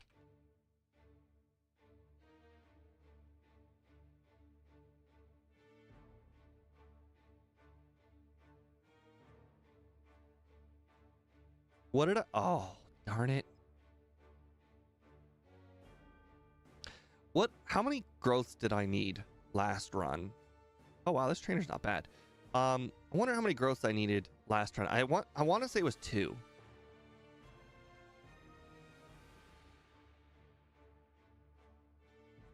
For Jasmine.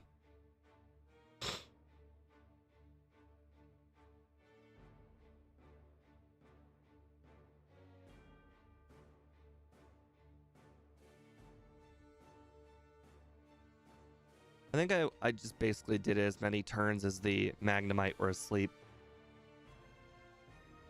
Or that I was willing to risk the Magnemite being asleep.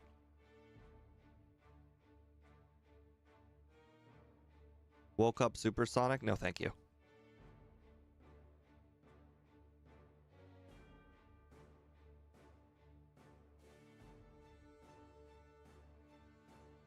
Alright, I'm going to do things a little bit out of order here. And for a good reason. Alright. So instead of doing the rocket portion, I am going to go grab myself the rare candies and the 2 PP ups. And I know you're probably thinking 2 PP ups. No, it's 1. No, I'm going to grab 2.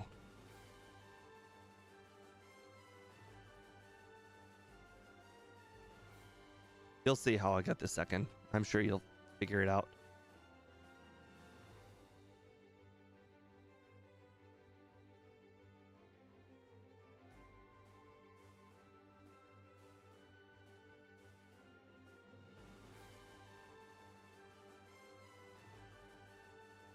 All right, Xatu has got 104. Oh, that's not a Xatu. It's a Kadabra? What? No, it's a Xatu. I know for a fact it's a Xatu. I've faced that guy 100 times as a kid. That must be a crystal thing. In silver, that's a Xatu. Does this guy really not have an Octillery? You suck. I faced that guy like 20 times as a kid. That guy's got a Xatu. Really? No, I'm not thinking of a different battle. That battle, I know that battle. That guy's got a Xatu. It must be a difference in crystal versus silver. In silver version, that guy's got a Xatu.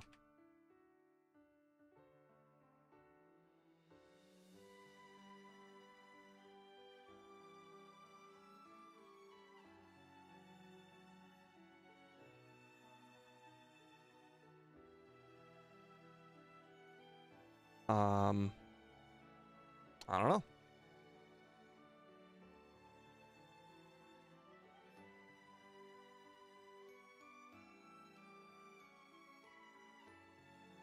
All right, Pidgeotto guy. Oh, wow, you got 2 Pidgeottos. That's even better than I thought.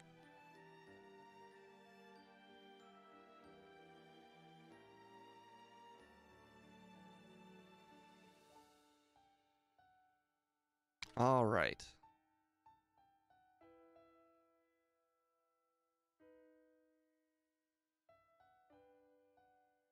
The nice byproduct of this is technically you can do this whenever you want. You don't have to do it after doing the rockets. You can do this early because you get to fly to Dragon Thorn afterwards. So it doesn't matter when you do this. But there's a PP up in it for me, so I want the PP up.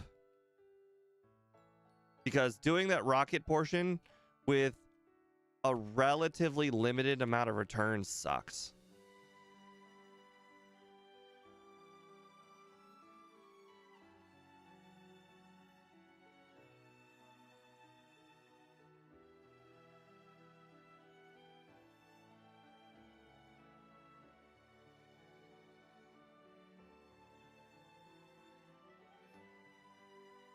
Oh, right. I'm done.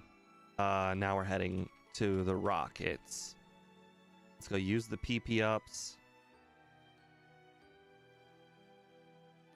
I hope I actually stepped foot in the city.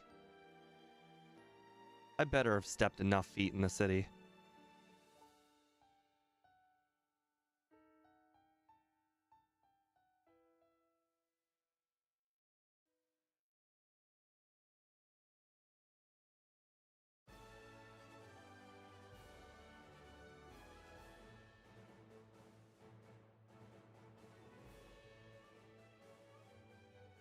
I actually kind of wonder how much higher level I am this time, because I did all those extra battles. I wonder if I can knock out the Magnemites in one hit now.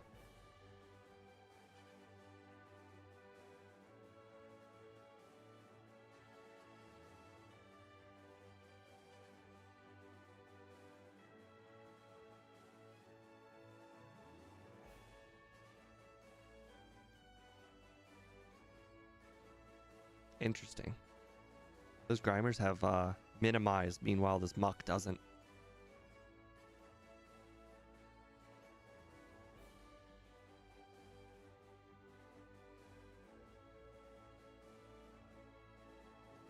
That was a crit. Of course it's still a range. Everything is still a range. Even when I give it the Miracle Seed, it's still a range.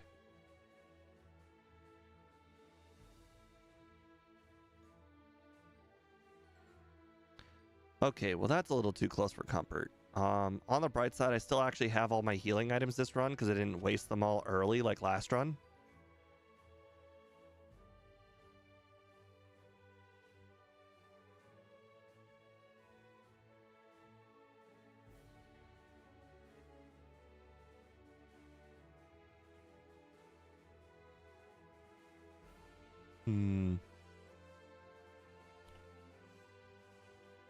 Ooh, 83% of people have voted under 220. You guys have a lot of faith. I'll knock off 17 minutes off this run.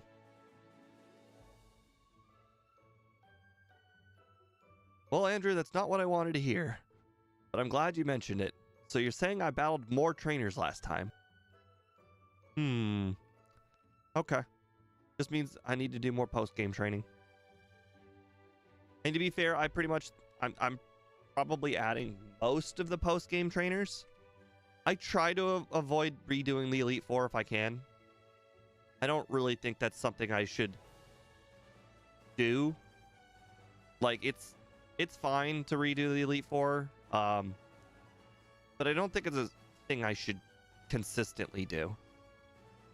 I really think that I should battle the trainers that the game puts in front of me. Whereas the Elite Four are just extra trainers.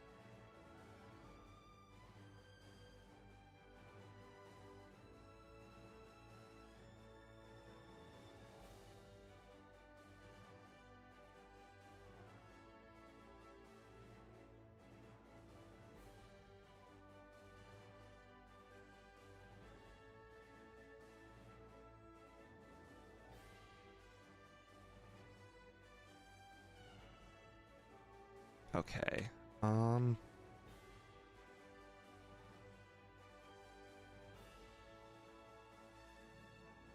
Bro, or sorry, just return. I don't remember if I set up any growths on this battle or not.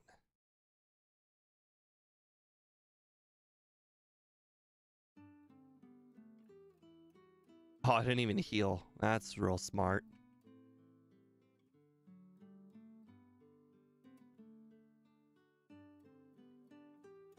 Well, luckily I got like basically the max amount of turns of sleep. Oh, well, that wasn't smart. So the reason why I'm setting up these growths are for the Haunter and the Magnemite.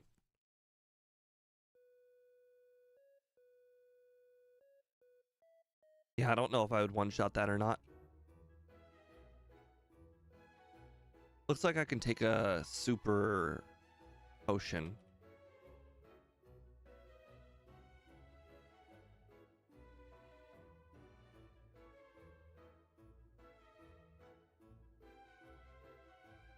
So far, I feel like we're making a pretty good pace.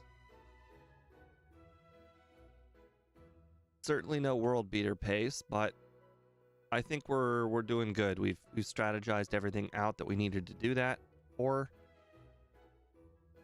I'm trying to still play as if 145 was the over-under. At least try and consider keeping that pace. Just doing better this time. Last time I was at 120, 120-ish when I got to the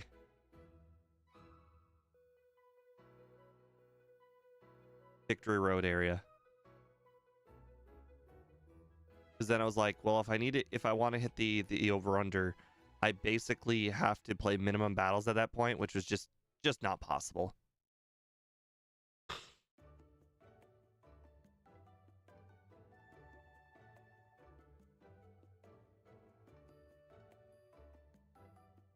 I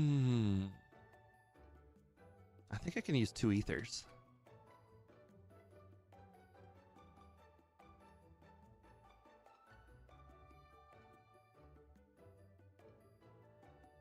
I really like having all these extra returns.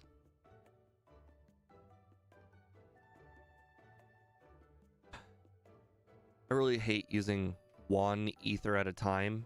It just feels like a waste. And apparently these Raticates, they survive every single Razor Leaf with a sliver. I've tried so many times to knock out Raticates with Razor Leaf.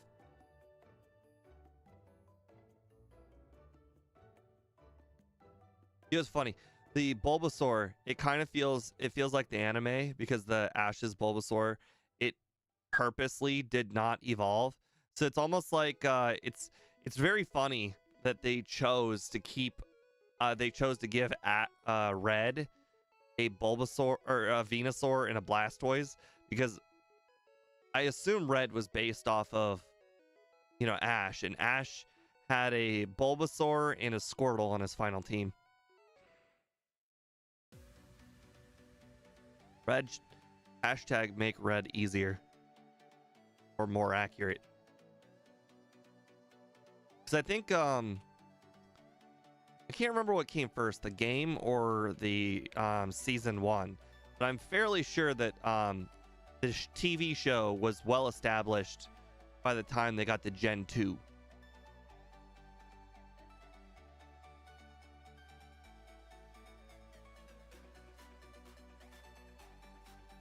How dare that Golbat decide to live on me?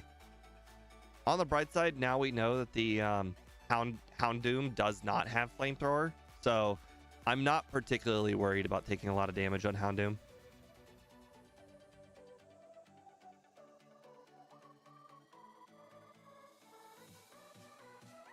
Okay, well now we put ourselves in Super Potion range. I might as well.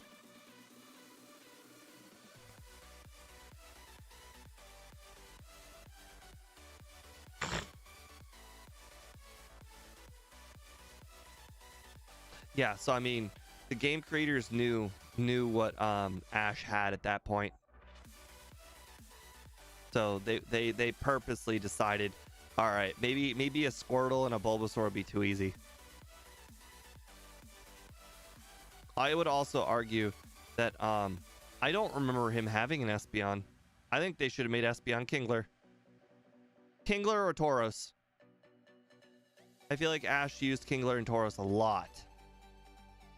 No, not Tauros. He used Tauros in the league only. He didn't use Tauros during regular battles. But he did use it. He used Kingler a lot. Oh, Muck. You know what? No. I take all that back. He should the final Pokemon should be Muck. It should not be. The Espeon should be swapped out with Muck. He used Muck a lot. Like Ash and Muck, they were tight. Quite frankly, Muck was also really tight with Professor Oak too. Constantly eating Professor Oak. Hey, Alistar, welcome to the stream. We are on our second run with Bulbasaur. We've figured out all of the kinks from the first run. So we are basically putting all the pieces together we got in the first run, and we are making them happen here in the second run. Hopefully we get under 220. That's the goal.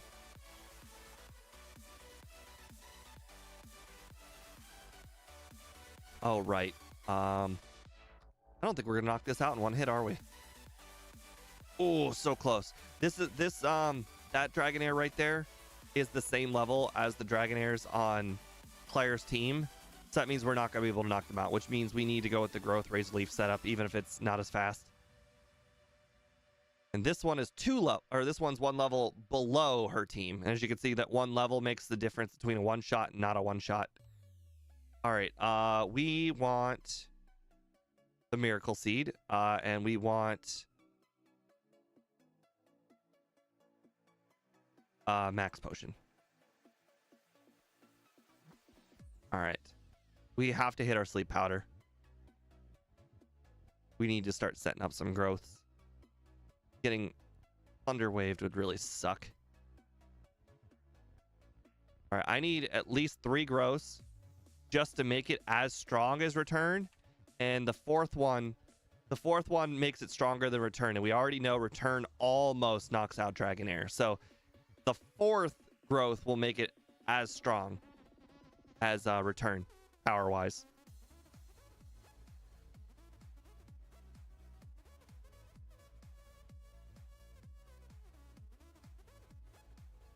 All right, now we have the stat boost for Dragon.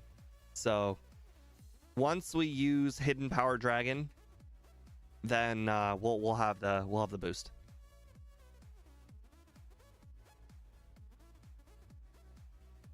Still not strong enough, huh?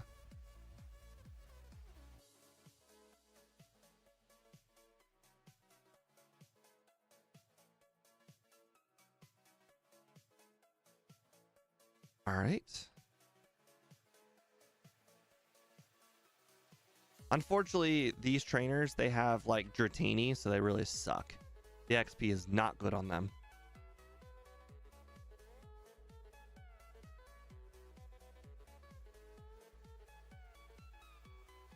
We're quite a bit ahead of last run now that I think about it, because I mean, we pretty much have to just go pick up the rare candies, and then we'll be in the post game area. And in the post game area, we were at 120 last time, so we're making a good pace. We're higher. Well, we're probably the same level, I guess, since you've told me I've actually done less training. But I think we'll be in good shape with our strat of teaching Hidden Power.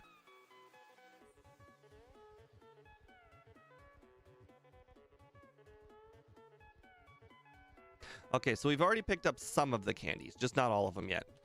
Now that we have Whirlpool, now that we have what's it called? Waterfall, we can go get this candy.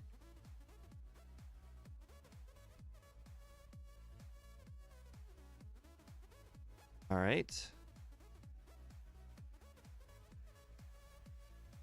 And Whirlpool can get us the next candy.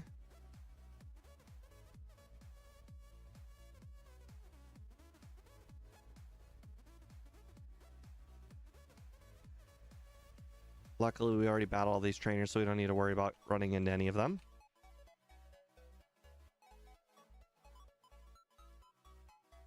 All right. And it was Bellsprout with Flash.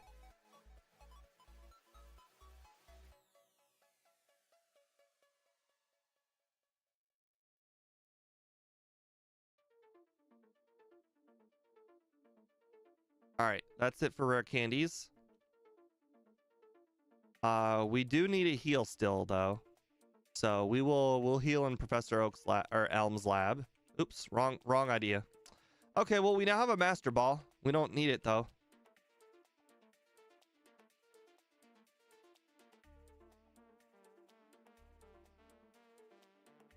Yep. I know we stepped in Kanto. Thank you for the congratulations and all that.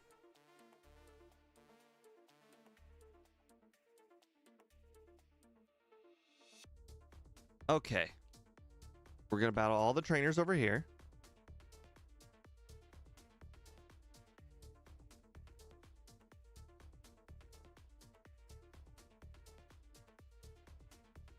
We'll see what level we get when we get to the league.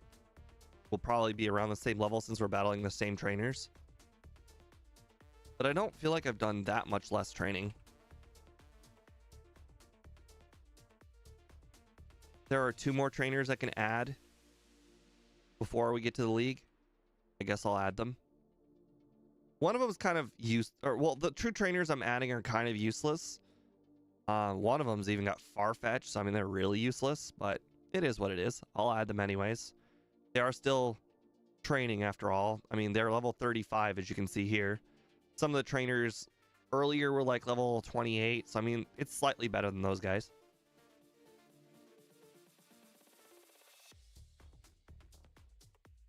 Might as well use up the rest of our Razor Leaf since we're getting rid of them momentarily.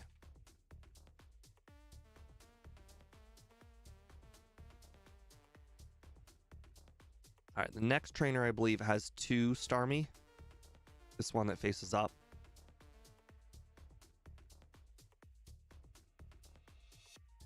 Oh, and a Nidoqueen. Very, very solid trainer.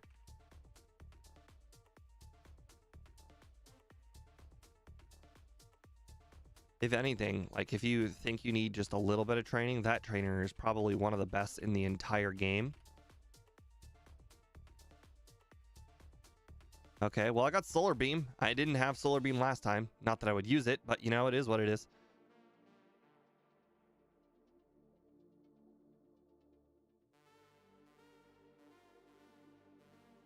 I don't like battling this guy because he's just got Quillfish. Oh, I guess he's also got a Seadra, but I don't think the Seadra is going to offset the Quillfish. Not Seadra, sorry. Seeking.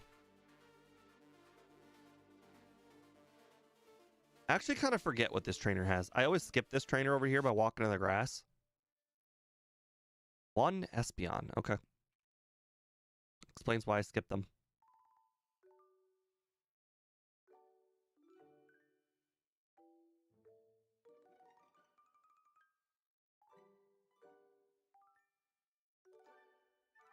All right. Well, Blastoise will be nice and easy with Razor Leaf. Oh, I also skipped the Parasect trainer last time. I think we'll add them. I want to say their team is 2 Paras and a Parasect. Like that trainer really sucks, but you know, it is what it is. Oh no, it's the sketch Pokemon and 1 Parasect, I believe. But I think the sketch Pokemon's, you know what? We'll find out what the sketch Pokemon's XP group is.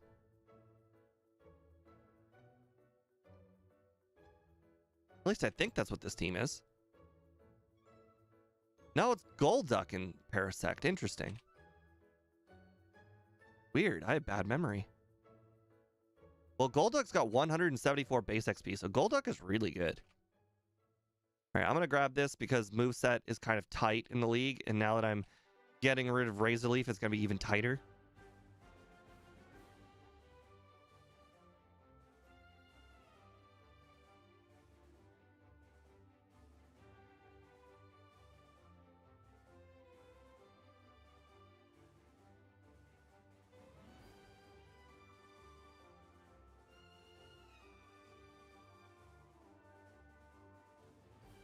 All right. Well, I think we're making really good time. We are way ahead of the last run. And we still battled more trainers. Sneasel really sucks, so I'm going to do the full setup on Sneasel. Even if it wakes up, I don't really care if I get hit by anything.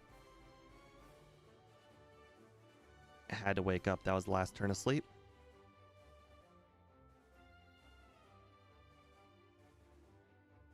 Keep forgetting. Razor Leaf is going to be way stronger than Return because of all of our growth setup.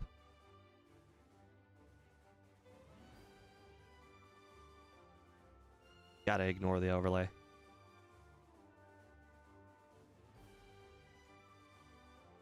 Okay, well, we didn't get to the level rounding threshold of 58, or damage rounding threshold of 58, but I think we'll do just fine here in this trainer. Now the question is, do you think I still need to do the first turn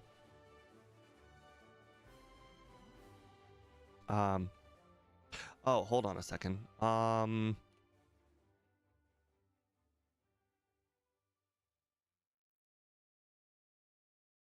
I think that's gonna help more.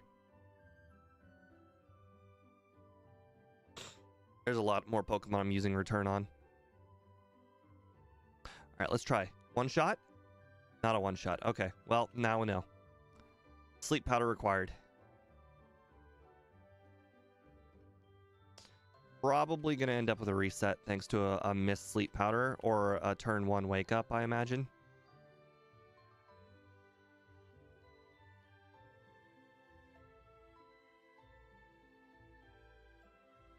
Nice. All right, don't wake up, don't wake up, don't wake up. Oh, Leech Seed. Nice. They never used Leech Seed once last time.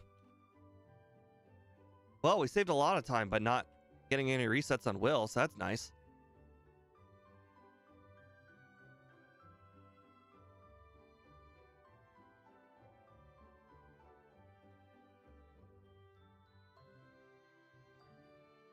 All right, and we now know that we absolutely 100% cannot spare rare candies. Oh, crap. I did not. Okay, that's fine. That was the last battle that we needed Razor Leaf for. Definitely, that was the last one. We, in fact, definitely want to teach Hidden Power for the next battle. Right, your special defense is way worse. That was a crit?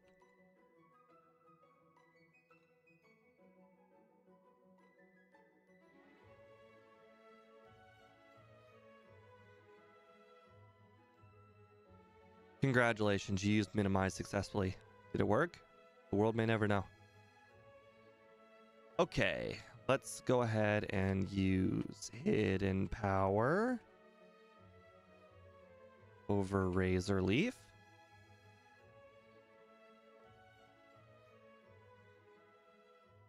I probably could have kept Razor Leaf for this one battle, but I don't think it's gonna matter. I'm gonna two-shot the Oh, I didn't even heal. That's how confident I was. That's funny.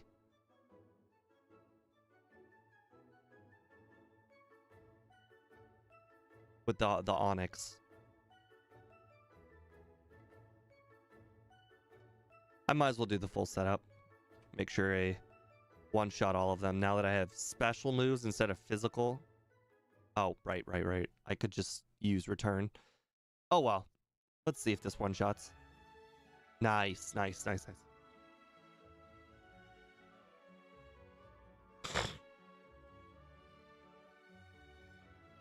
this battle definitely scares me, but it scares me less knowing I have Hidden Power to knock out the Gengar instead of Razor Leaf.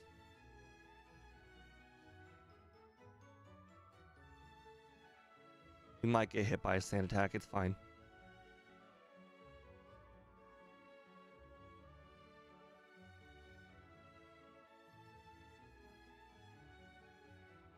Alright, Houndoom. Plus, oh nice, we got a crit. Well, I guess we'll never know if we needed that or not. +3 is probably fine. None of these Pokemon resist my moves like they did last time.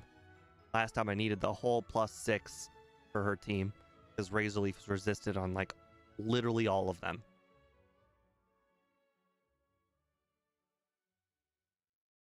Okay, Paralysis Cure Berry. Full Restore, Max Elixir. All right, we're good to go. All right, as long as we outspeed everything, which I think we will, should be very easy. In fact, we probably won't even need the Paralyzed Cure Berry. We needed the Paralyzed Cure Berry last time because we couldn't one-shot them with Razor Leaf. Because once again, all of his Pokemon are flying types, and therefore all of them resist grass moves.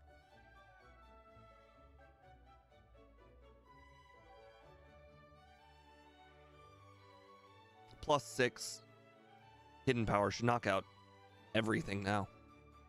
And it's 100% accurate, whereas Razor Leaf was 95% accurate. It really felt like it was 90, though. Yep, didn't even need the Paralyzed Cure Berry. Way easier. We saved so much time. All right, I'm going to go all the way to the completed screen, just in case John Calibro wants it. He requested this run for somebody else, and I don't know if anything should be skipped. It won't take that long to get to the time screen. Interestingly enough, we're almost on pace for that old 145 over-under. But that would require a 20-minute Kanto, and we are going to have way more than a 20-minute Kanto. I was thinking right now of swapping into the Miracle Seed or the Pink Bow, but I just realized we're about to get the leftovers, so that really doesn't matter. We got like 2 battles until we get to the leftovers.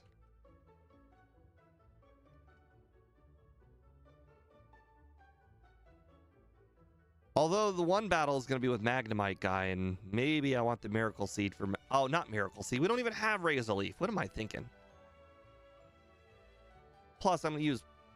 Oh, well, maybe the Pink Bow would be helpful, Magnemite guy, but I think Return should be able to knock out Magnemite guy. I mean, the dude's only got, like, level 20, like, 8 or so Magnemites. They're very under-leveled at this point in the game.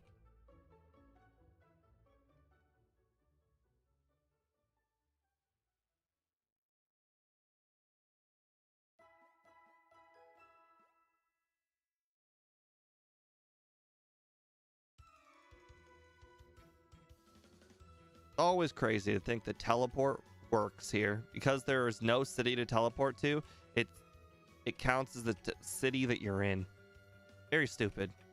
Very nice. Saves you a lot of walking. Oh my god, we skipped him. Nice. Hate Magnemite guy. He's such a waste of time. I prefer Skip Bloom Girl over that guy.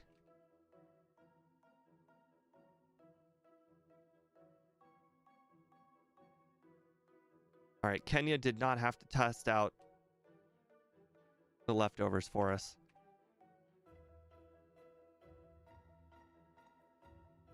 Hey, Red, welcome to the stream. Nice to see that you stopped by on another stream that's not Ditto. And you caught the very end of the stream. We're at 4 hours and 38 minutes in, but we are getting ready to do a very, very nice time compared to the first run. The first run, we finished at 2:37. And I cheated multiple times. And by cheated, I mean gave myself moves that I deleted earlier. I gave myself Return after failing at Red.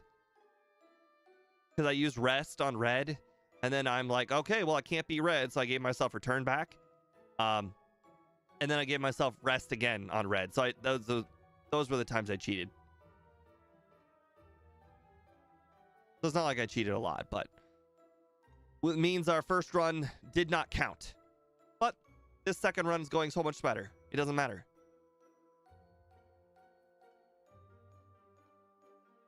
Now we know we need to be level 80.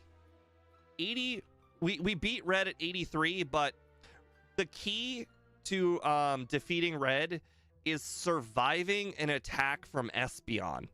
We were able to survive an attack with Espeon with 50 HP at 83.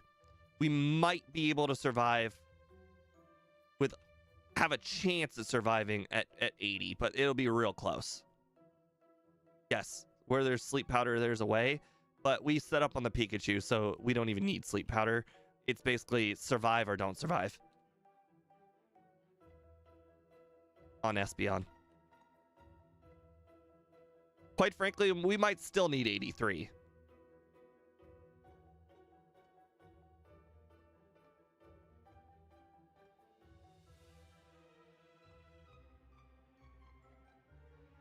I'm just hoping we don't need 83, because I mean that is a tight range. 3 levels with 3 more special defense upgrades and HP upgrades. I mean, we might not be able to beat red. We might not be able to survive an attack from the Espeon, but I think I'm willing to take that risk over how much time it takes to get 3 levels. Oh, red. If I will use the sleep, I will use the quick claw for that battle. But I'm just assuming the quick claw will never work. Just assuming. We don't need the leftovers. Right, up, down. But I'm just assuming it doesn't work, because that's the pessimist to me. We need to get a quick claw on, basically we need to get a quick claw on Charizard. We don't have to get a quick claw on Charizard, but we pretty much want a quick claw on Charizard, because if we don't get that quick claw on Charizard, then the Charizard will bring us down to like 1 HP, and then we have to use rest on Blastoise, and Blastoise is gonna have Blizzard, which means we're gonna need to be able to survive 3 Blizzards. It'll be a whole nightmare if we don't get a quick claw on Charizard.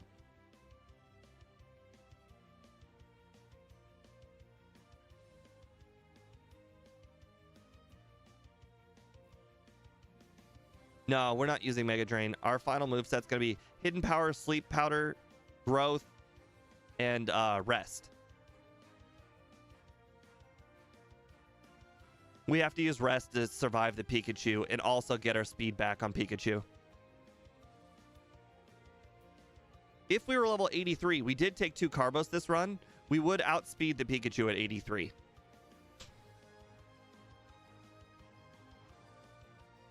Maybe we should just battle the league over and over again. When we're doing the instead of doing blue, just to battle the league over and over again, and then rare candy before blue, because blue is also very hard, very hard.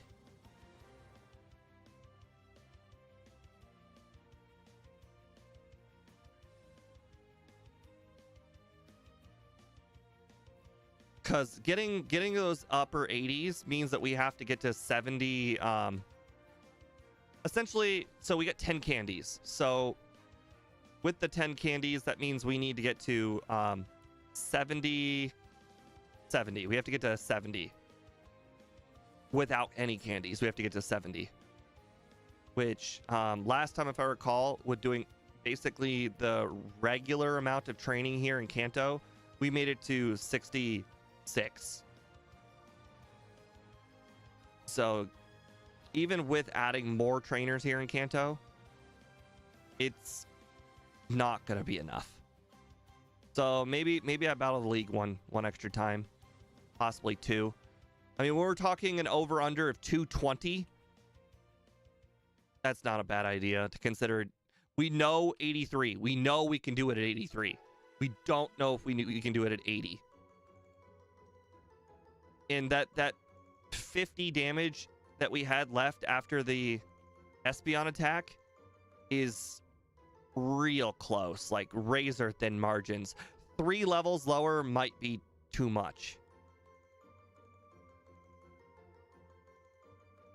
I really shouldn't take the risk when we're talking about a really, really high time like this. I know I can do it at 83. I should just get to 83. Yeah, I don't know why I'm trying to talk myself out of it. We should get to 83.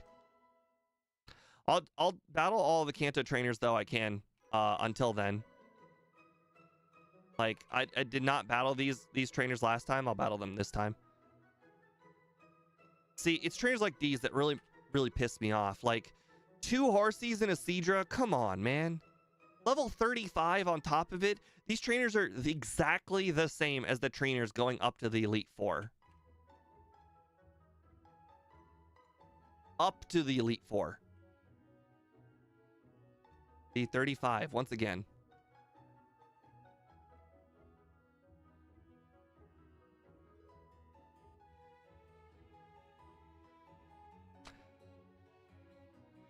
Now, I actually did not know that this girl would see you from the water. Oh, now, Golduck, however, is very good. Golduck's got base XP of 174, which is right up there with, like, some really good Pokemon. Ponyta is one of those Pokemon you also do not expect to have a really good base XP. Ponyta's got, like, 150 base XP. Like, look at this. This Quagsire has got base XP of 137. And Lapras here is amazing at base XP of 219. Starmie. Wow. Actually, if Starmie's got base XP of 200, then that one trainer with the Starmie, Nidoqueen Starmie, is probably worth battling on a lot of runs.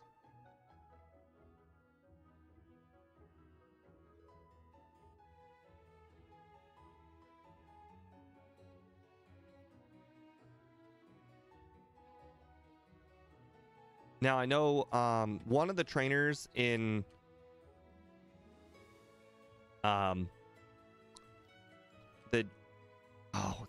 in Surge's gym, he's got like 5 electrodes. That guy's probably worth it. Oh, but they might be fast. Well, it is 5 electrodes, and the trainer will be a lower level than Surge, so I will. Oh, I'm 130 speed. Wow, we are a much higher level than last time. Last time we were at 123 speed, so we're at a much higher level than last time, which makes sense considering I just did a whole bunch of extra training.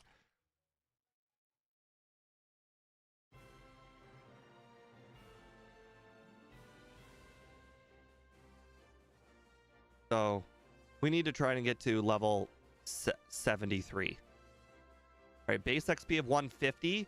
So Electrode is equivalent to a Ponyta. XP values. So weird.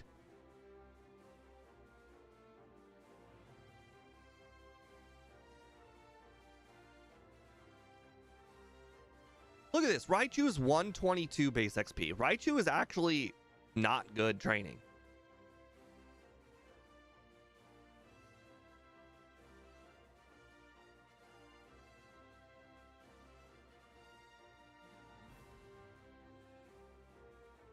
The juicy Dragonites. Yeah. The only problem with Dragonite, or with the, I try and stay clear of that. Like, I only want to do that when there's no XP left. Just because it feels unauthentic to just do the league over and over again. I know it's technically the fastest thing to do. And don't get me wrong, I'm going to let a lot of trainers slide. But I'm still going to try and battle most of what I can do.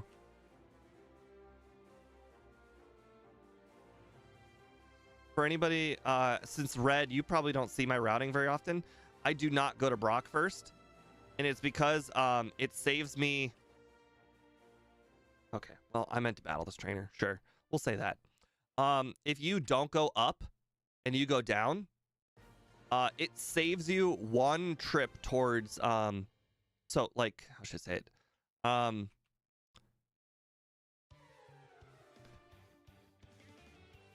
It saves you like a fly. Like, it's hard to explain while playing. Apparently, I'm not thinking straight either.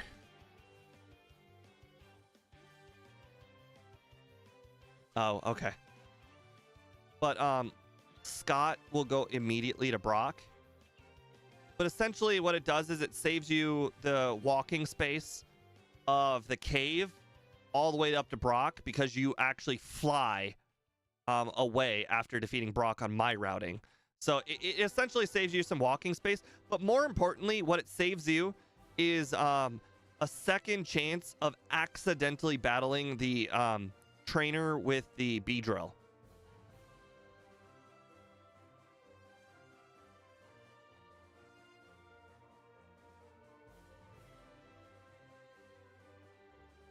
Because you have to walk by that trainer going from south to north, and then you also have to walk by that trainer going from north to south on Scott's route. Whereas I only go south to north one time.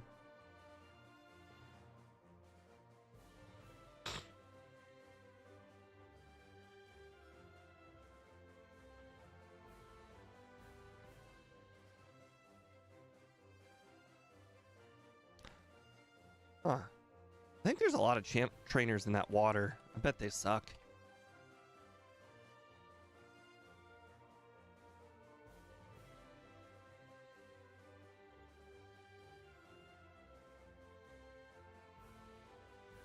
Okay, so last time the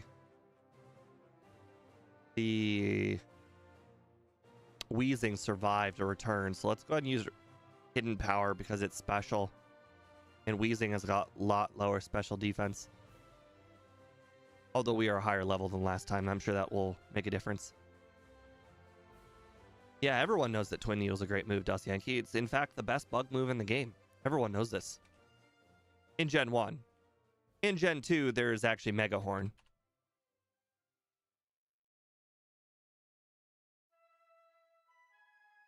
But I don't think they added very many bug moves that are better than Twin Needle, even in Gen 2.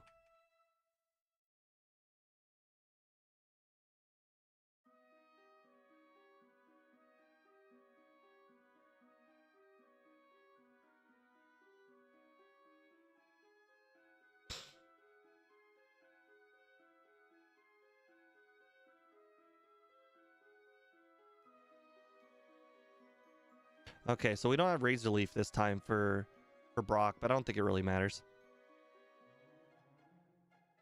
Low special defense and all of that.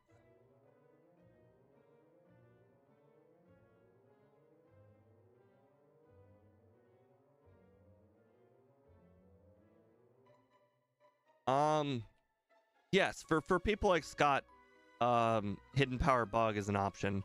Because I'm always playing shinies, Hidden Power is just a dragon move. It's always a dragon move. It will never not be a dragon move.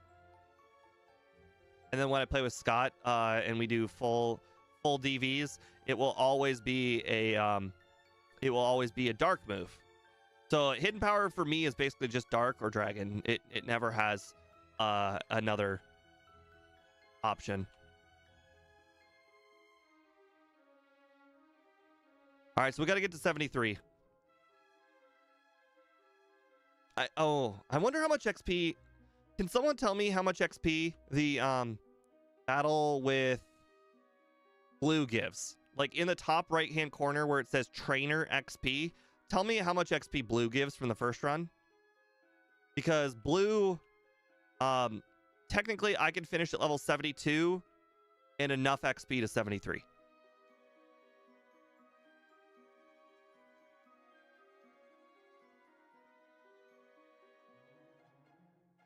Or I could just get to 73 and then there's rare candy before Blue and just whatever. I'll be 83 when I go into Blue and I'll be 83 when I'm done with Blue. I mean, that works too.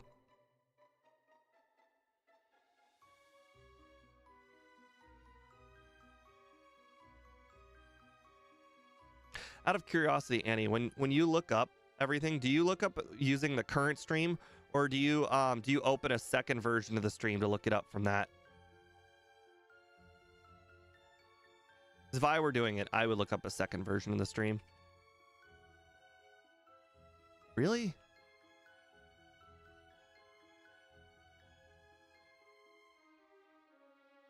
I'm not getting hit by this explosion. Even if I do have leftovers.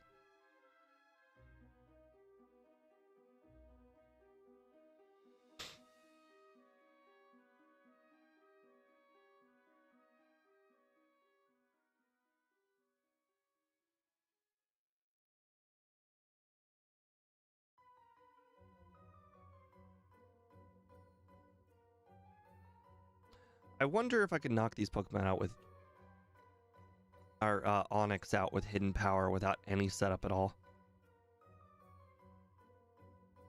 That's alright, Annie.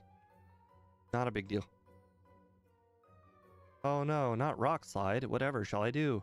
Okay, these potions are really cutting into my returns.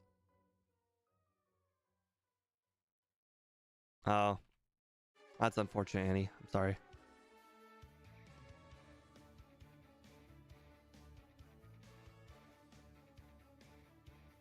Oh, confused Ray, darn. On the bright side, I guess it's not sand attack.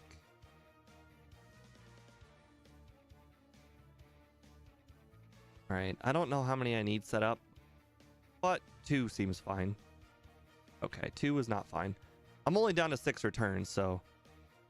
Well, I guess I don't need return outside of this battle. Really? Okay. I forgot I've been hit by sand attack. Although leftovers are nice. Oh, hidden power. Oh my god. My hidden powers are gone. Oh my god, I lost. Or I have to waste off like 30 gross. Yeah, I'm just gonna take the L.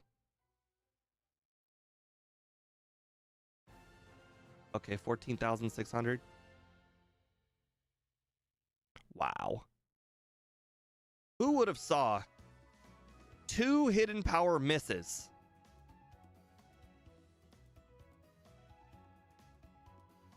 Oh my god.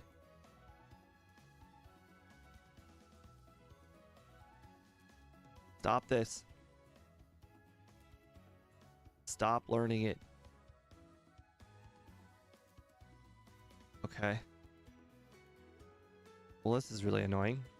Oh, I also have to add a reset to the thing, even if I'm blacking out.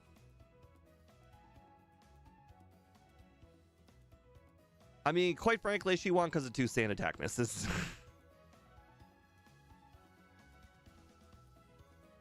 Oh, right. Reset. There we go. Yeah, imagine if Spearow would have won the fight. That would have been quite the quandary. I don't remember what the last time I saved. I think I saved in front of Bruno.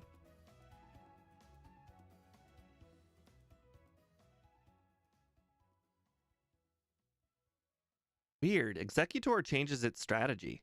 It usually uses Psychic, but now that I have so much more HP, it goes for Leech Seed. That's very weird.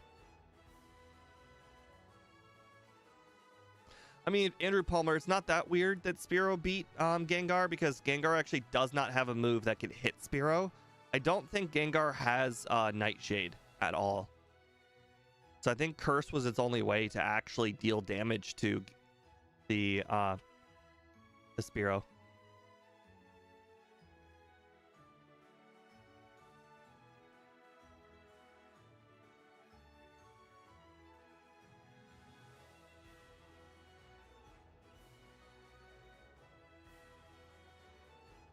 Oh, right. They changed the way Nightshade works. That's hilarious. Red, I'm so used to Nightshade just being able to hit normal types from Gen 1. Same thing with Seismic Toss.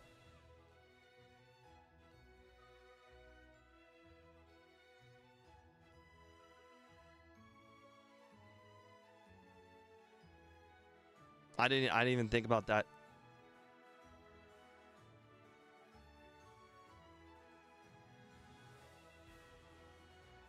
It looks like we're definitely going to hit the under. Now that we know about the level 83 thing.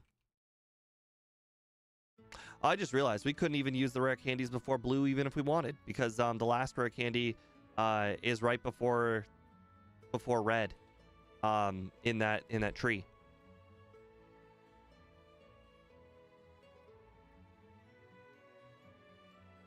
Sand attack again? Come on. Of course I missed.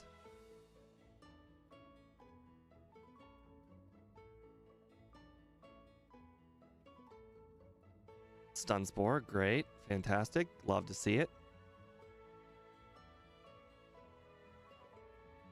Lick, fully paralyzed. Lick, fully paralyzed. Okay, well, so I need at least one growth. Got it.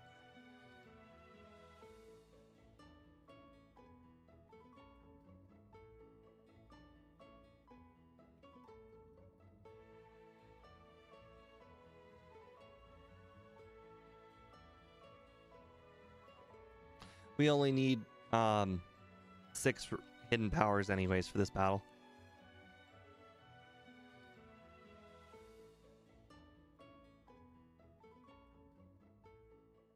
I wonder what speed we need to outspeed Aerodactyl. Oh no, not rain. Whatever shall I do?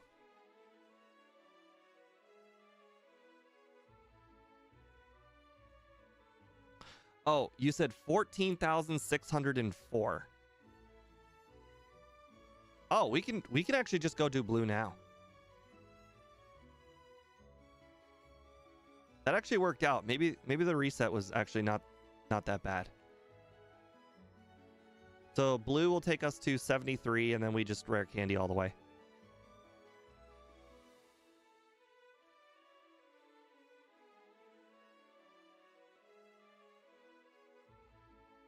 It's crazy to think that how easy 83 is obtainable. If you don't have a problem with Lance, that early training that I do in most of my hard runs is really not that relevant.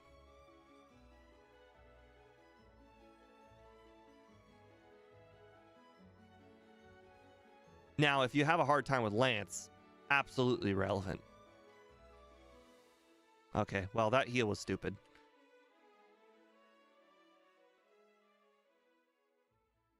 All right, well, I'm like 10 levels higher this time for blue, so we'll see how this goes. The flamethrower... Oh, right. No, the real problem was the... Who was it? The Alakazam outspeeding me.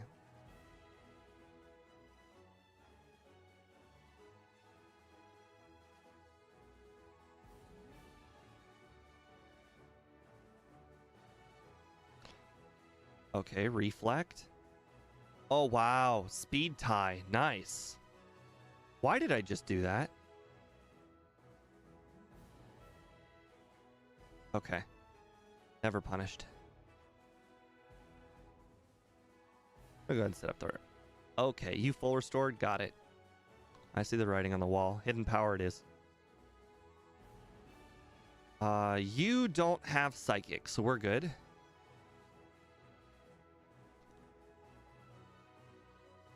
All right. Fully rare candy as soon as we get the last one. We do not have to get curse, so that's nice.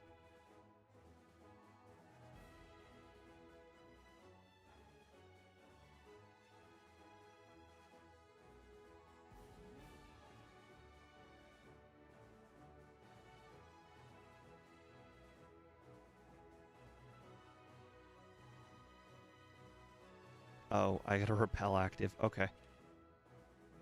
So it looks like me buying 6 repels too short. Perfectly fine. Don't even need 30. Although I do think 20 is necessary. And Scott says that he buys 31 because he can click the right button 3 times, and that's why he does it. So I mean, even he knew it wasn't necessary.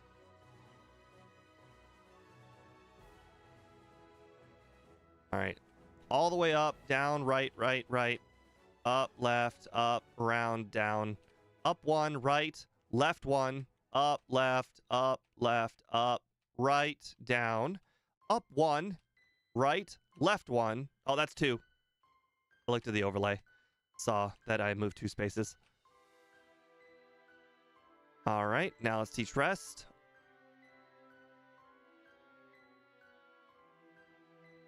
Over return. And let's go ahead and use all of our candies to get 83. Stop doing that. I have to single click Multi-clicking is really screwing me over on this evolution thing. I don't know when it first allows you to click B, but it doesn't allow you to click B immediately. All right, can we get to 167 speed to outspeed Pikachu? That would be great. Because we used 2 Carbos this time, which... 166, 2 Carbos only got us 1 speed? Are you serious? That sucks. All right, Quick Claw. Turns out we needed 3 Carbos. All right, Pikachu. Sleep. Oh, right. We just need to straight up three sleep powders because he immediately heals the Pikachu every single time.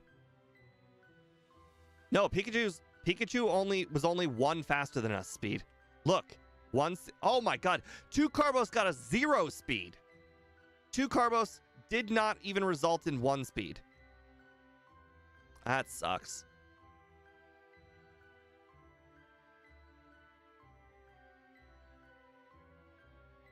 Don't wake up, don't wake up, don't wake up, don't wake up. Okay. All right. Quick Claw. Oh my god, we got the Quick Claw. We did not get the Quick Claw in 3 attempts or 4 attempts last time.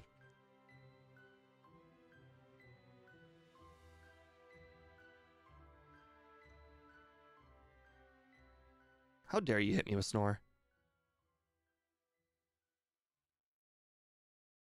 All right, I just need to get... Oh, right. Right, I don't have the leftovers. Well, we're not -1 special defense this time, so I think the Charizard will be fine.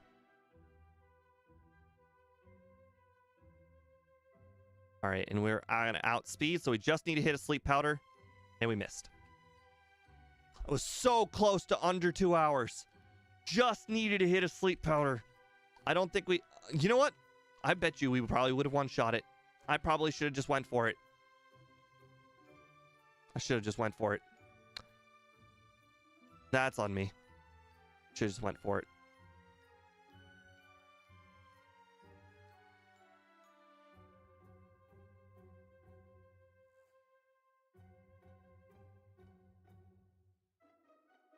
All right, there's the full 6. All right, Pikachu's now asleep. Just need to rest. I played it fast and loose there. All right, Hidden Power. Oh, there we go. We got a Quick Claw on the wake up. Got another Quick Claw. All right, this takes 2 turns to knock out Snorlax, so we put it asleep. I think the Venusaur here will go with Sunny Day every time. Oh wow, it just immediately dies. Okay. Oh my god, another Quick Claw. Are we really about to get a 3 Quick Claw run? Are we really about to get under 2 hours? Okay, well, it turns out we did get under 2 hours. Turns out that sleep powder was unnecessary. Should have been 157, we got a 159. That's okay. All right, well, dang, that was pretty nice. Let's see where we puts us on the leaderboard. I think we already know. 159. Oh my god. Oh my god. If I just didn't use that sleep powder, we could have gotten up to Pseudo-Wudo time. Dang. How embarrassing would that be to Pseudo-Wudo if it lost to a piddly old Bulbasaur?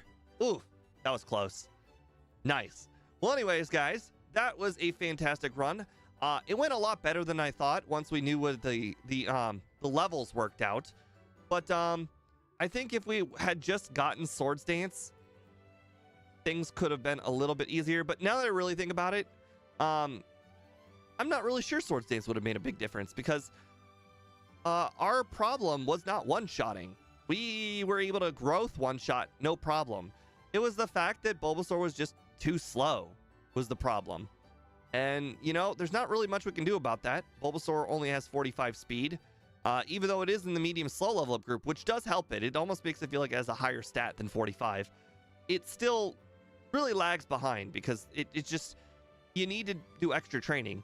I mean, the medium slow helps. Trust me, it helps. It means that you can do all of the Lighthouse, and then you can actually outspeed Morty which is not something Pokemon with 45 speed normally are able to do. Normally, when you have 45 speed, you got to battle everything from the west of Mahogany, and then you also got to do a lot of things east of Mahogany, and then you can outspeed Morty's Pokemon. So being able to outspeed there is really solid. The problem was having only grass moves was the real problem. But, you know, it did well. It did better than expected. I would have loved to have been able to use some of the other moves here, but, you know, Sleep Powder does what Sleep Powder is supposed to do. It makes things a little bit easier. Ironically, we didn't even use Sleep Powder that much on Red. We just used on Pikachu and Snorlax. So it is pretty nice not being able to have to rely on that move. But yeah, the speed was the only thing that held it apart. We were able to tank an attack from Espeon and Charizard. Turns out we didn't even need to because we were able to get the Quick Claw.